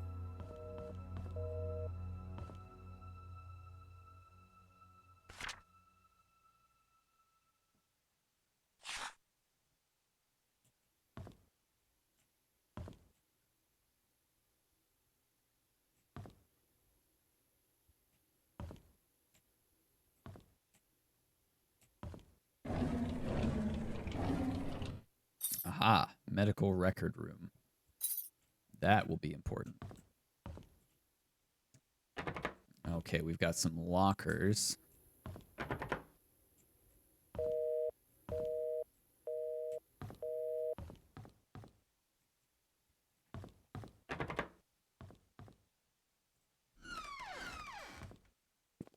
Where does this go to? Is just the back?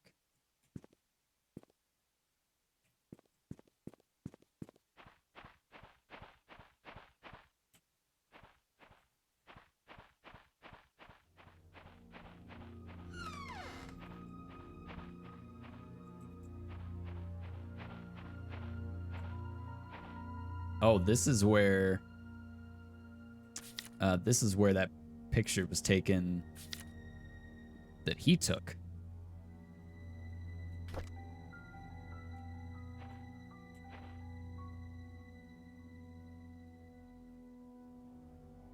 Interesting. Okay.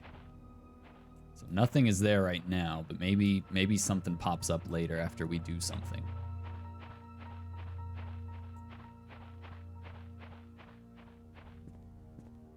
Especially since we know that... Wait. Is that blood?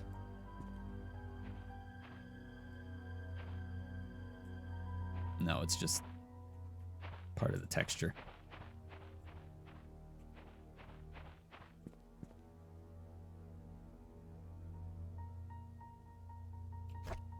I see you.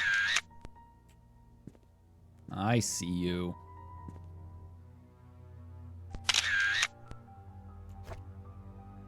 Now, if we look away and look back, she's going to disappear. Right? No, maybe not. Okay. I wonder if she's guiding us.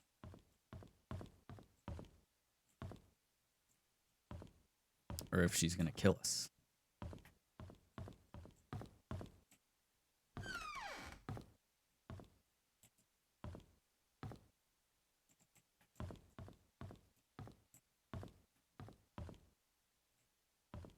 I want to see this dev make something in Unreal Engine 5 or something. Like they really have a good mind for building a story and an environment. I want to see them. I want to see what other work they've done. This is excellent.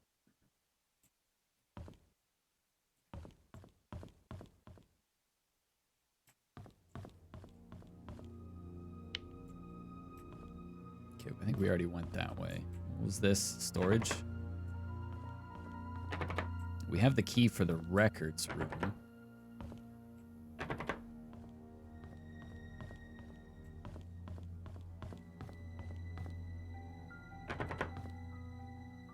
Okay, let's check the map for the hospital. Where is the records room? Medical records is 9. We're on the first floor. So yeah, it should be off to the right, I think. It is on the first floor. We'll find it.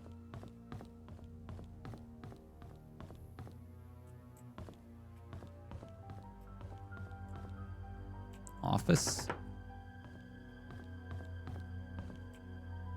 Did we look through here?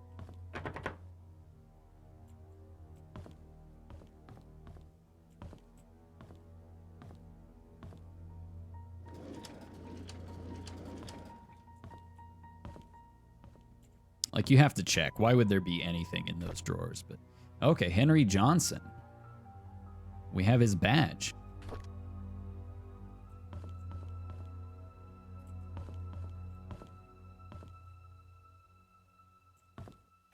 She's not there anymore.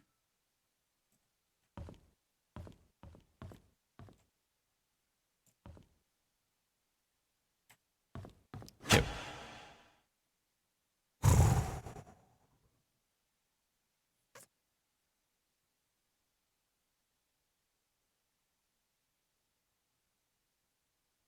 Oh, that's just mean. That's just mean. The music's dead, too. Okay.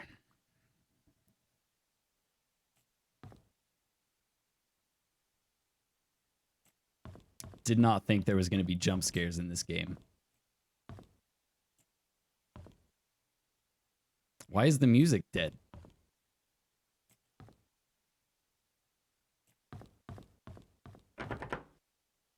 Oh, we can use his key card. Okay, music. The power's off. Oh, nice one. We have to go find the breaker box then.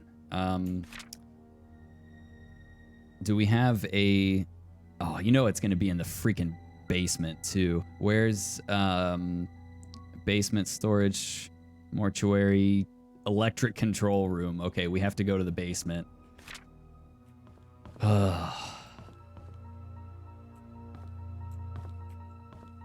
Where's the stairs to go down? Does it tell us? It doesn't tell us. Dang, that was a good one. You've gone like the whole game without jump scares, and then they throw that at you. Is she still standing out here? No, she gone. Let's see if she moved. Is she over here now?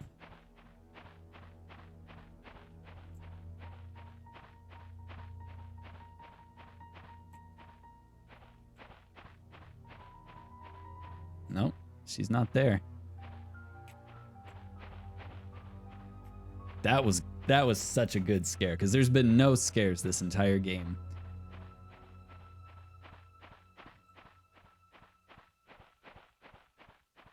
That was excellent.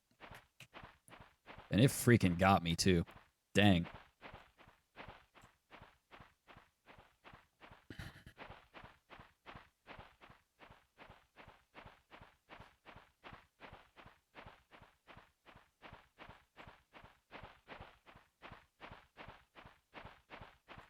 All right, we have to find a way to get into the basement. Sophia, you're a jerk. It's not nice. And I'm all like checking these windows and stuff to see if she's hiding in them.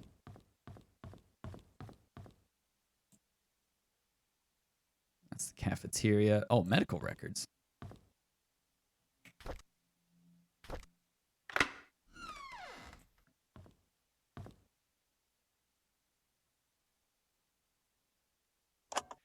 Hello again, Miss Roberts. How are you doing? What should we talk about today? The nurses have notified me that you haven't been eating your meals. Is there something wrong with the food? We know that currently this is a rough time for you. Your father has been asking for you. He wants to know if he can talk to you. Her father has been asking.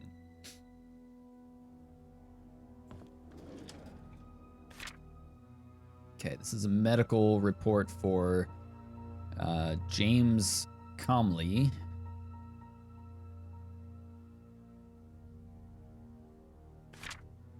Oh. We have a lot of people here. All right, so Andrew Reed. Alcohol dependence, mental emotional illness.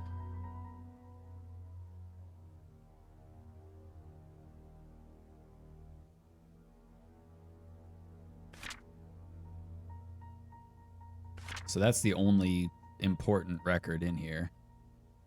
Known allergies.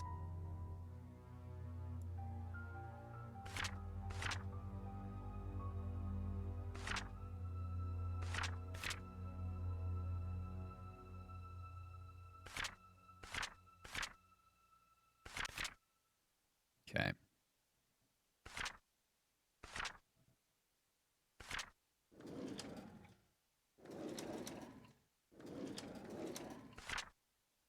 Wanda Tyler.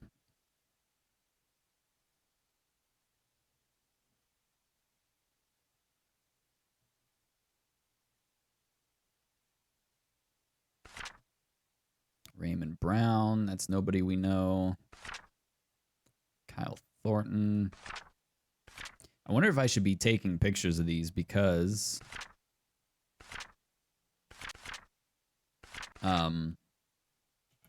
it has dates. And dates can be important.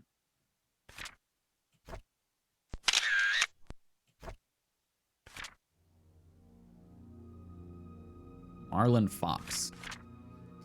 I want to see if there's any records for Victor.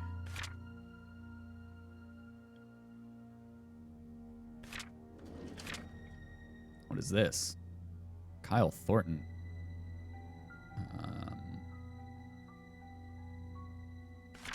Andrew Reed.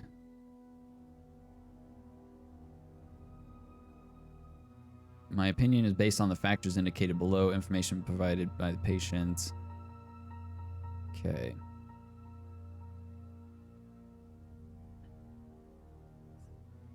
So that's like workers' comp stuff. I guess we'll snap a photo of that too. Okay, we already checked that one. Okay, that's all the medical records. Can somebody let Catherine know that I found her missing pin and I placed it in one of the drawers in the lobby? If she's wondering, I found it in the basement storage. She needs to take better care of her things. Oh, Catherine was one of the nurses. So that's probably the code to her locker.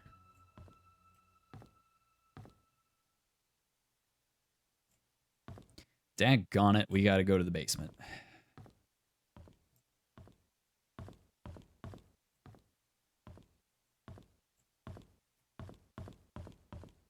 Here we go.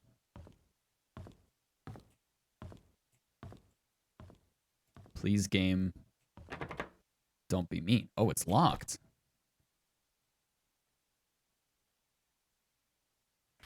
Oh, we probably have to get the key from her locker. Where's the nurse's station?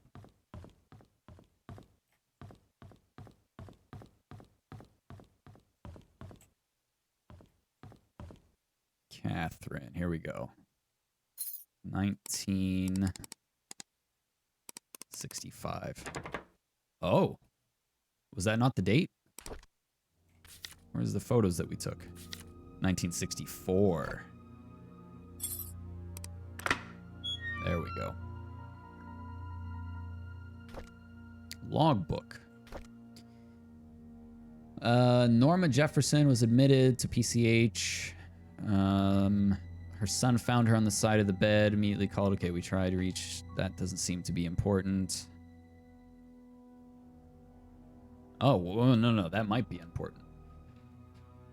We tried to reach Dr. Johnson, but was unable to do so. After the third try, we gave up and called Dr. Schneider. It was not supposed to be on duty. It's the third time we failed to reach Dr. Johnson. He's never been unreachable this many times before. Susan has been sick 3 days in a row, with Catherine calling in sick at the last moment. Tonight's staff will be extremely short-handed. I have agreed to do double shifts this weekend. It is unfortunate that 8-year-old Timothy Scott drowned. Rumor was that he was trying to retrieve his toy and lost his grip. He was alone while everyone else were playing in the playground. His body was found 3 hours later in the river near the hunting cabin. June 26, 1993.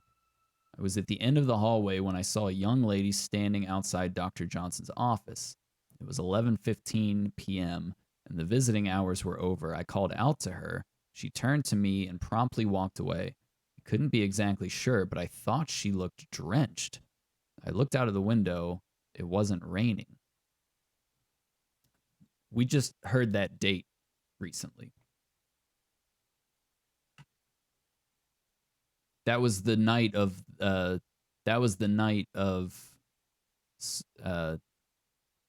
Sophie's death.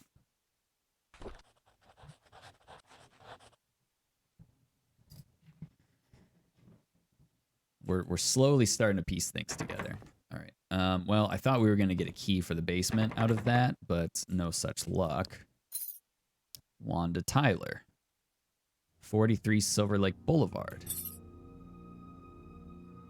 Okay, well, now we have a key for Wanda's house.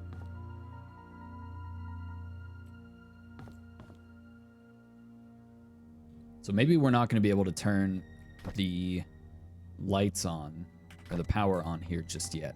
Seems like we still need a key. Unless we go check upstairs. We could check upstairs. And it was room... It's room 203 that Trish was in.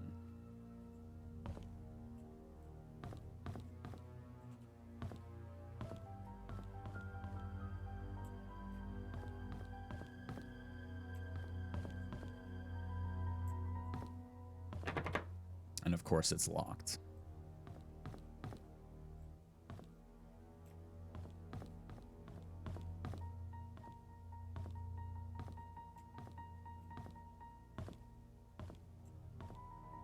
The key to the basement has to be in here somewhere.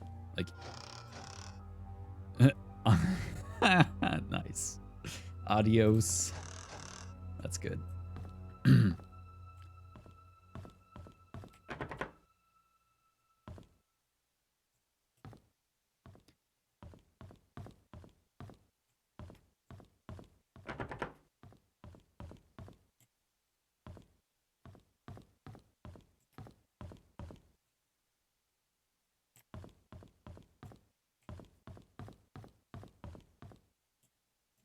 Okay, we can't get down there. That's the elevator. Where was that room that we just saw that was open? This room. 205. Who was in room 205? Was that where...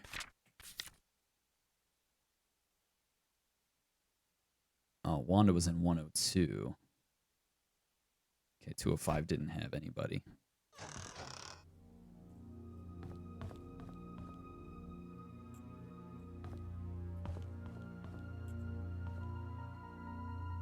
Hello. These last few months gave me time to reflect for quite some time. When one comes to the understanding that soon my body will be no more and I will return to the earth, the question arises of the purpose we fragile beings have in this life. How my soul yearns for these joyful moments with loved ones when I was ignorant of such incomprehensible matters. And now I sit here, just waiting for death, knowing that I will never have a second chance. If only I could express what I feel to my wife, kids, people I once called friends, maybe I can feel comfort. My body may be old to travel, but at least I can send something to them. A nurse has helped me prepare a package to send. I'll see to it personally that it gets dropped off. Once my body feels better, the last effort of a sick old man, Harold S. Mason. No idea who that is. And it did not let us, or it didn't put that in our journal, so we're going to take a photo of that.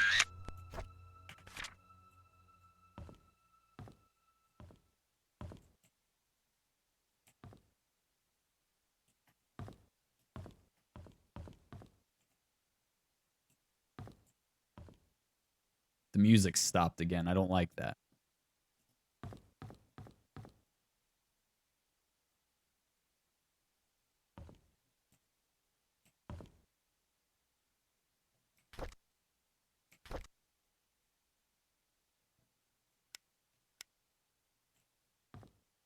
Why did that happen? Get ready for a jump scare.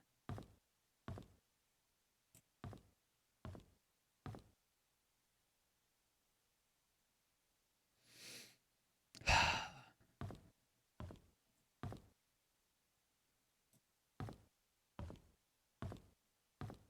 don't like it when it goes quiet in the... Okay, there we go. The haunting music is somehow very comforting.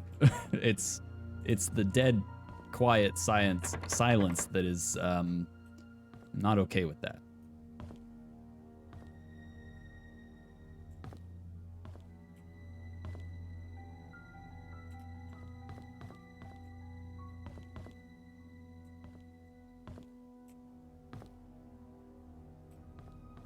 Okay, I think we need to leave and come back, because we're not finding the key to the basement anywhere. You would think it would be in the nurse's station, but it's not. Let's look on the map. Maybe there's like another like utility room or something. Rehab equipment storeroom. Okay, we weren't able to get into that. Yeah, I think there's something else that we are needing elsewhere, and we will have to come back. But we did get a key to this lady's house.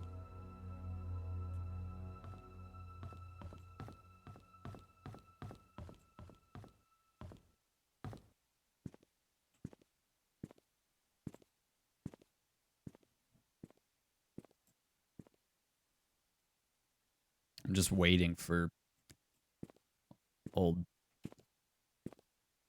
Spooks McGee to pop out.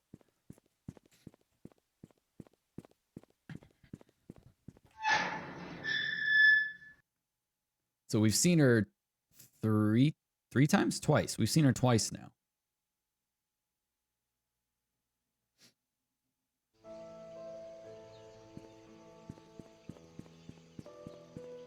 This has evolved into so much more than just a simple murder case. All right, where was this address? View. 43 Silver Lake Boulevard. That's over by Bernard, right?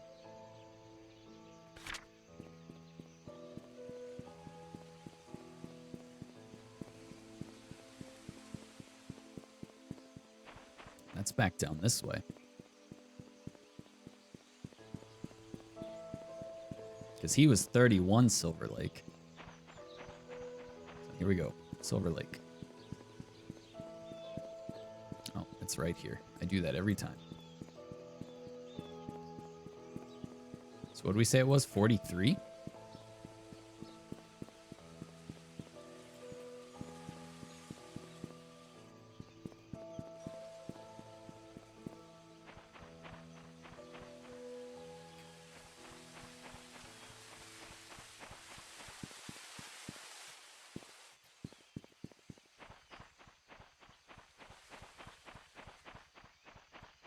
I think we've passed it.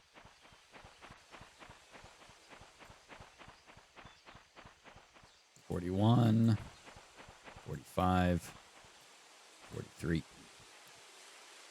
So this is Wanda's house.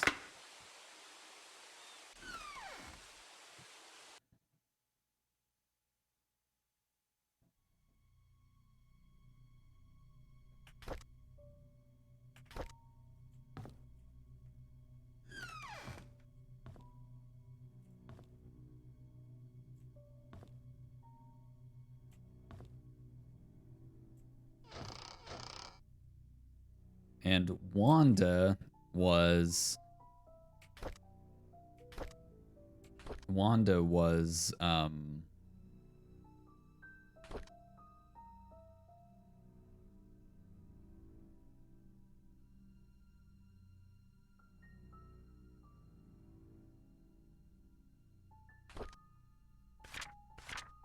okay, Wanda Tyler was she was a housemaid. Currently hospitalized. Okay, she's the one that had cancer, I think.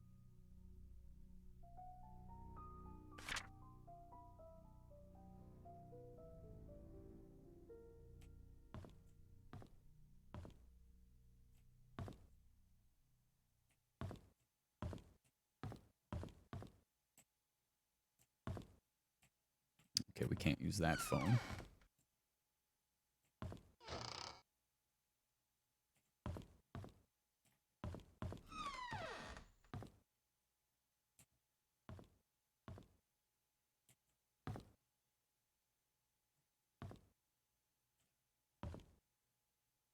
There was also something about a missing VHS tape. I wonder if that was actually like something that we could find. Old and New London. Doesn't let me do anything with that.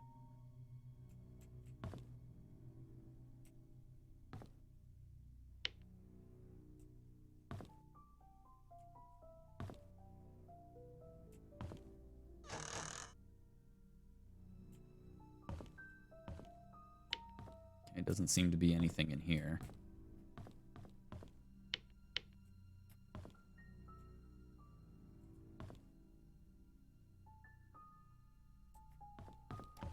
This makes me feel like I'm playing Visage a little bit.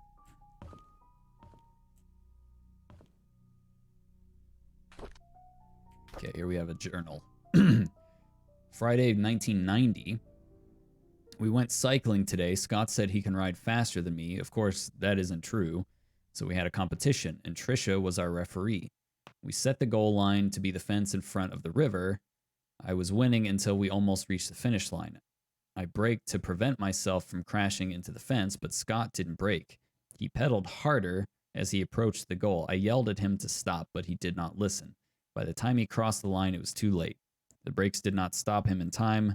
His bike hit the fence and he was launched into the air, landing on the rocks by the bank. I ran to him. There was blood coming from his head and scratches all over his arms and legs. Jeez. Trisha came up to him and tended to his wounds. She seemed to be sobbing, even though Scott was the one bleeding. I think I'm hurting more than him. While cleaning the garage, Charles approached and asked if I would like to be his chauffeur. He said his current driver wants to spend more time with his grandchildren and is planning to retire. I have by the end of this week to decide. It's a good opportunity. I'd get a raise in salary and get to travel around the country. I think I'll say yes. Okay, so this must be Derek or whoever. It's his journal. Trisha came today and suggested we make our very own time capsule before I start my new job.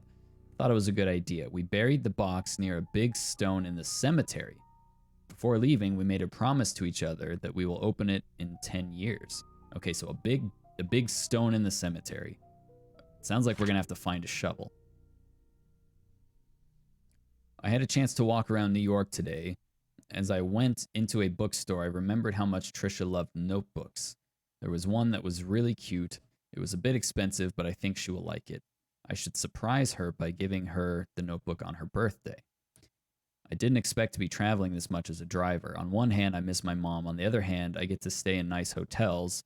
I guess it's not a bad deal. Charles treats me very well.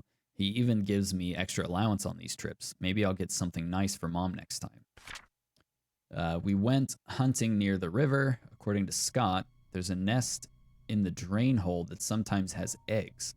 I told him it might be dangerous, but he assured us that it's fine. So off we went. Sure enough, there were eggs. I didn't know what eggs those were and decided to stay a little further away.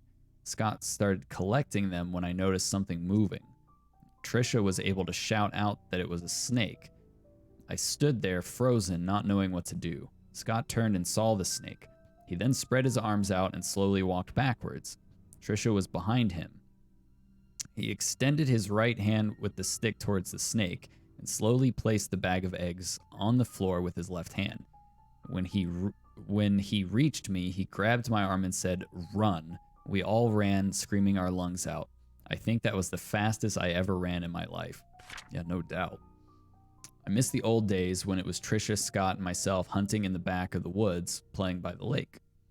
It's not that I don't appreciate what Charles has given to us, such as the house we live in and our jobs. I just miss the time when we were young and carefree. We would go anywhere and nothing would stop us. I miss Trisha. Why doesn't she realize that I like her? Oh. All right.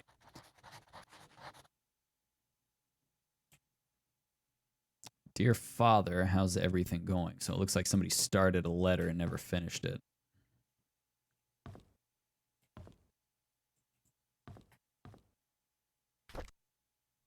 Derek T.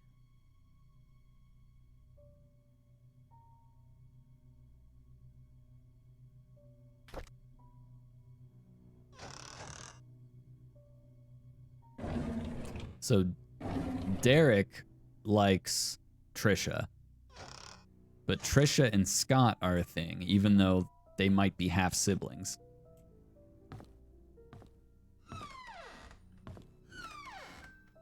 Oops.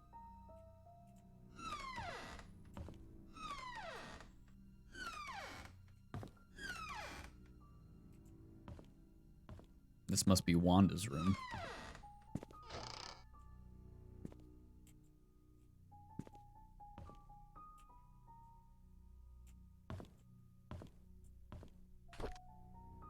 What does that say?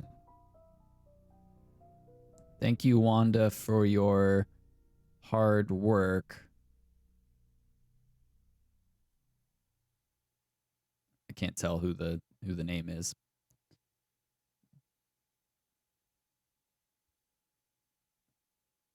Okay, so she got a bag. It's broken. I need a tool to fix this. Oh yeah, there was supposedly some tools in the hospital that we should have been able to find, which I'm guessing they're in the basement. Derek turned 4 today. Vivian organized a small party for him. I really appreciate what she has done for us. Oh, Vivian must have given her the bag. After blowing out the birthday candles, I asked him what he wished for. He said, "I wish to see Papa." I did not know what to say to him. I could not tell him that his father left us. Vivian is being hospitalized for mental instability. Dorothy has asked for me to care for Vivian while she remains at the hospital. I wonder how Vivian must be feeling right now, knowing that she might not be able to conceive anymore. Magdalene wants a boy to continue the family line. Not being able to have children anymore will be devastating for Vivian. I pity her. I just can't stand Sophia. She's not that pretty. Jealous much? Just barely a year working here, and the others are already serving her hand and foot. She's just here to take advantage of the Roberts family. I don't trust her. I wish she'd just disappear. Well, we know for sure already that Vivian, Andrew, and the doctor are the ones that actually took out Sophia. We know that. What other items do we have? There's still a car that we have not found, apparently. Presumably. We haven't checked out the photography shop yet. And there's still that thing in the inn. Like some hidden compartment. Let's see if we can get into the photography place.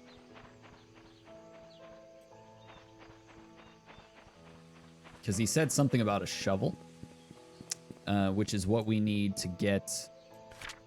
Where is it? Farmer's Market, Oliver's Photography. Okay, so here's the church. So it's up here to the left.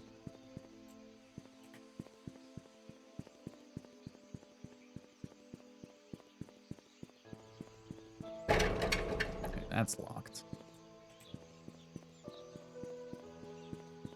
Where did we see it before? It had a sign. Here's the barber shop. We can't get in there. I think we've gone too far.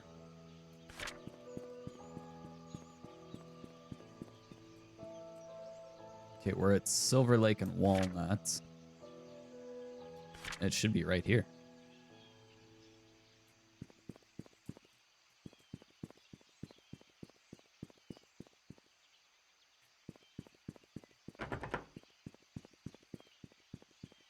Here it is. Oh, of course. Okay, there is a key that we can get to unlock it, but we don't have that yet.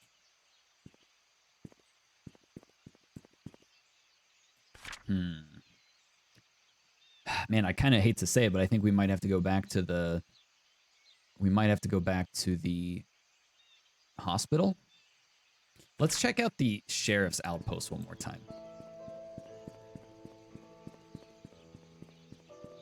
I can't help but feel like there may be something that, like, we weren't able to do at the beginning that we might be able to do now. And also, if there's another car, which we had our car there. I think it was our car. It might not have been our vehicle. So maybe that's the car that we have to use the Slim Jim on. Use car.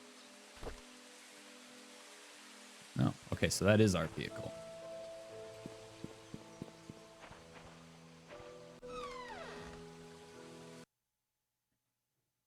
There was a... I think there was a room or something in here that we couldn't get in.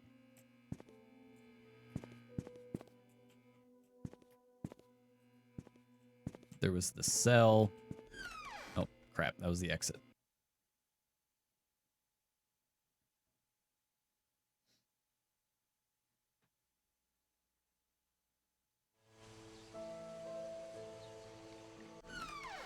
Go back in.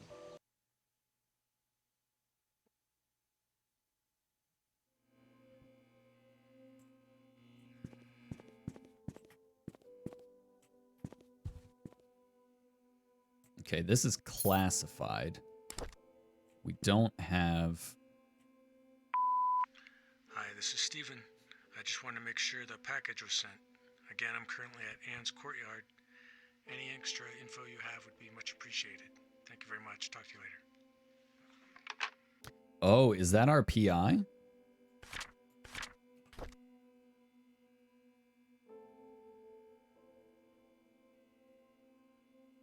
Yeah, Stephen Moss. Okay, that's our PI.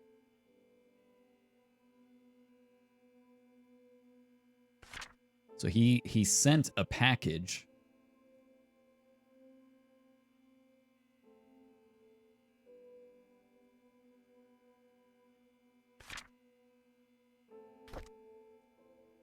Let's check his notes again.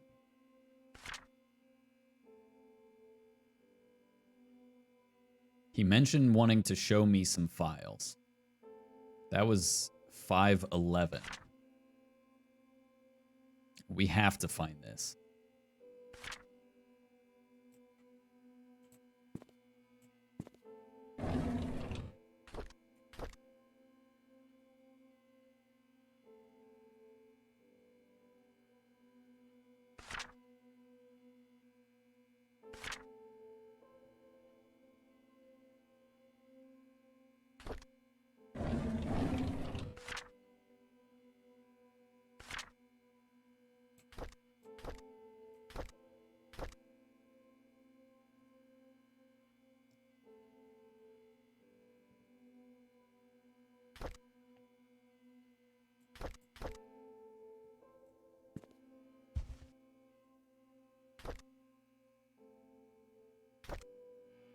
It's weird how it lets you pick up certain books, even though they seem to have absolutely no purpose.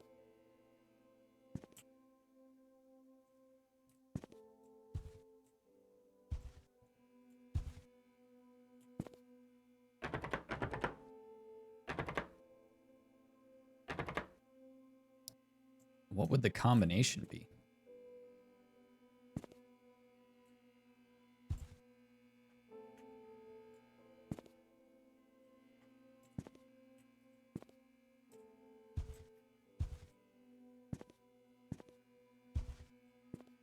Okay, we don't have there's some information that we don't have yet, so we'll have to come back here later.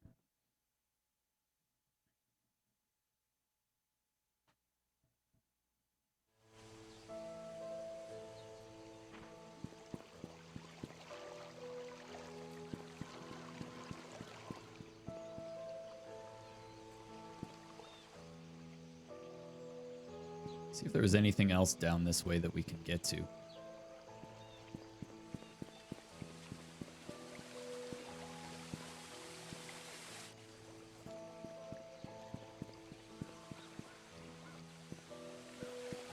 This was locked. Can we unlock this? Doesn't look like it. I want to know what house that is.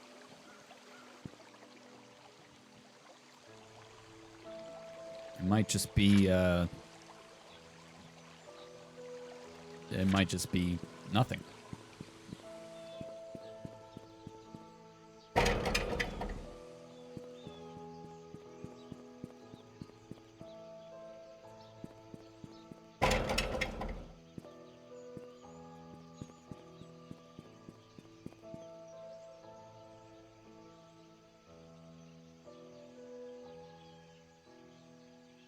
I can't tell if that's her or if that's just a thing.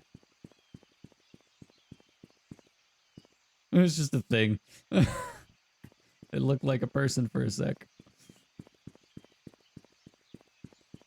Got me checking rooftops. There's still, I think there's still a vehicle that we can get into. And we have not figured out how to unlock this. The secret lies with her.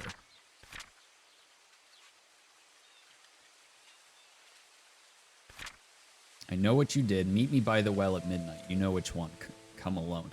We need to find that well, too.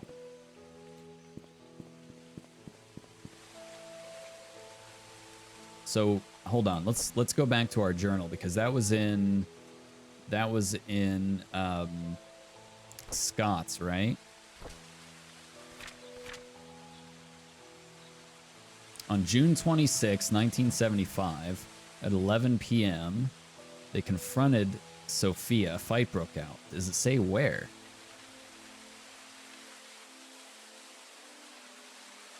A nearby well. She stopped moving.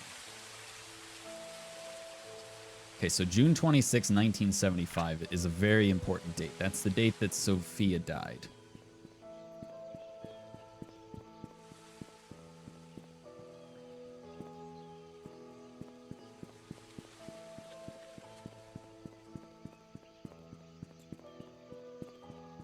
See if maybe we can find a car or find the well. Now the well would have to be somewhere out of town, off the beaten path. It's not going to be just in the middle of town. Somebody would have noticed, right? That goes to the hospital. There was also that weird door that we saw going up towards the mansion. Right here?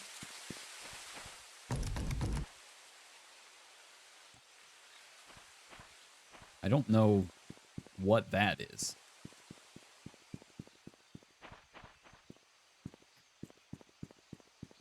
Where else have we not been? What's this path? What's this path here?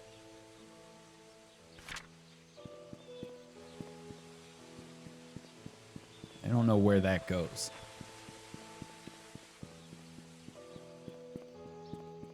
Or is that this path? I think that might be this path that we're on. Yeah, that's where we are right now. Okay, so that takes us back around to the mansion.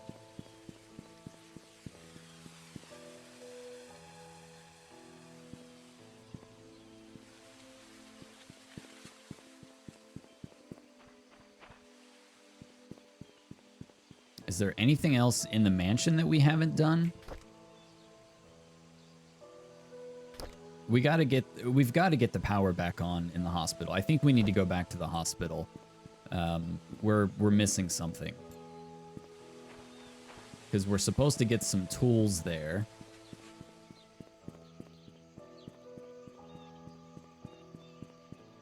We also need to figure out the combination for the safe in Scott's bedroom. Yo, this place just creeps me out.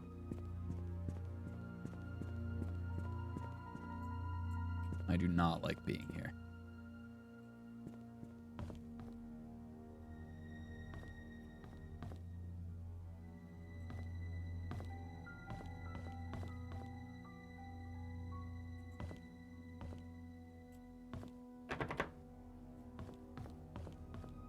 So we're trying to find the basement key. Elevators aren't working, of course not. Like, did they just stuff it in a bin?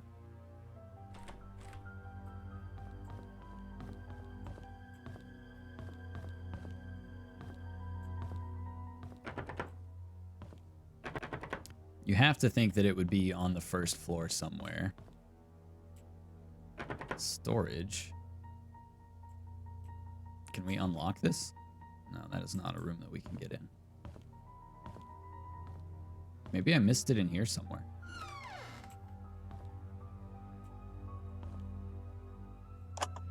Hello again, Miss Roberts. How are you doing? What should we talk about today? I just want to see if it's the same recording. The nurses have notified me that Yeah, you it is. haven't been eating your meals. Is there something wrong with the food? We know that currently this is a rough time for you. Your father has been asking for you. He wants to know if he can talk to you. That's a weird statement, because we haven't heard anybody mention her father the entire time.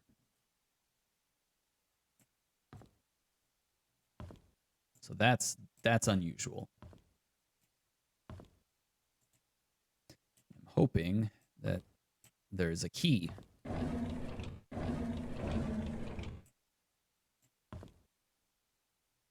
But I do not see one.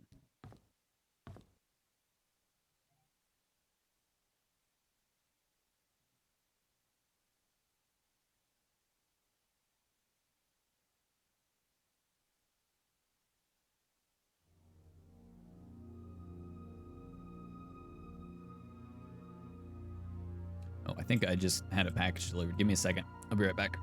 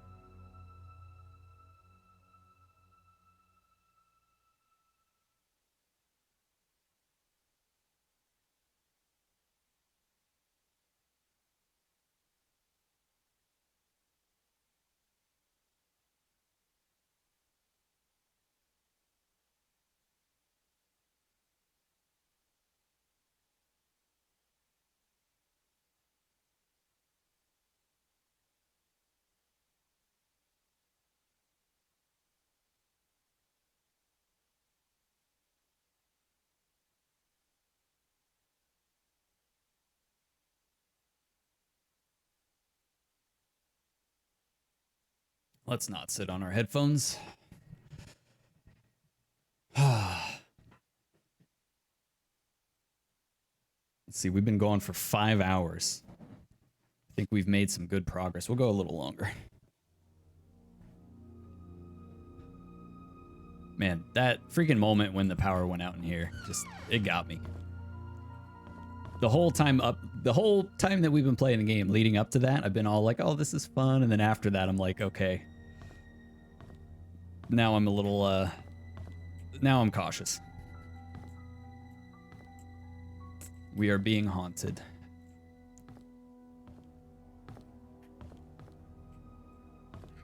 Why would you put a basement key in a hospital? And who would have access to that? There wouldn't be anybody outside of the hospital that would, like, logically have access to that. Unless we can get into, like, the doctor's house, but I don't know about that. It wasn't in medical records. Just want to make sure we check the entire place out real good.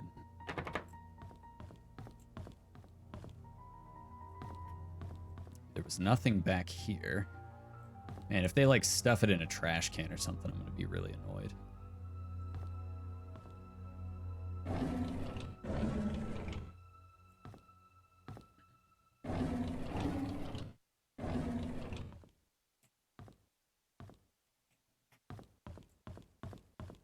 Okay, we'll keep going around this way. Where were we when the lights went out? We had just found the guy's ID card. I think it was down that way.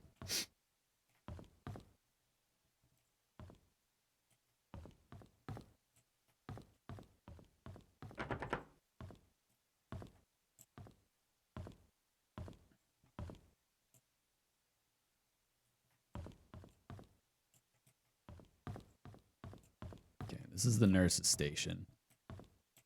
Let's make sure we didn't miss anything here. Oh. That says we can unlock that. So that means there's a key for those somewhere.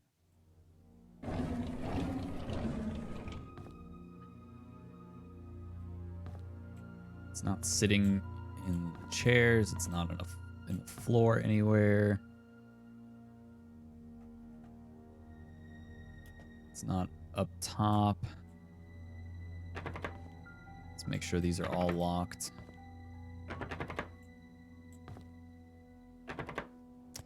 Now,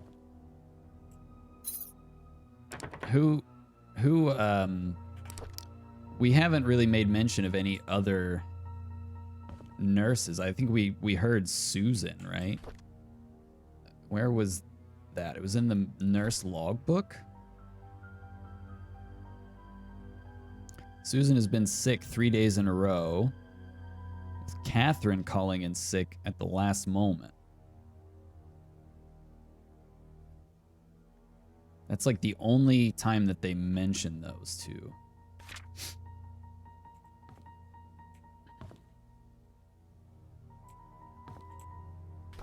There's nothing written on the back or anything.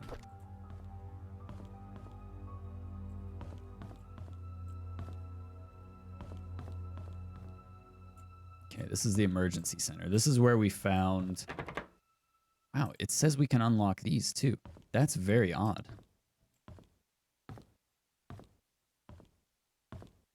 This is where we found the guy's badge.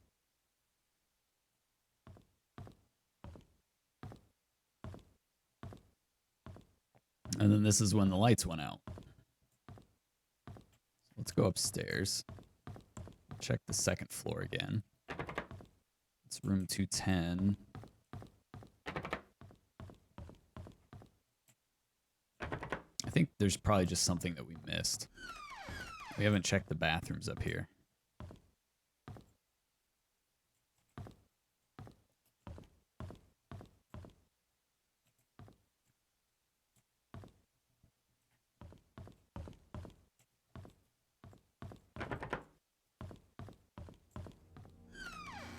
Oh. Room 206. Okay, we did just miss that. Who was in room 206? Where did I have that?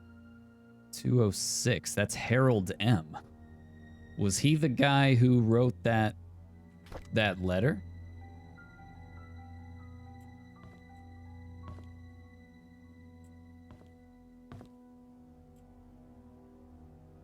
Dude, why are hospitals just so creepy?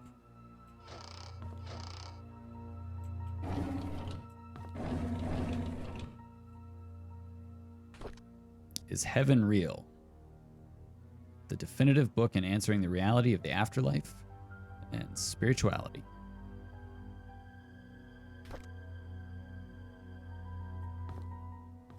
There's a book on the table. We'll check that in a second. Okay, the bathroom's locked. Probably a good thing.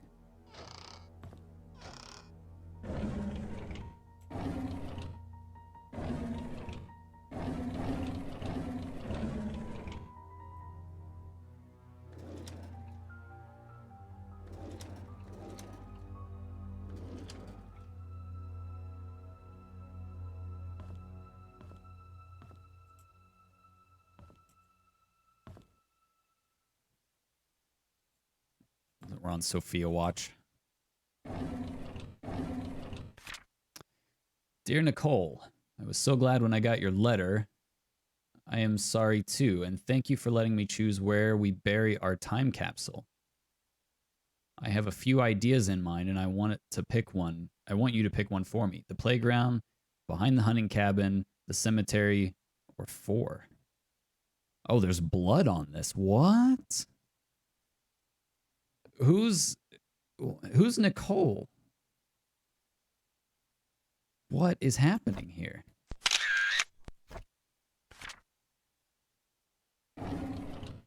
Why is there like blood on this? Dear Hannah, I heard from my mom that you are not feeling well and have to be in the hospital from now on. So I wrote this letter to say I'm really sorry for what I said to you last time. I just wanted our time capsule to be perfect. When you get better, you can put anything you want in our time capsule, and you can decide where we should bury it, I promise. I really hope you get well soon. I miss you. Please write back to me. P.S. You can pass your letter to my mom. She works in the hospital as a nurse. Nicole. Okay, so this must have been Hannah that was writing this.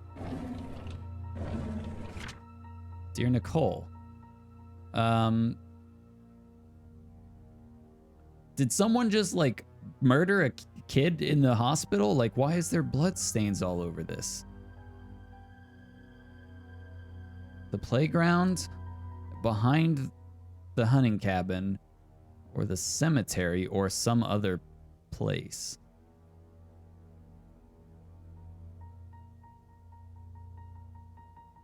Bro, what the heck?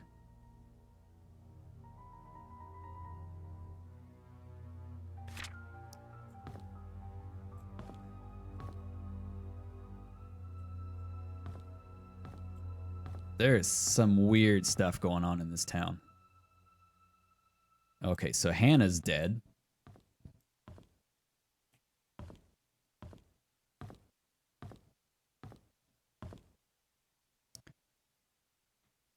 The true crime is Hannah's mom not delivering the note for a sick kid. Yeah, no kidding. Well, the blood stains suggest that Hannah bit the dust in a not so great way. Okay, I think we've been in here before. Okay, so that's the room we were just in. Let's check to make sure we didn't miss any other rooms. Burrito, how's your night going, man? What's shaking? Okay, we've checked here. This door is locked.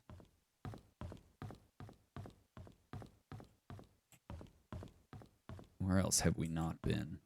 201. I think had some delicious Indian food. That sounds fantastic, to be honest. How's the mystery life? So you've missed a lot. We're 5 hours into this game. It's really well done.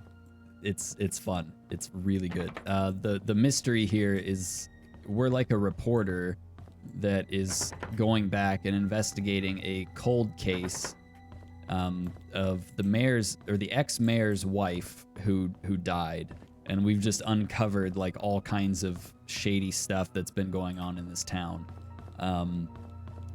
Oh, we haven't been up here yet. Oh, we're on the roof. Oh, this is where we saw Sophia's ghost.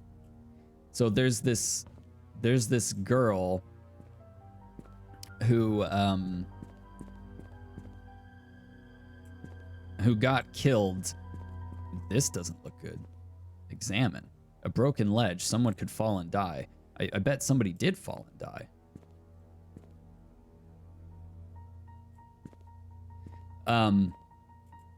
So up until a certain point in this game, everything's been normal. And then this girl's ghost has showed up a couple times, and she killed the power to the hospital. So I guess kind of what we're looking for right now is the key to the basement, because the basement's locked. But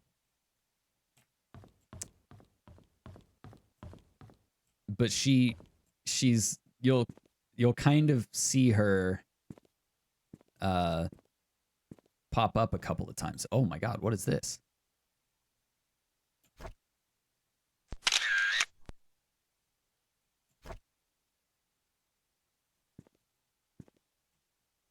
I'm afraid to look up.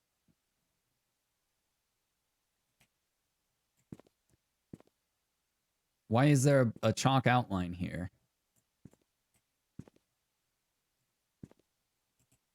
It's not giving me any prompts or anything. But yeah, anyway, some really weird stuff has been happening. Is Sophia around?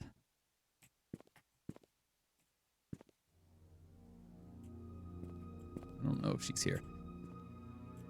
That's really strange. Let's check our items again. We've got the doctor's badge. We still got a Slim Jim, so there must be a car. This is us, apparently. Let's see. Make sure there's nothing on here that we're missing. Henry Johnson. Key code 1762. Staff pass, non-expiring. Everything looks normal.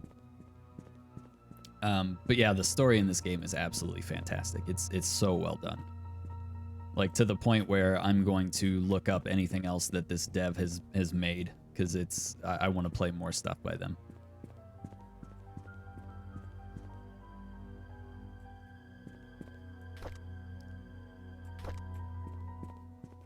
So apparently there's this time capsule that these kids have put together, and we have to find where it is and dig it up. But we don't have a shovel, and there's supposed to be some tools here in the hospital that that we can get, and I bet they're in the basement, but we have no way of getting to the basement. So I kind of feel like there must be like another room that we're missing. Okay, so this only goes up to the second floor. That we know is locked. Let's check these. That'll go up. So we'll come back here. I want to make sure that we're not missing a room, because I missed that room 206 before. We just completely missed it.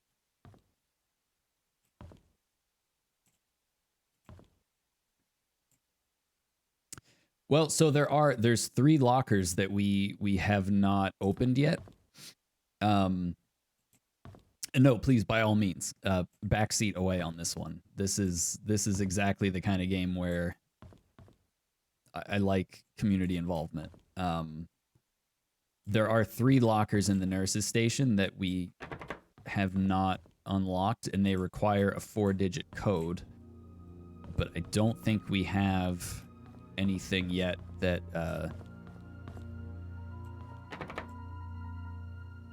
okay, so this was Trisha's room. This is the daughter of the mom that died. So at some point we'll get a key for there. This is just the rehab room.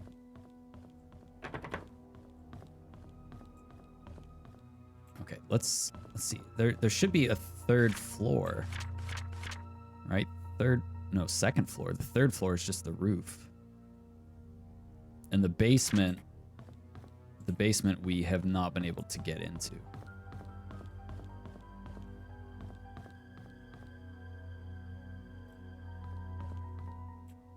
Was this going up? No, that one's just down. So far, there's only been one jump scare in this game, and it's been so damn good that it's got me just absolutely shook. And it was in this hospital. At one point, the lights just went out after we found the key card. There's like, it's not that kind of game. It's not like a jump scare kind of horror game, but they've done a couple of things that have been like unsettling, and it's so good. I'm really enjoying this. All right, I guess we're going back out. I'll show you the nurse's station and the lockers. Here we go. So we got into Catherine's locker, but Susan, Lisa, and Maureen we haven't got into. And where was that note? Oh, I don't think I took a picture of that note. I think Lisa was the girl's mom, right? But she didn't give any dates or anything. Lisa was Nicole's mom, which was the other little girl. So we'll want to keep an eye out for any mentions of those names and any dates that might go with them.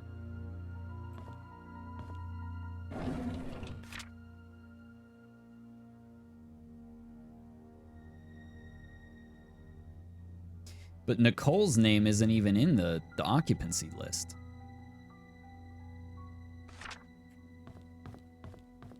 I don't know. We'll come back here later. I'm sure we're kind of at that point in the game where like there's something that we haven't done, and it's probably a combination code of some sort, that like a date or something that we should have figured out that we haven't yet.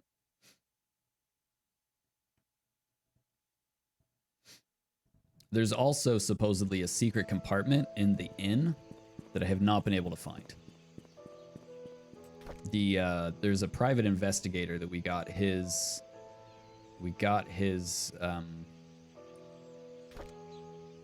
notes, and it said, I found a hidden panel in the inn's reception area. It's part of the counter. It's hard to pop open. The latch is placed at one of the corners. There's some interesting stuff they hide in there. I have not been able to figure that out. Also, we do need to go to the inn, because there was also a note that we found from Bernard, the butler, talking about the dartboard scores being the combination for something. So let's go back in here. I think that might be the lead that we need to chase.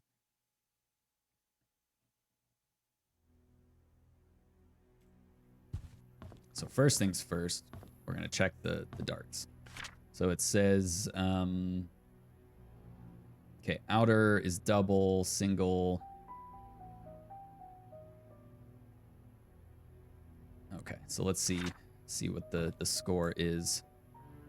We have 30 for yellow and 18 plus 8, so 26, right? But the weird thing was we found a, here we go.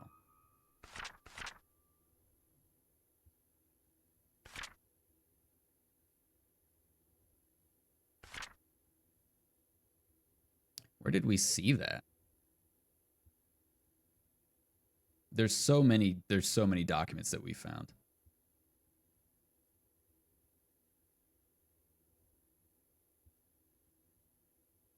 No, it wasn't that.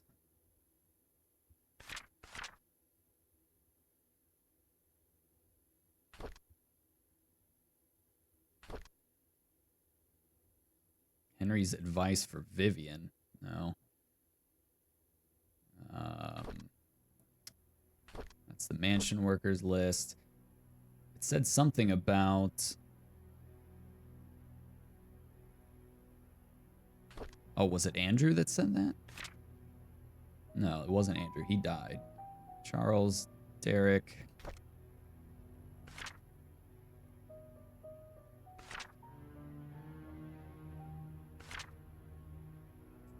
Let me check the photos that we've taken, because maybe it was somewhere in there. Okay, we did that. Did that.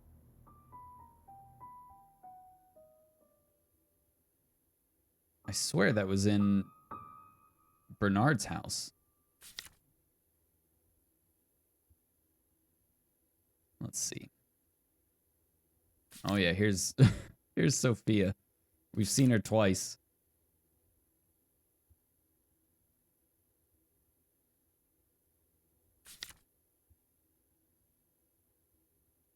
Where did I see that note? The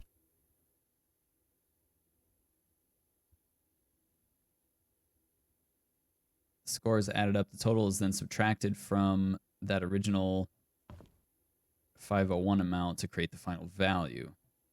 Okay, standard version of the game, players must start and finish with a double scoring dart. Players' starting score value is set to 501. When the player has thrown their 3 darts, their score is added up. The total is then subtracted from the original 501 amount to create the final value. The lowest score is the winner. Okay, so we need to take a picture of this. And I think we need to go back to Bernard's house, because I think I missed something there. But there was also something about this secret panel, and we found a dart in Bernard's house, so I don't know if that's going to change the value of the score or not.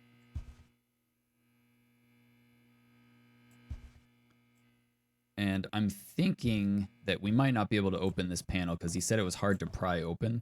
So I'm thinking we probably have to find some tools first. So let's go back to Bernard's house. Take a look there. See if we can find that hint about the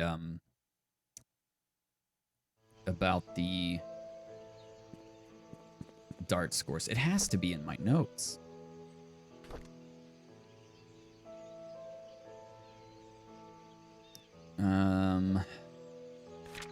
Because he said something about it being the combination to one of the things in the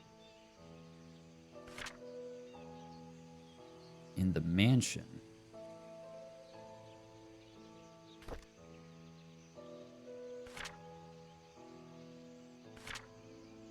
That's the chief of police.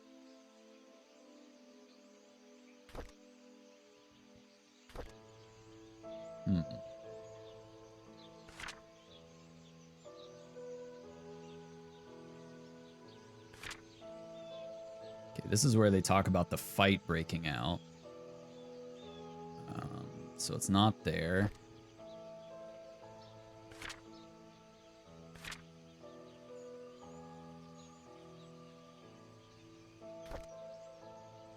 Not that. Vivian, it wasn't her. Was it Wanda? No, it wasn't her.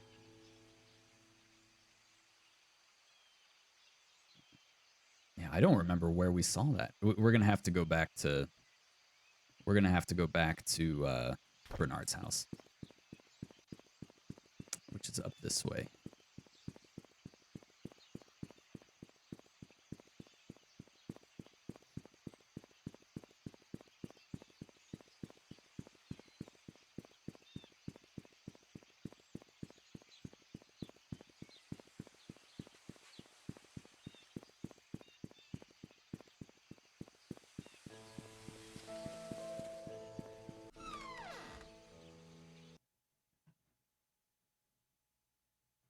It's pretty sad. I've almost got this town memorized.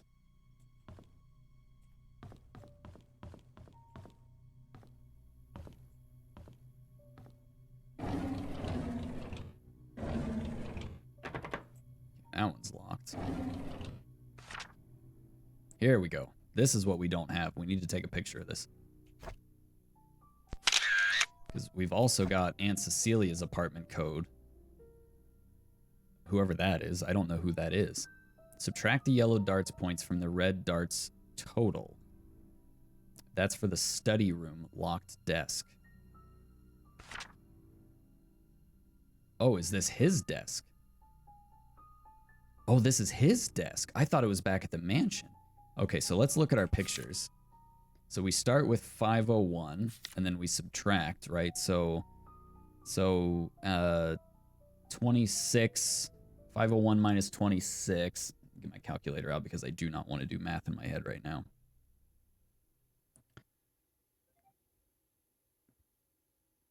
Calculator.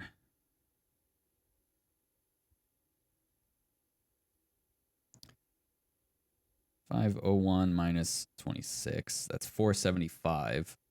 And then 501 minus 30.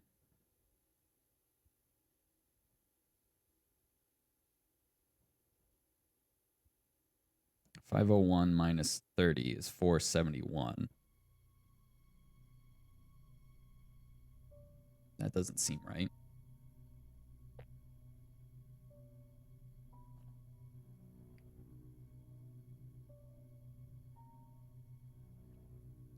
$501 minus 26. Oops. 501 minus 26 is 475. And then 501 minus 30. Daggone it. 501 minus 30. 471. So that'd be 4. But it said... What did it say? Subtract the yellow darts points from the red darts total. Subtract the yellow darts points from the red darts total. So yellow is 30. Red is... Wait, do you add that to the 501?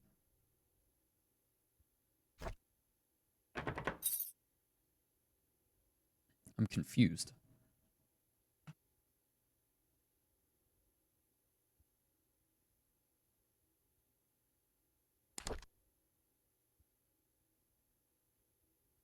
Subtract the yellow darts points from the red darts total.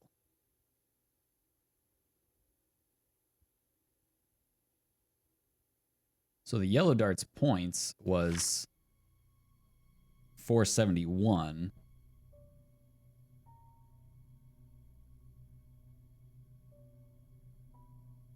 So this would have to be at 0. And then 471 minus 26 would be 445. No, that's not it.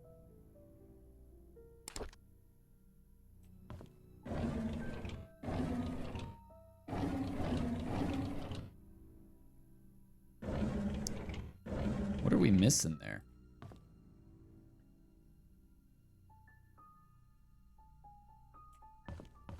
Let's go check. Let's go check the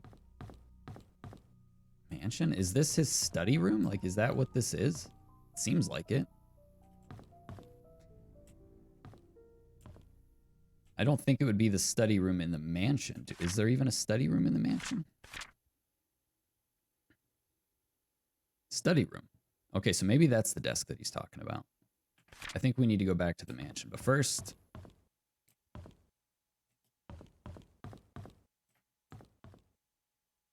Ah, that's good to know. Yeah, so they built this in Unity, and I said earlier that I hope they build something in Unreal 5, because they really, really do nice work. So we're gonna go take a picture of the scoring sheet for the darts, just so I have it on hand. And then we're gonna go to the mansion, because I think the study room that they're talking about is actually that one and not his desk. There are a lot of combinations and desk locks and stuff that we have not unlocked yet, so there's still seemingly much to do in this game. What's the studio called, by the way? I didn't look.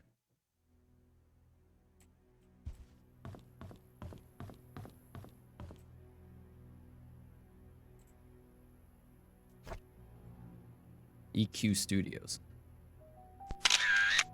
Okay, we've got that now.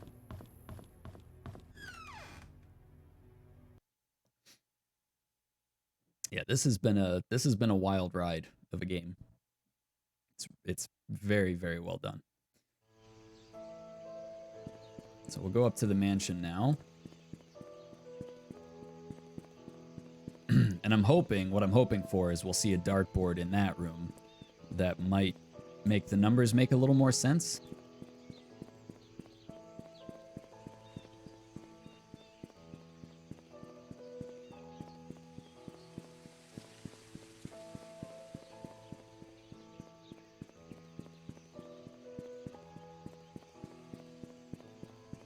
I think this game is set in 1999, so it's got a lot of like little 90s. It's like kind of like the story is from the mid 70s to the late 90s is kind of where all of the events and everything seem to be taking place. So it's pretty cool. I'm kind of glad that it's not done in modern time. It just seems to work better in an older time period. How would you like to live here, though?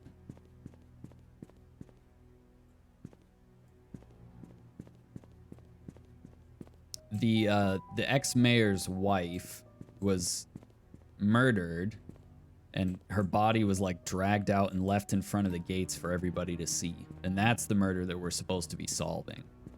So our objective is actually to find who killed her, what the murder weapon was, what the motive was, and to get a front page photograph. So that's kind of how you win the game, I guess. Okay, so here's the entrance. We want to go up here to the left. This is the study room. So here's the unlocked cabinet that we're talking about. But we don't know what the darts score is. There is a bar upstairs which might have a dartboard. Can we go? Okay, here we can go up here.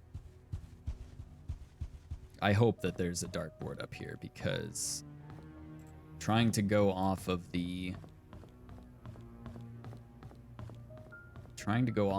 darts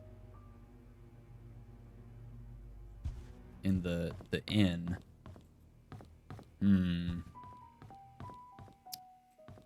There's no darts.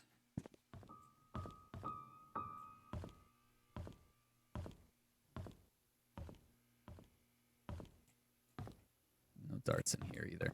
Wait, was that a picture that we haven't looked at? Oh, no, it's a dustpan.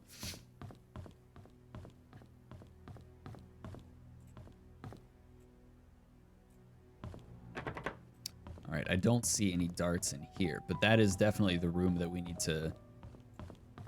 to get into or use that combination for. There's no darts in here.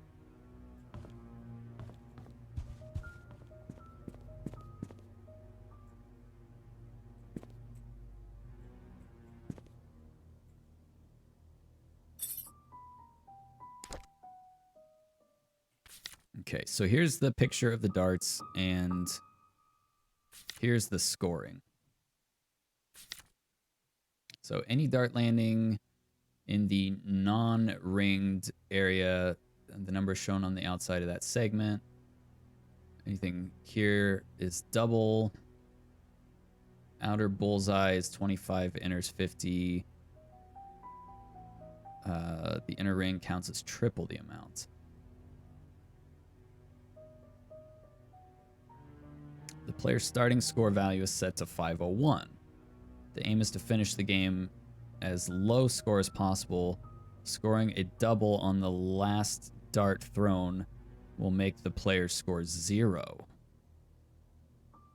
Scoring a double on the last dart thrown will make the player score 0. So this one was 18. So I bet that's okay. I bet that's what this is.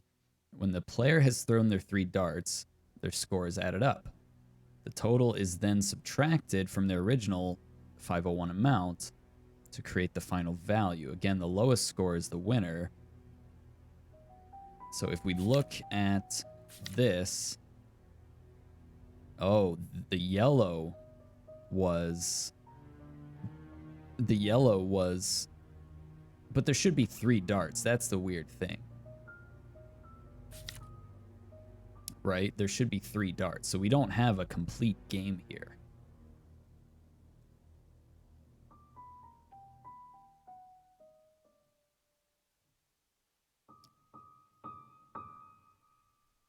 Oh, no. This is a complete game because it's not 2 people going against each other. It's one person's game, and they just happen to use a different colored dart.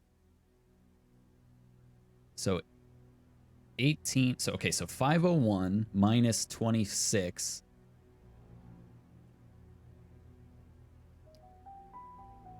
Let's look at the notes again. Subtract the yellow dart's points from the red dart's total. 5 hours and 30 minutes. What's up, Johnny? Yeah, we've been putting in some marathon streams lately. Johnny, you're a darts player. I'm assuming. Subtract the yellow dart's points from the red dart's total. So that would be, if we assume that this was thrown on the last throw, then that would make that 0, right? Because 26 minus 30 would be a negative number.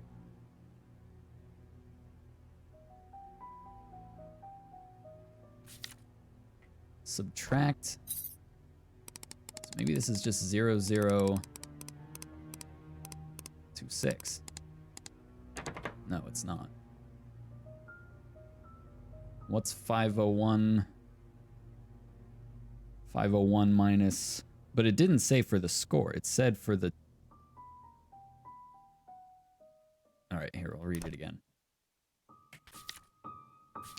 So it says we need to subtract the yellow dart's points from the red dart's total. And here's the score that we have.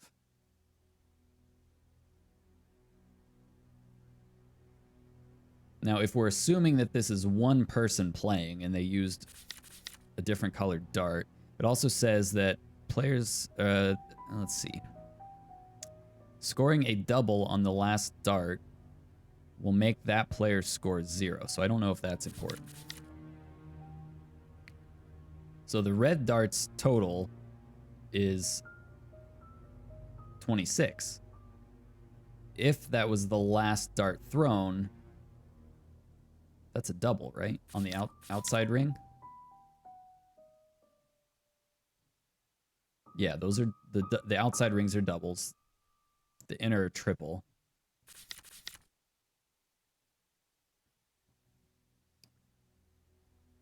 So maybe that wasn't the last dart thrown. But that would still make it 24. Or negative 4, I mean.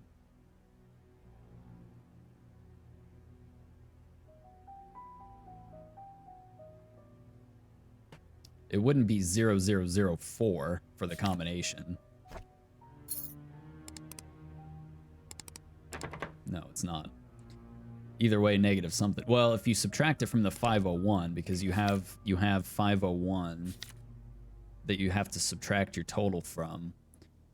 So 501 minus 26 is 475. So let's try 475 on the combination and see if that's it. 0475. No, it's not that.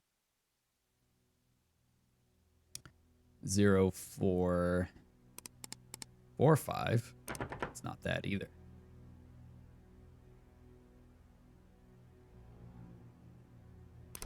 We have the cipher, right? We have all of the pieces, but there's something we're not getting right.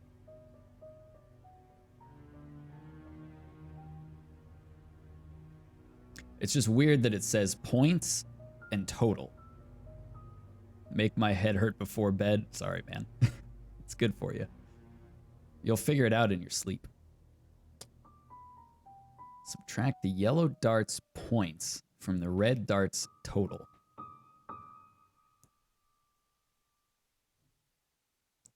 The red darts total would have to be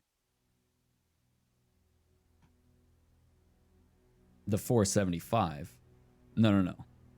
501 minus 26. Yeah, that'd be the 475. Minus 30 would be 445. We tried both of those numbers and they don't work.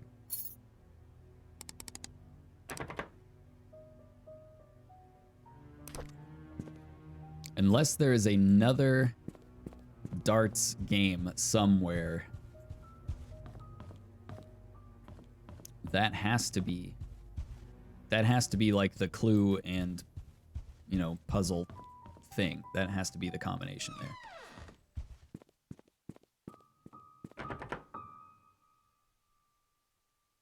Door is bolted from the inside.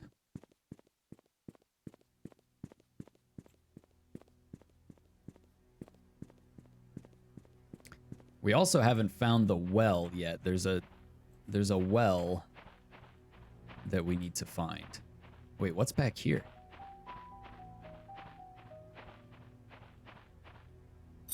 It's another combination lock.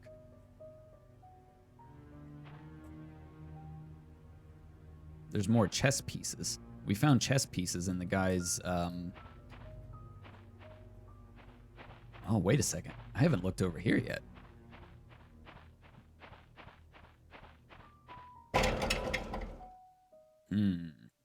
I bet that's where our well is.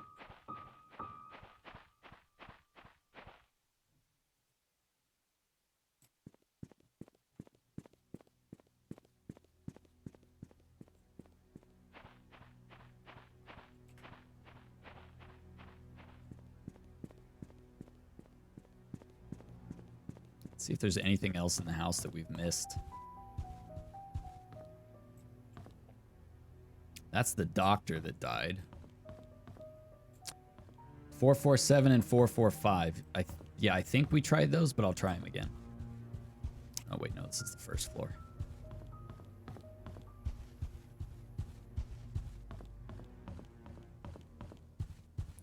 Unless it's not a leading 0.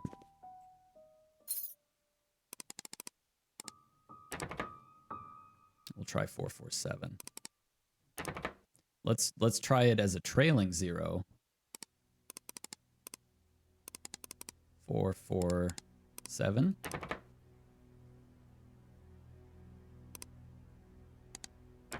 Or if we do 2630. No, it's not that either.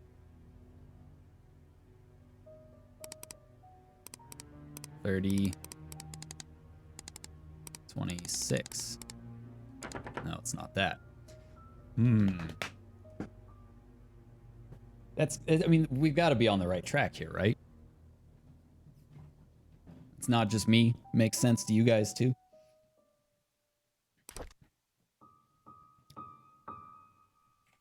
I also want a 3080 Ti. Why a 3080 Ti, Johnny? We don't know who Aunt Cecilia is.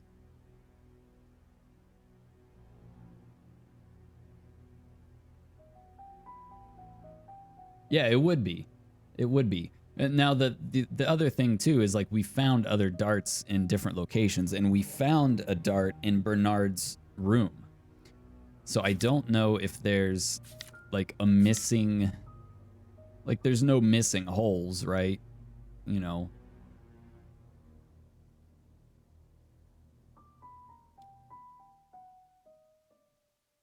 Unless there is. Let's go examine the dartboard again. I don't know what else to do.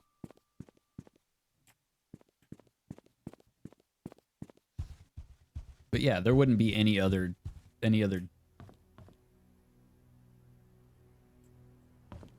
Oh, that could be. Yeah, that could be. I don't think there was anything like that, but that's possible. A number of people, because I looked on the Steam community page for this game, and like a lot of people have extensive handwritten notes about. People are doing like those mind charts and stuff. There's a lot to this game. It's very in depth. Tons of dates, tons of names, tons of combinations and locked doors. We're gonna be on this one for a little bit. I was thinking, what brought you to Dartling? Oh, I'm just trying to solve a video. Yeah, it kind of feels that way, huh? Wait, what's this? Oh, this is the big little books. Okay.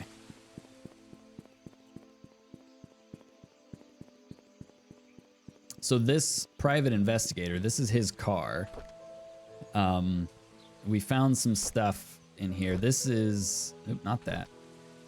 This is Sophia. So this is the girl that the ex-mayor, who is the husband of the guy that... Or the husband of the lady that was murdered that we're trying to solve. He had an affair with this girl, who was one of the maids, who gave him a son that ended up being an orphan, and they changed his name. But anyway, there's a bloody handprint in this, so we have to find the key to his car somewhere so that we can get into the glove compartment.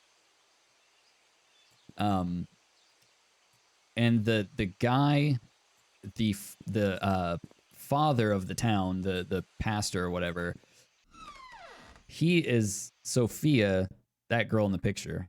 I think that he said that she was his cousin, so that she would get a job at the mayor's residence as a maid. But he lied. They were actually at an orphanage together, and I think he had feelings for her.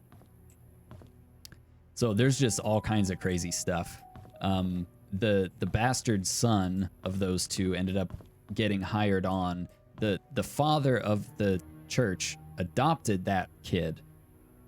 He ended up working for the family, and it's just a mess. It's absolutely a mess. But that Sophia girl, she died.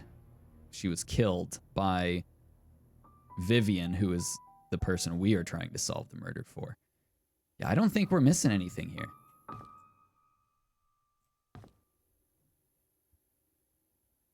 I don't think we're missing anything.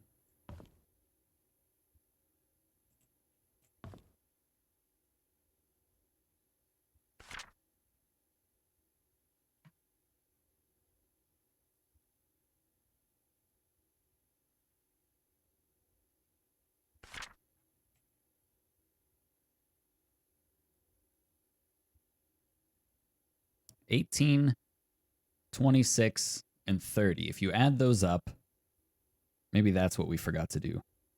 18 plus, oops, I'm sorry. 26 plus 30, that's 56. So 501 minus 56, that's the 445 that you said. So that wasn't it. I'm at a loss because we don't have any other items. There is apparently a car that we still need to use this Slim Jim on, but I haven't seen any other vehicles.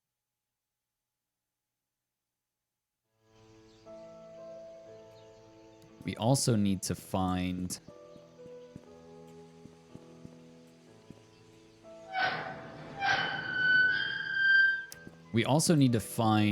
the code for Scott's wall safe. Let's go back to the church real quick.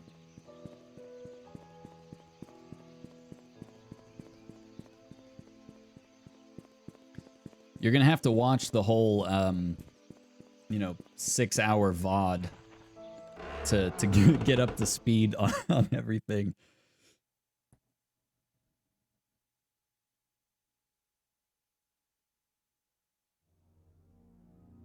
Yeah, so that would be the four.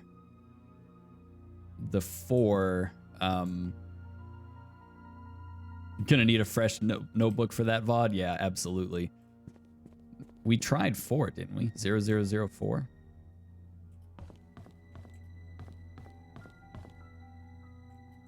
There's nothing in the basement. Okay, so this is Scott's room. And... oh, I don't think we've tried Trisha's birthday. That was in Charles Roberts. Okay, June 11th. So let's try 0611 on this. No, that's not it.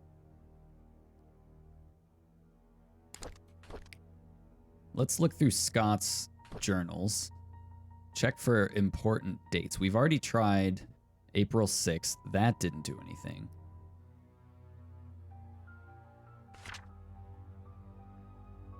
The older boys are bullying him. Let's see. Trisha defended me today.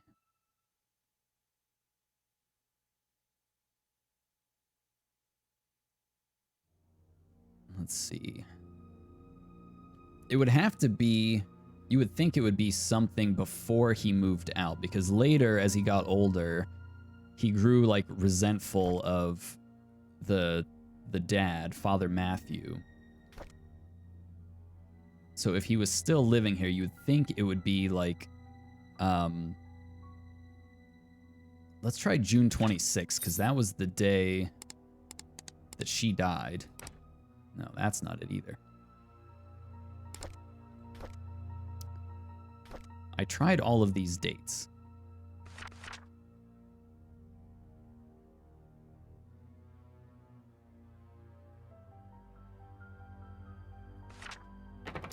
We tried 1985.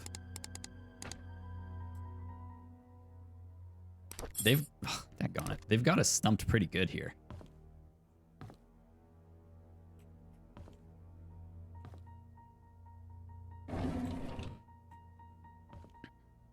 This was the day, May 3rd, 1985. We tried that, right? 0503.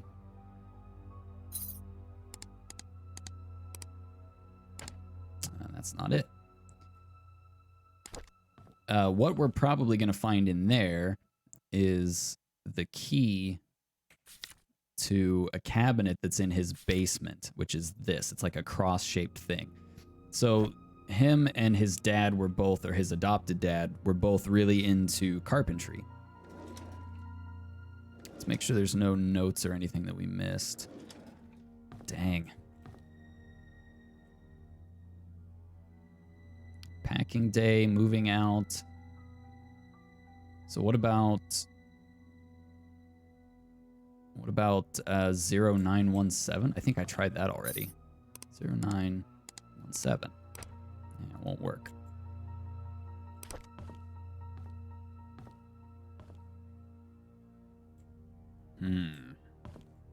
I'm actually stumped.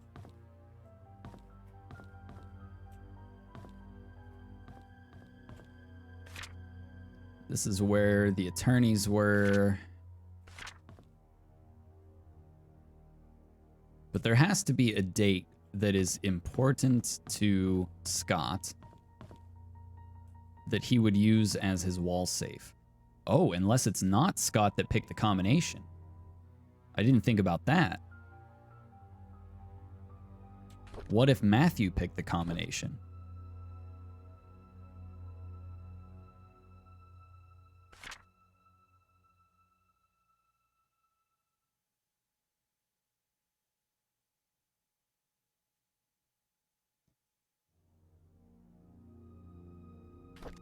I wonder. I don't think we have Sophia's birthday yet.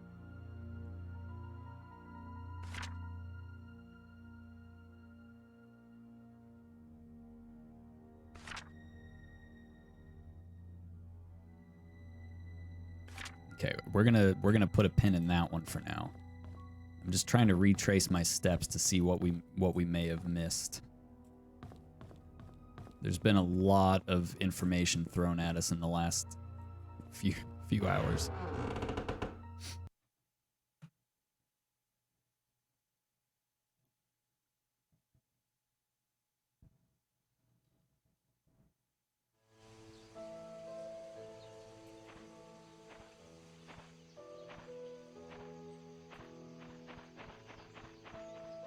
there's also the issue of that time capsule. They did mention a large... Actually, Scott and Trisha had a time capsule. They mentioned a large rock by the cemetery.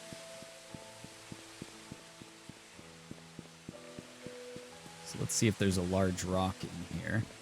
There we go.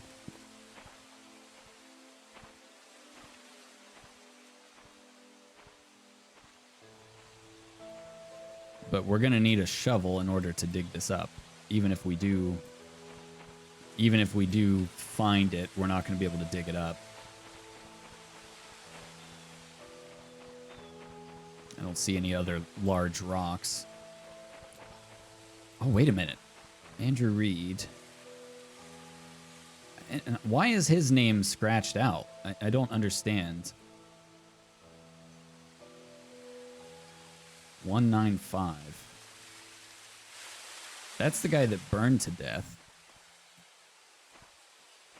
There's a large rock there, but this gate is locked. We need a key for that one.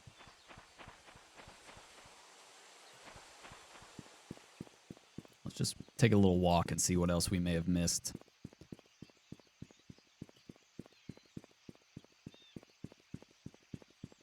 Go around this way. We've got the farmer's market, which we haven't really investigated too much.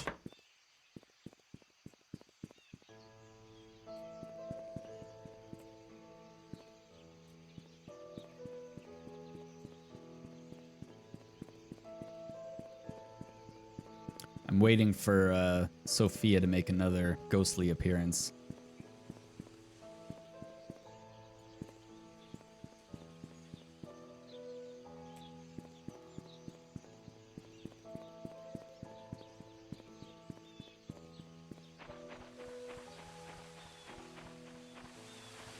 Let's check back here by the playground again, too. Because that's the path to the hunting grounds. This is over towards... Wait, have we been over here?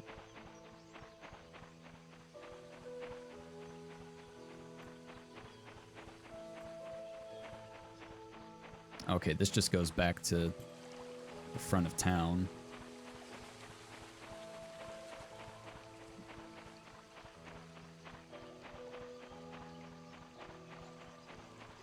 I kind of wish I had actually started taking notes. We might have to bust out a legal pad.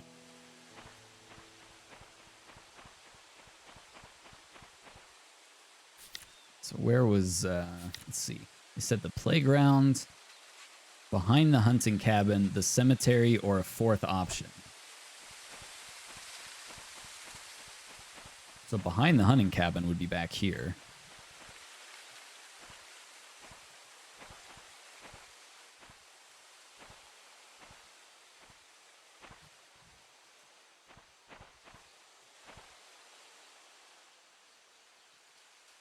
And why the heck is there blood on that girl's note? Visit Andrew at the hospital. Check hospital for missing tools. The hospital, we were making good progress, and then it just had a dead end when the lights went off. So I don't know if that's the game's way of like forcing us to go to a different location and do other things.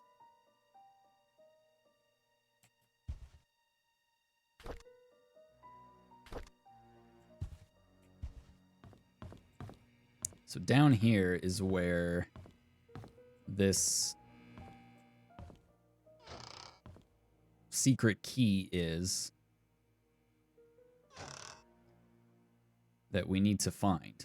And I'm thinking that's what's in his wall safe.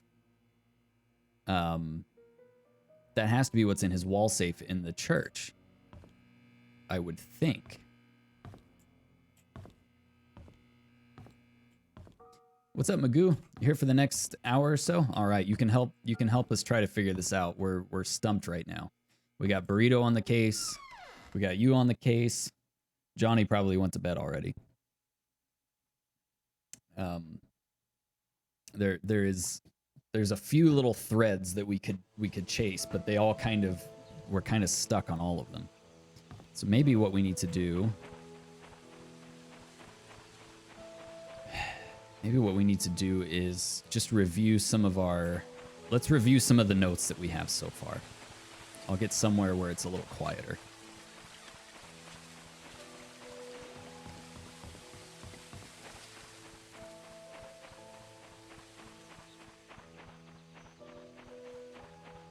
And this will help bring you guys up to speed a little bit too on some of the events. All right, we'll stay here by the inn. All right, let's see. What would be important? So Andrew Reed is the guy who he was there when Sophia was murdered. So it was Andrew, Vivian, and the doctor. All of them are dead now. So the doctor was found at the bottom of a lake in his car. Vivian was murdered. It's Dorothy. That was easy. Why didn't I think of that? Vivian was murdered and left outside the mansion gates. And Andrew, this guy, was like hallucinating and he's been seeing Sophia's ghost. And he either was murdered or killed himself by his house caught on fire. I'm almost thinking he killed himself. So those three were all there when Sophia was killed. She hit her head on a well. Then there is Bernard, who is the butler. He never married anybody, but it looks like he was kind of sweet on Vivian. So he might have a motive. There was, you don't think you'll be much help? Hey, you never know. Something might just like click. Let's see. Charles was the mayor, or the former mayor, who had the affair with Sophia. They had a kid together. Who is presumably Scott Brooks, because he was an orphan, but brought back to the town. So he is actually the son of the former mayor. Derek was his friend. Let's see. Oh, Dorothy. Okay. Dorothy did not like Sophia, actually, as far as I remember.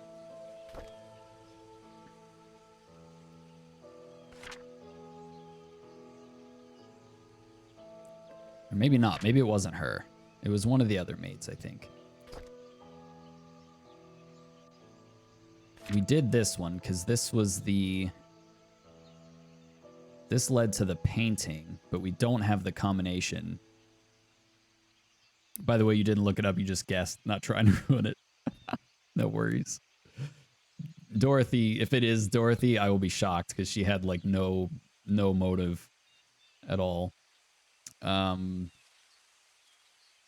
see. Who else? Stephen Moss was the PI.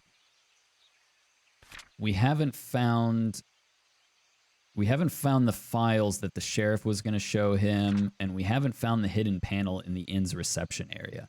It's part of the counter. It's hard to pop open. So there's no interrogation. So the backstory is everybody in this town has since left because a bunch of people have died. There was a scandal. So the population just slowly decreased to 0. So you're just here doing good old-fashioned detective work. There's no hand-holding. They make you, you have to find clues, piece together the evidence, and go from there. So there's some kind of a hidden panel in the inn's reception area. We also have his briefcase. Oh.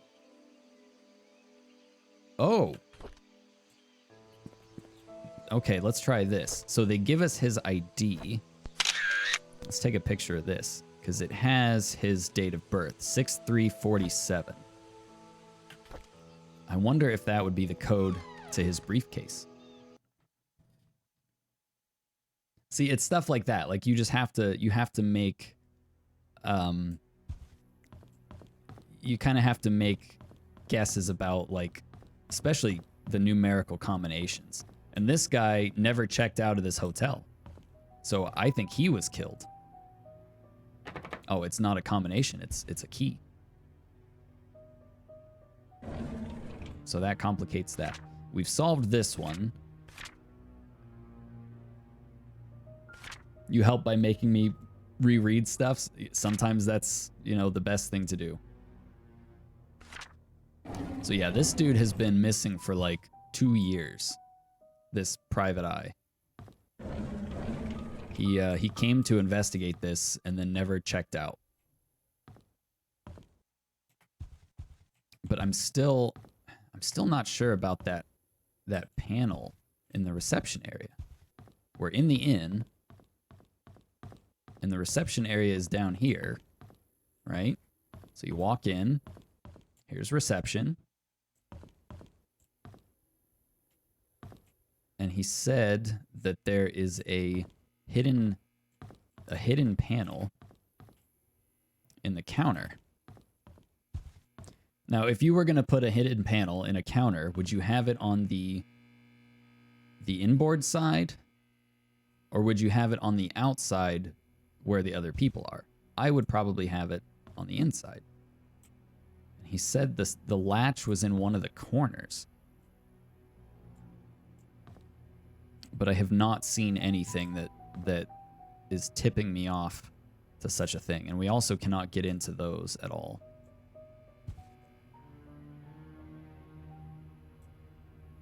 We have more darts back here.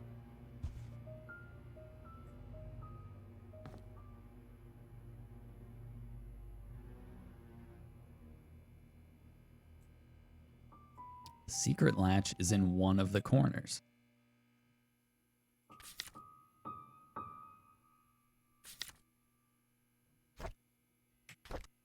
Nope, journal. It's hard to pop open. The latch is placed at one of the corners. That's like so cryptic.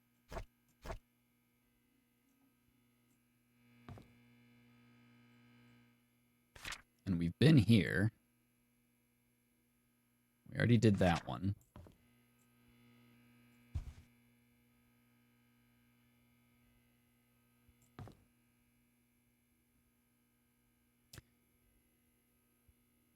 Oh, maybe it's not.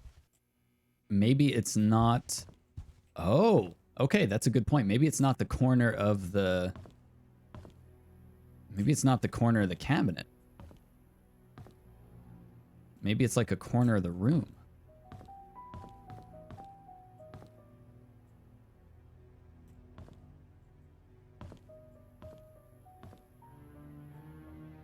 Old-fashioned way to listen to music.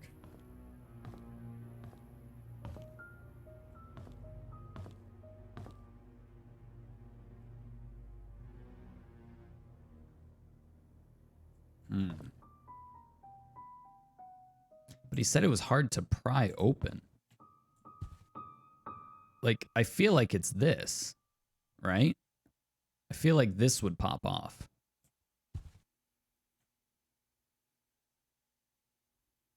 And he said they hide some interesting stuff in there.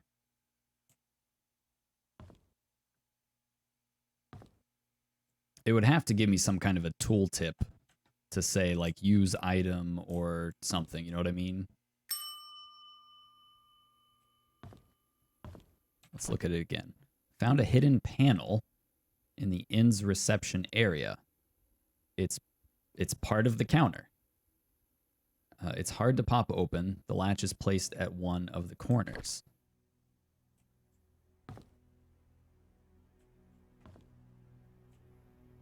So it is part of the counter, he says. The latch is placed at one of the corners.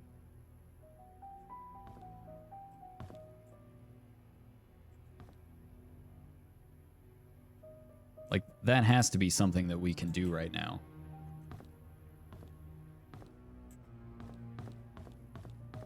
It's going to drive me nuts if we don't find it.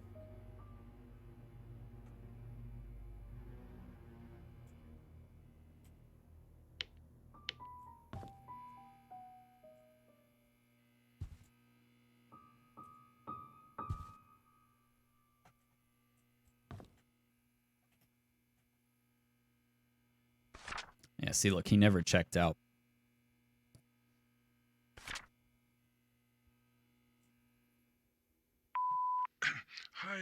this is Oliver Gibson. I just wanted to thank you for letting me borrow your toolbox and shovel. This is important too. I'm currently out of town for a few days, and I didn't get the chance to return it yet. In the case you need them, it's currently sitting in my photo lab. Ask Mrs. Patterson for my spare key. Okay. We need that too, because we need the shovel and the tools.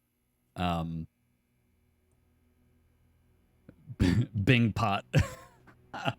Someone's a Brooklyn Nine-Nine fan. I love it.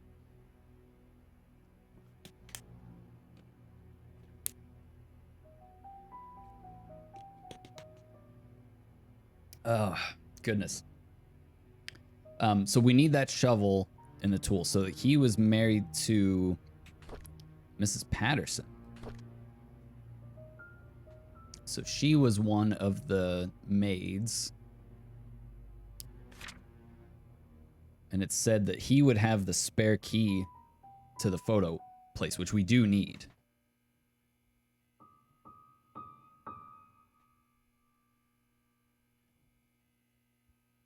We know that Bing and Pot exist somewhere. Yeah, exactly. Let's see. 1995.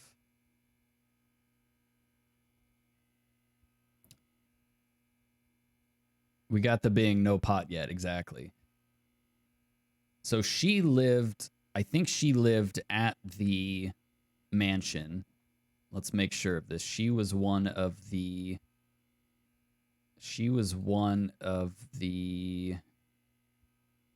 workers. So Dorothy Patterson. She was the nanny. And she supposedly has the spare key for the photo lab. Let's listen to this again. Hi, this is Oliver Gibson. I just wanted to thank you for letting me borrow your toolbox and shovel. I'm currently out of town for a few days, and I didn't get the chance to return it yet. In the case you need them, it's currently sitting in my photo lab. Ask Mrs. Patterson for my spare key. He sounds really off too. Like he sounds a little shook.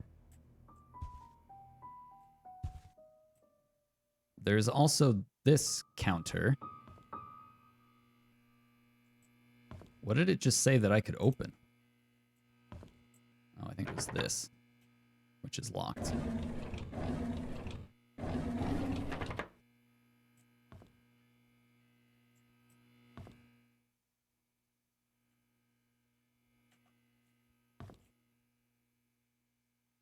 So maybe we have to go back to the mansion and look at the nanny's room. Maybe I didn't give that a good enough once over when I was there.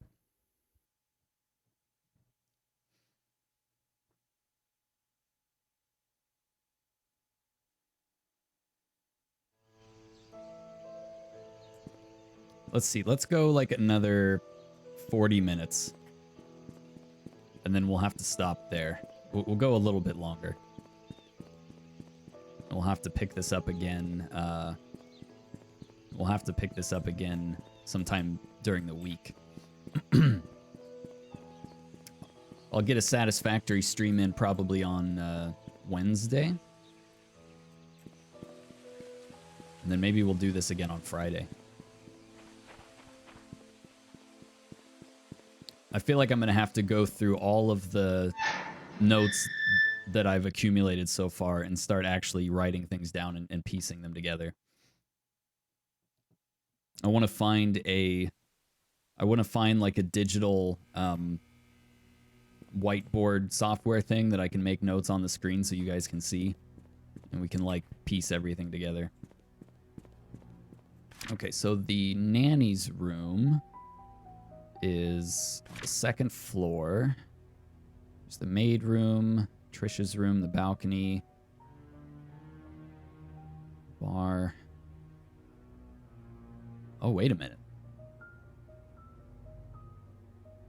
Did the maid or did the nanny not live here? No, she had to have. All right, whatever. We'll go in and just. What am I doing next in Satisfactory? I think we're continuing work on the oil or the fuel production, fuel generator production thing.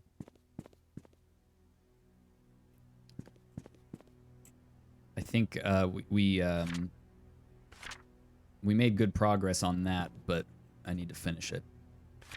Okay, that was the mom. Oh, that was the other thing. So the grandma, this lady, the mother of the mayor, Vivian, killed her. Her and the doctor were conspiring because they were like in cahoots, and the doctor gave her some special meds to basically kill her, and that's what happened. I'm still like losing my mind over this combination here. So everybody so far has been killing everybody. We have not been able to get into the storage room here. We have not been able to get into like the garage. Okay, so we're not missing anything in security, right?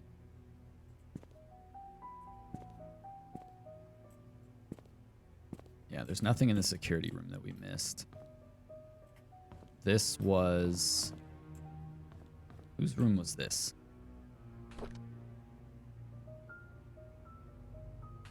Doesn't say. I don't remember who this was.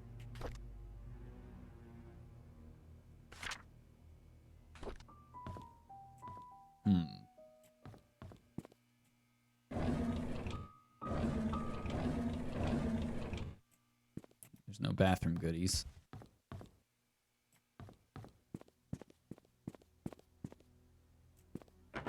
Yeah, this is one that, like, unless you were here at the beginning, there's been so much information that we've gotten. It's hard to come in the middle. But once we get back on track, it'll be easier. Okay, so this was the evidence that talked about the doctor and Vivian conspiring to kill the mom. I think this is Trish's room. So she has like this music box here that we have not been able to unlock yet. So that is still something we need to do. Can't open those, I guess. There was nothing in these drawers. Nothing in those, and this one was locked. So there's even more locked cabinets and things that we just don't have a way to get into yet.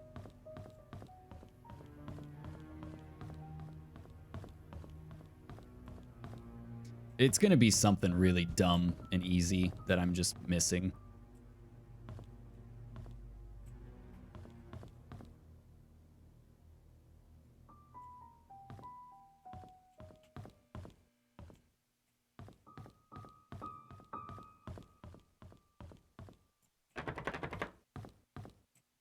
What was this room again? I forgot to return the servant's room key in time. Okay, we got that already. This was Mary Martinez. She was the younger maid that used to work at the cafe. Oh, did I read this one? I need to report Scott to Bernard, his suspicious acts. Okay, yeah, we already read that.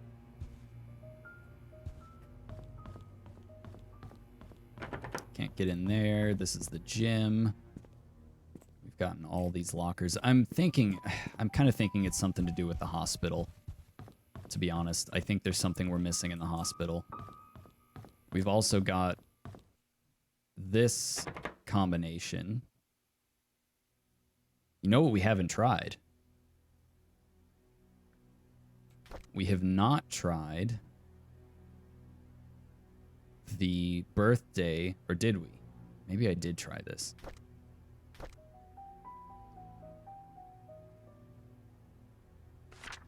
Where was it?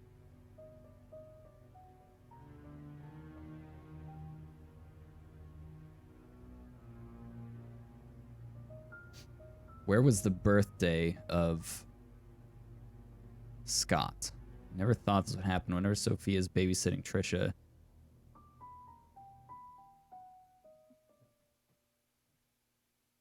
Let's see.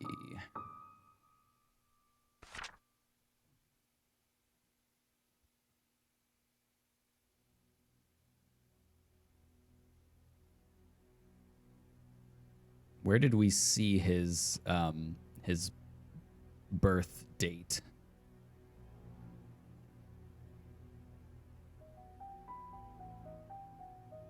It's Vivian's medical report. Oh, yeah, okay, that was from her. Oops.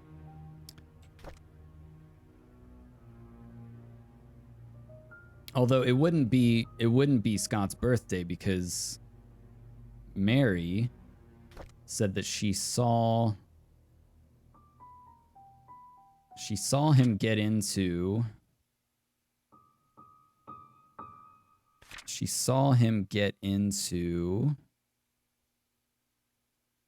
this.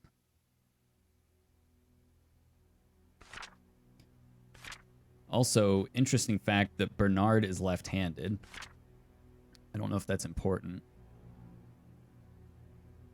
The address is 40 Black Pine Road.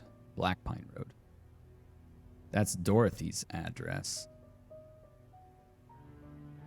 Oh, 40 Black Pine Road. Okay, that's Dorothy's address. So that's where we need to go to get maybe the spare key for the photo place. So let's go there next. But she did also mention right here. She also mentioned that okay, so maybe that could be Scott's birthday. Let's go back to Dorothy's house. Because maybe I missed something there. She's supposed to have the spare key for the photo booth, or the photo shop.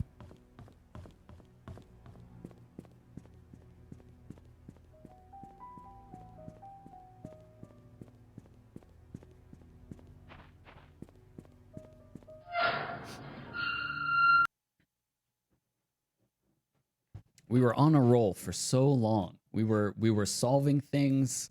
We were making progress, and then this freaking, as soon as we got to the hotel and the lights went off, it's completely derailed.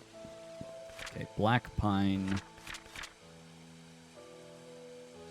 When you showed up, it went downhill? No, it was not because of you. Black Pine Road. So we said 40 Black Pine Road. So that's over by the hospital. That's this way.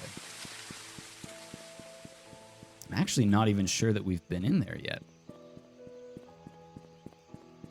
So that's this road. There's the hospital. 39 40.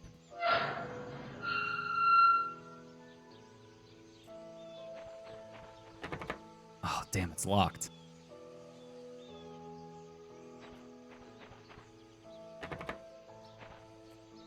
Oh man, I was so happy for a second that we might be going somewhere new. Well, how do we get the key for her house?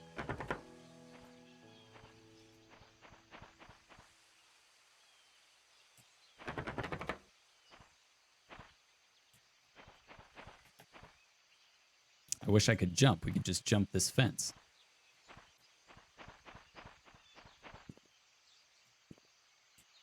Is she one of those people that like hides her keys in the flower bed or something?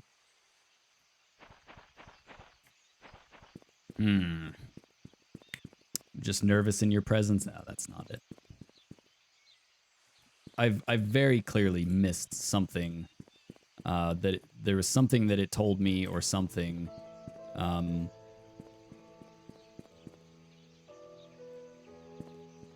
That we just have not figured out yet.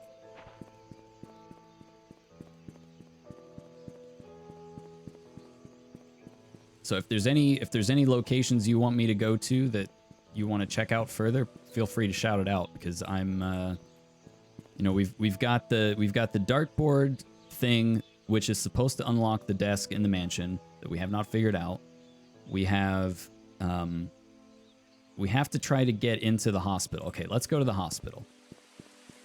Because if we can get into the basement, then we should be able to get the tools. We have to get the power turned back on. And that is down in the basement of the hospital.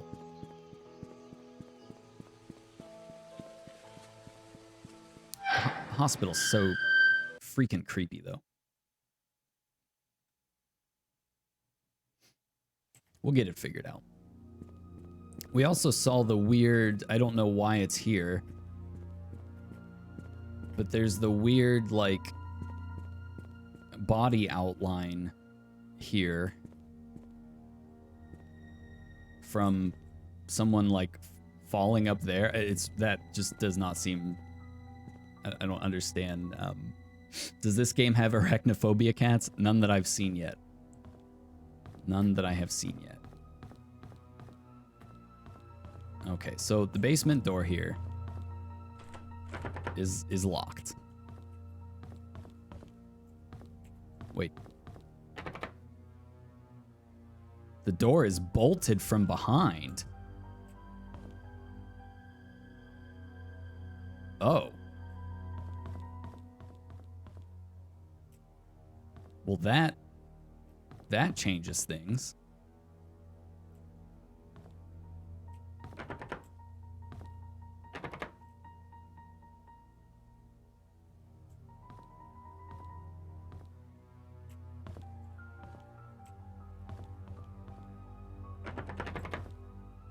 Okay, so I think the last major lead that we had was the medical records room.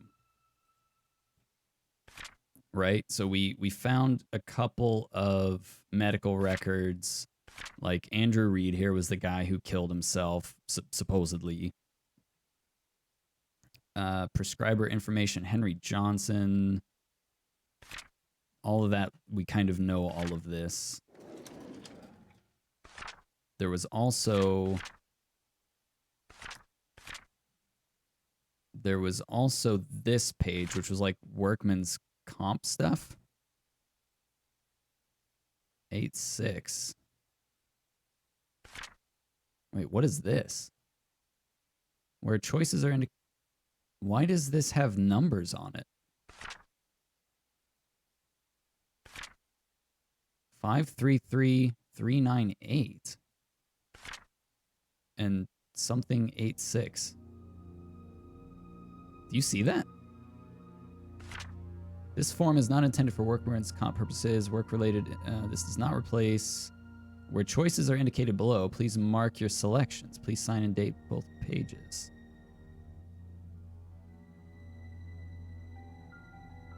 Is this like a bug or something? 533398 and something 86.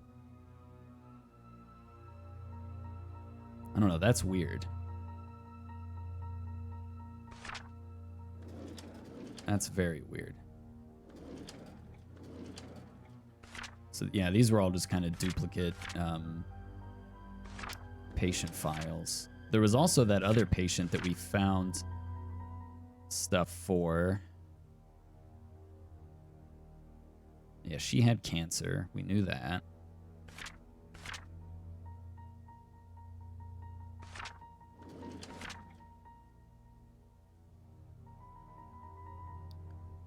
This is her patient ID.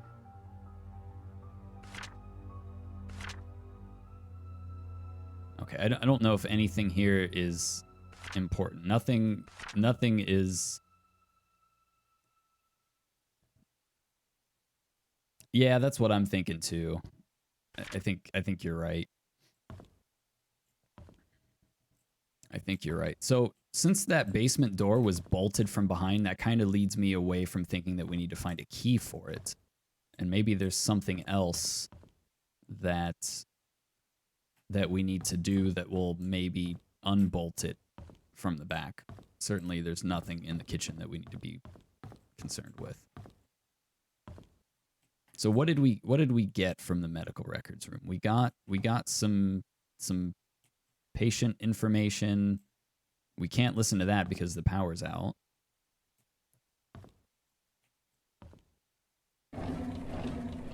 And we got this, which that allowed us to get into the nurse's locker. So if we go back to the nurse's station, which I think is over here.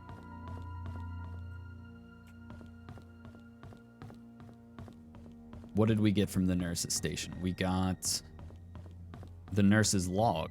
This was the only thing in here. So this is kind of like our dead end, right?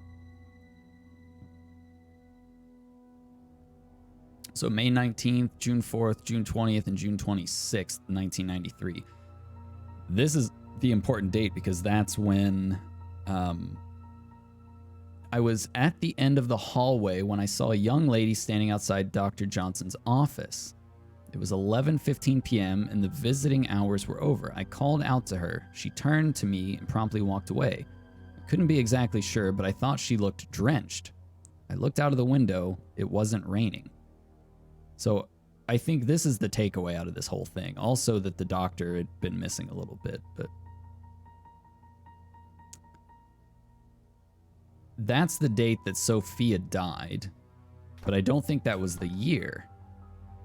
So if we go back to Scott's journal, 1975. Okay, June 26, 1975 is when Sophia died, and June 26th of 1993 is when this nurse saw her here in the hospital outside of his office. So where is his office? Doctor's office, first floor. I guess that would have to be his room. So let's see if we can find his room. Office. And we have his key card, but the power's off.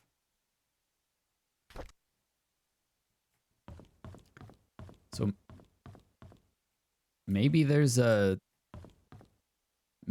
panel out back, but it says in the basement, here we go, electric control room. So that would be like the sensible place to have your circuit breaker. But we'll take a little walk out back just to make sure there's nothing we missed.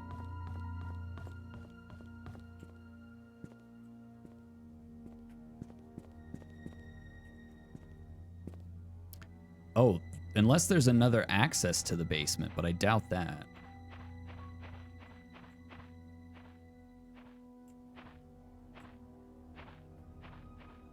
I didn't see any cellar doors when I was out here last time. This is also where the private investigator, in one of his notes, he took this picture right here, which shows a ghostly figure standing here, which I believe we know to be Sophia, because we've seen her appear a couple times. But why was she over here? What's the significance of this spot?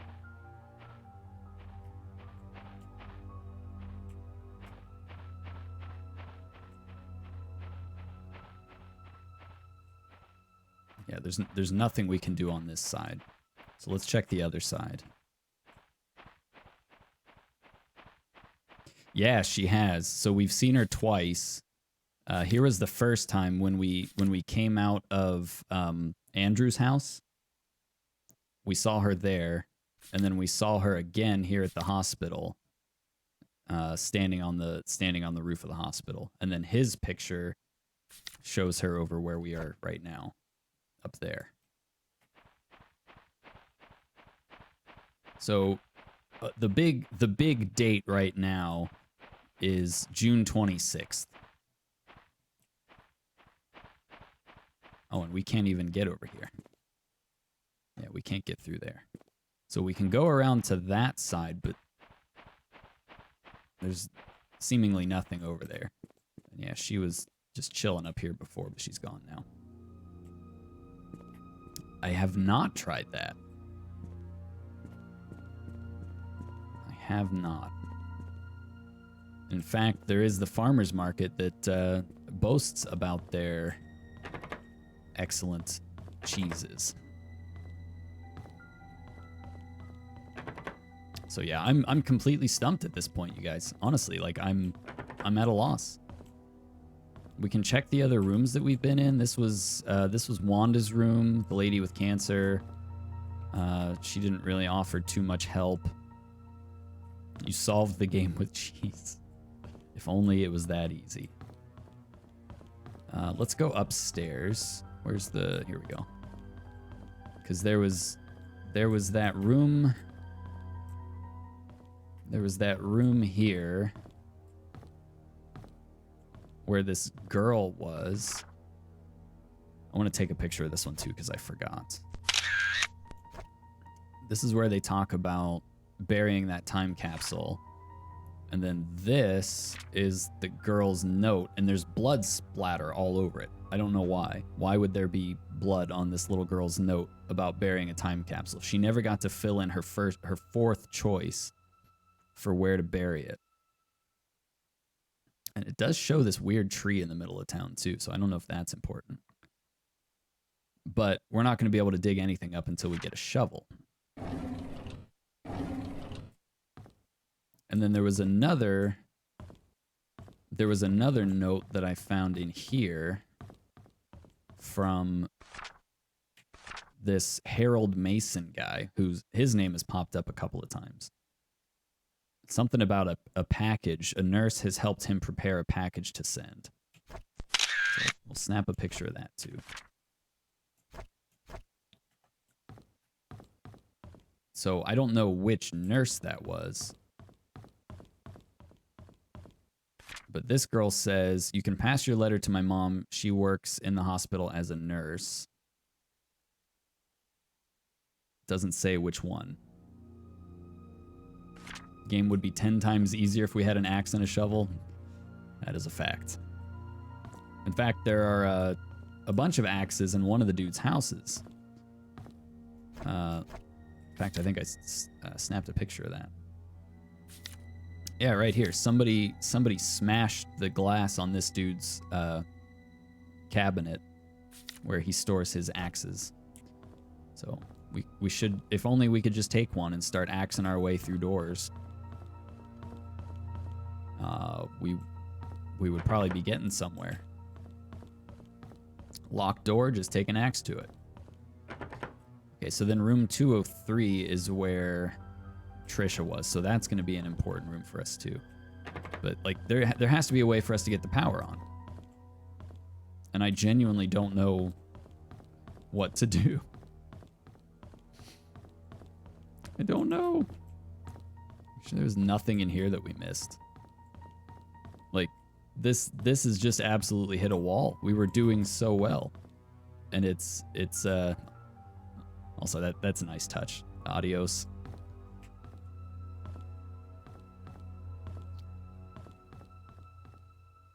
They always make you give up. See, it's a challenge for me. I like figuring it out.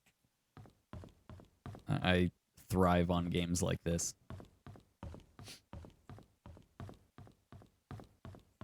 And then we can go up to the roof. And the only thing on the roof was where that broken railing is. Where it says somebody could fall and die. And that's where that chalk outline is below.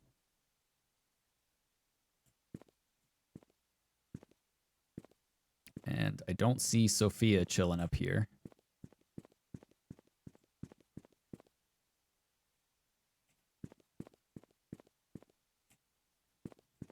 We can't walk up here, right? There's no way to climb up. So I don't think there's anything that we need to be doing on the roof.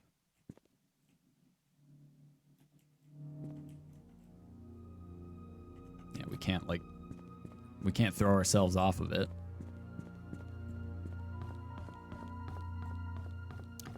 Yeah, I mean, these types of games aren't for everybody. I've always been a puzzle solver, mystery kind of guy. I wanted to be a detective as a kid.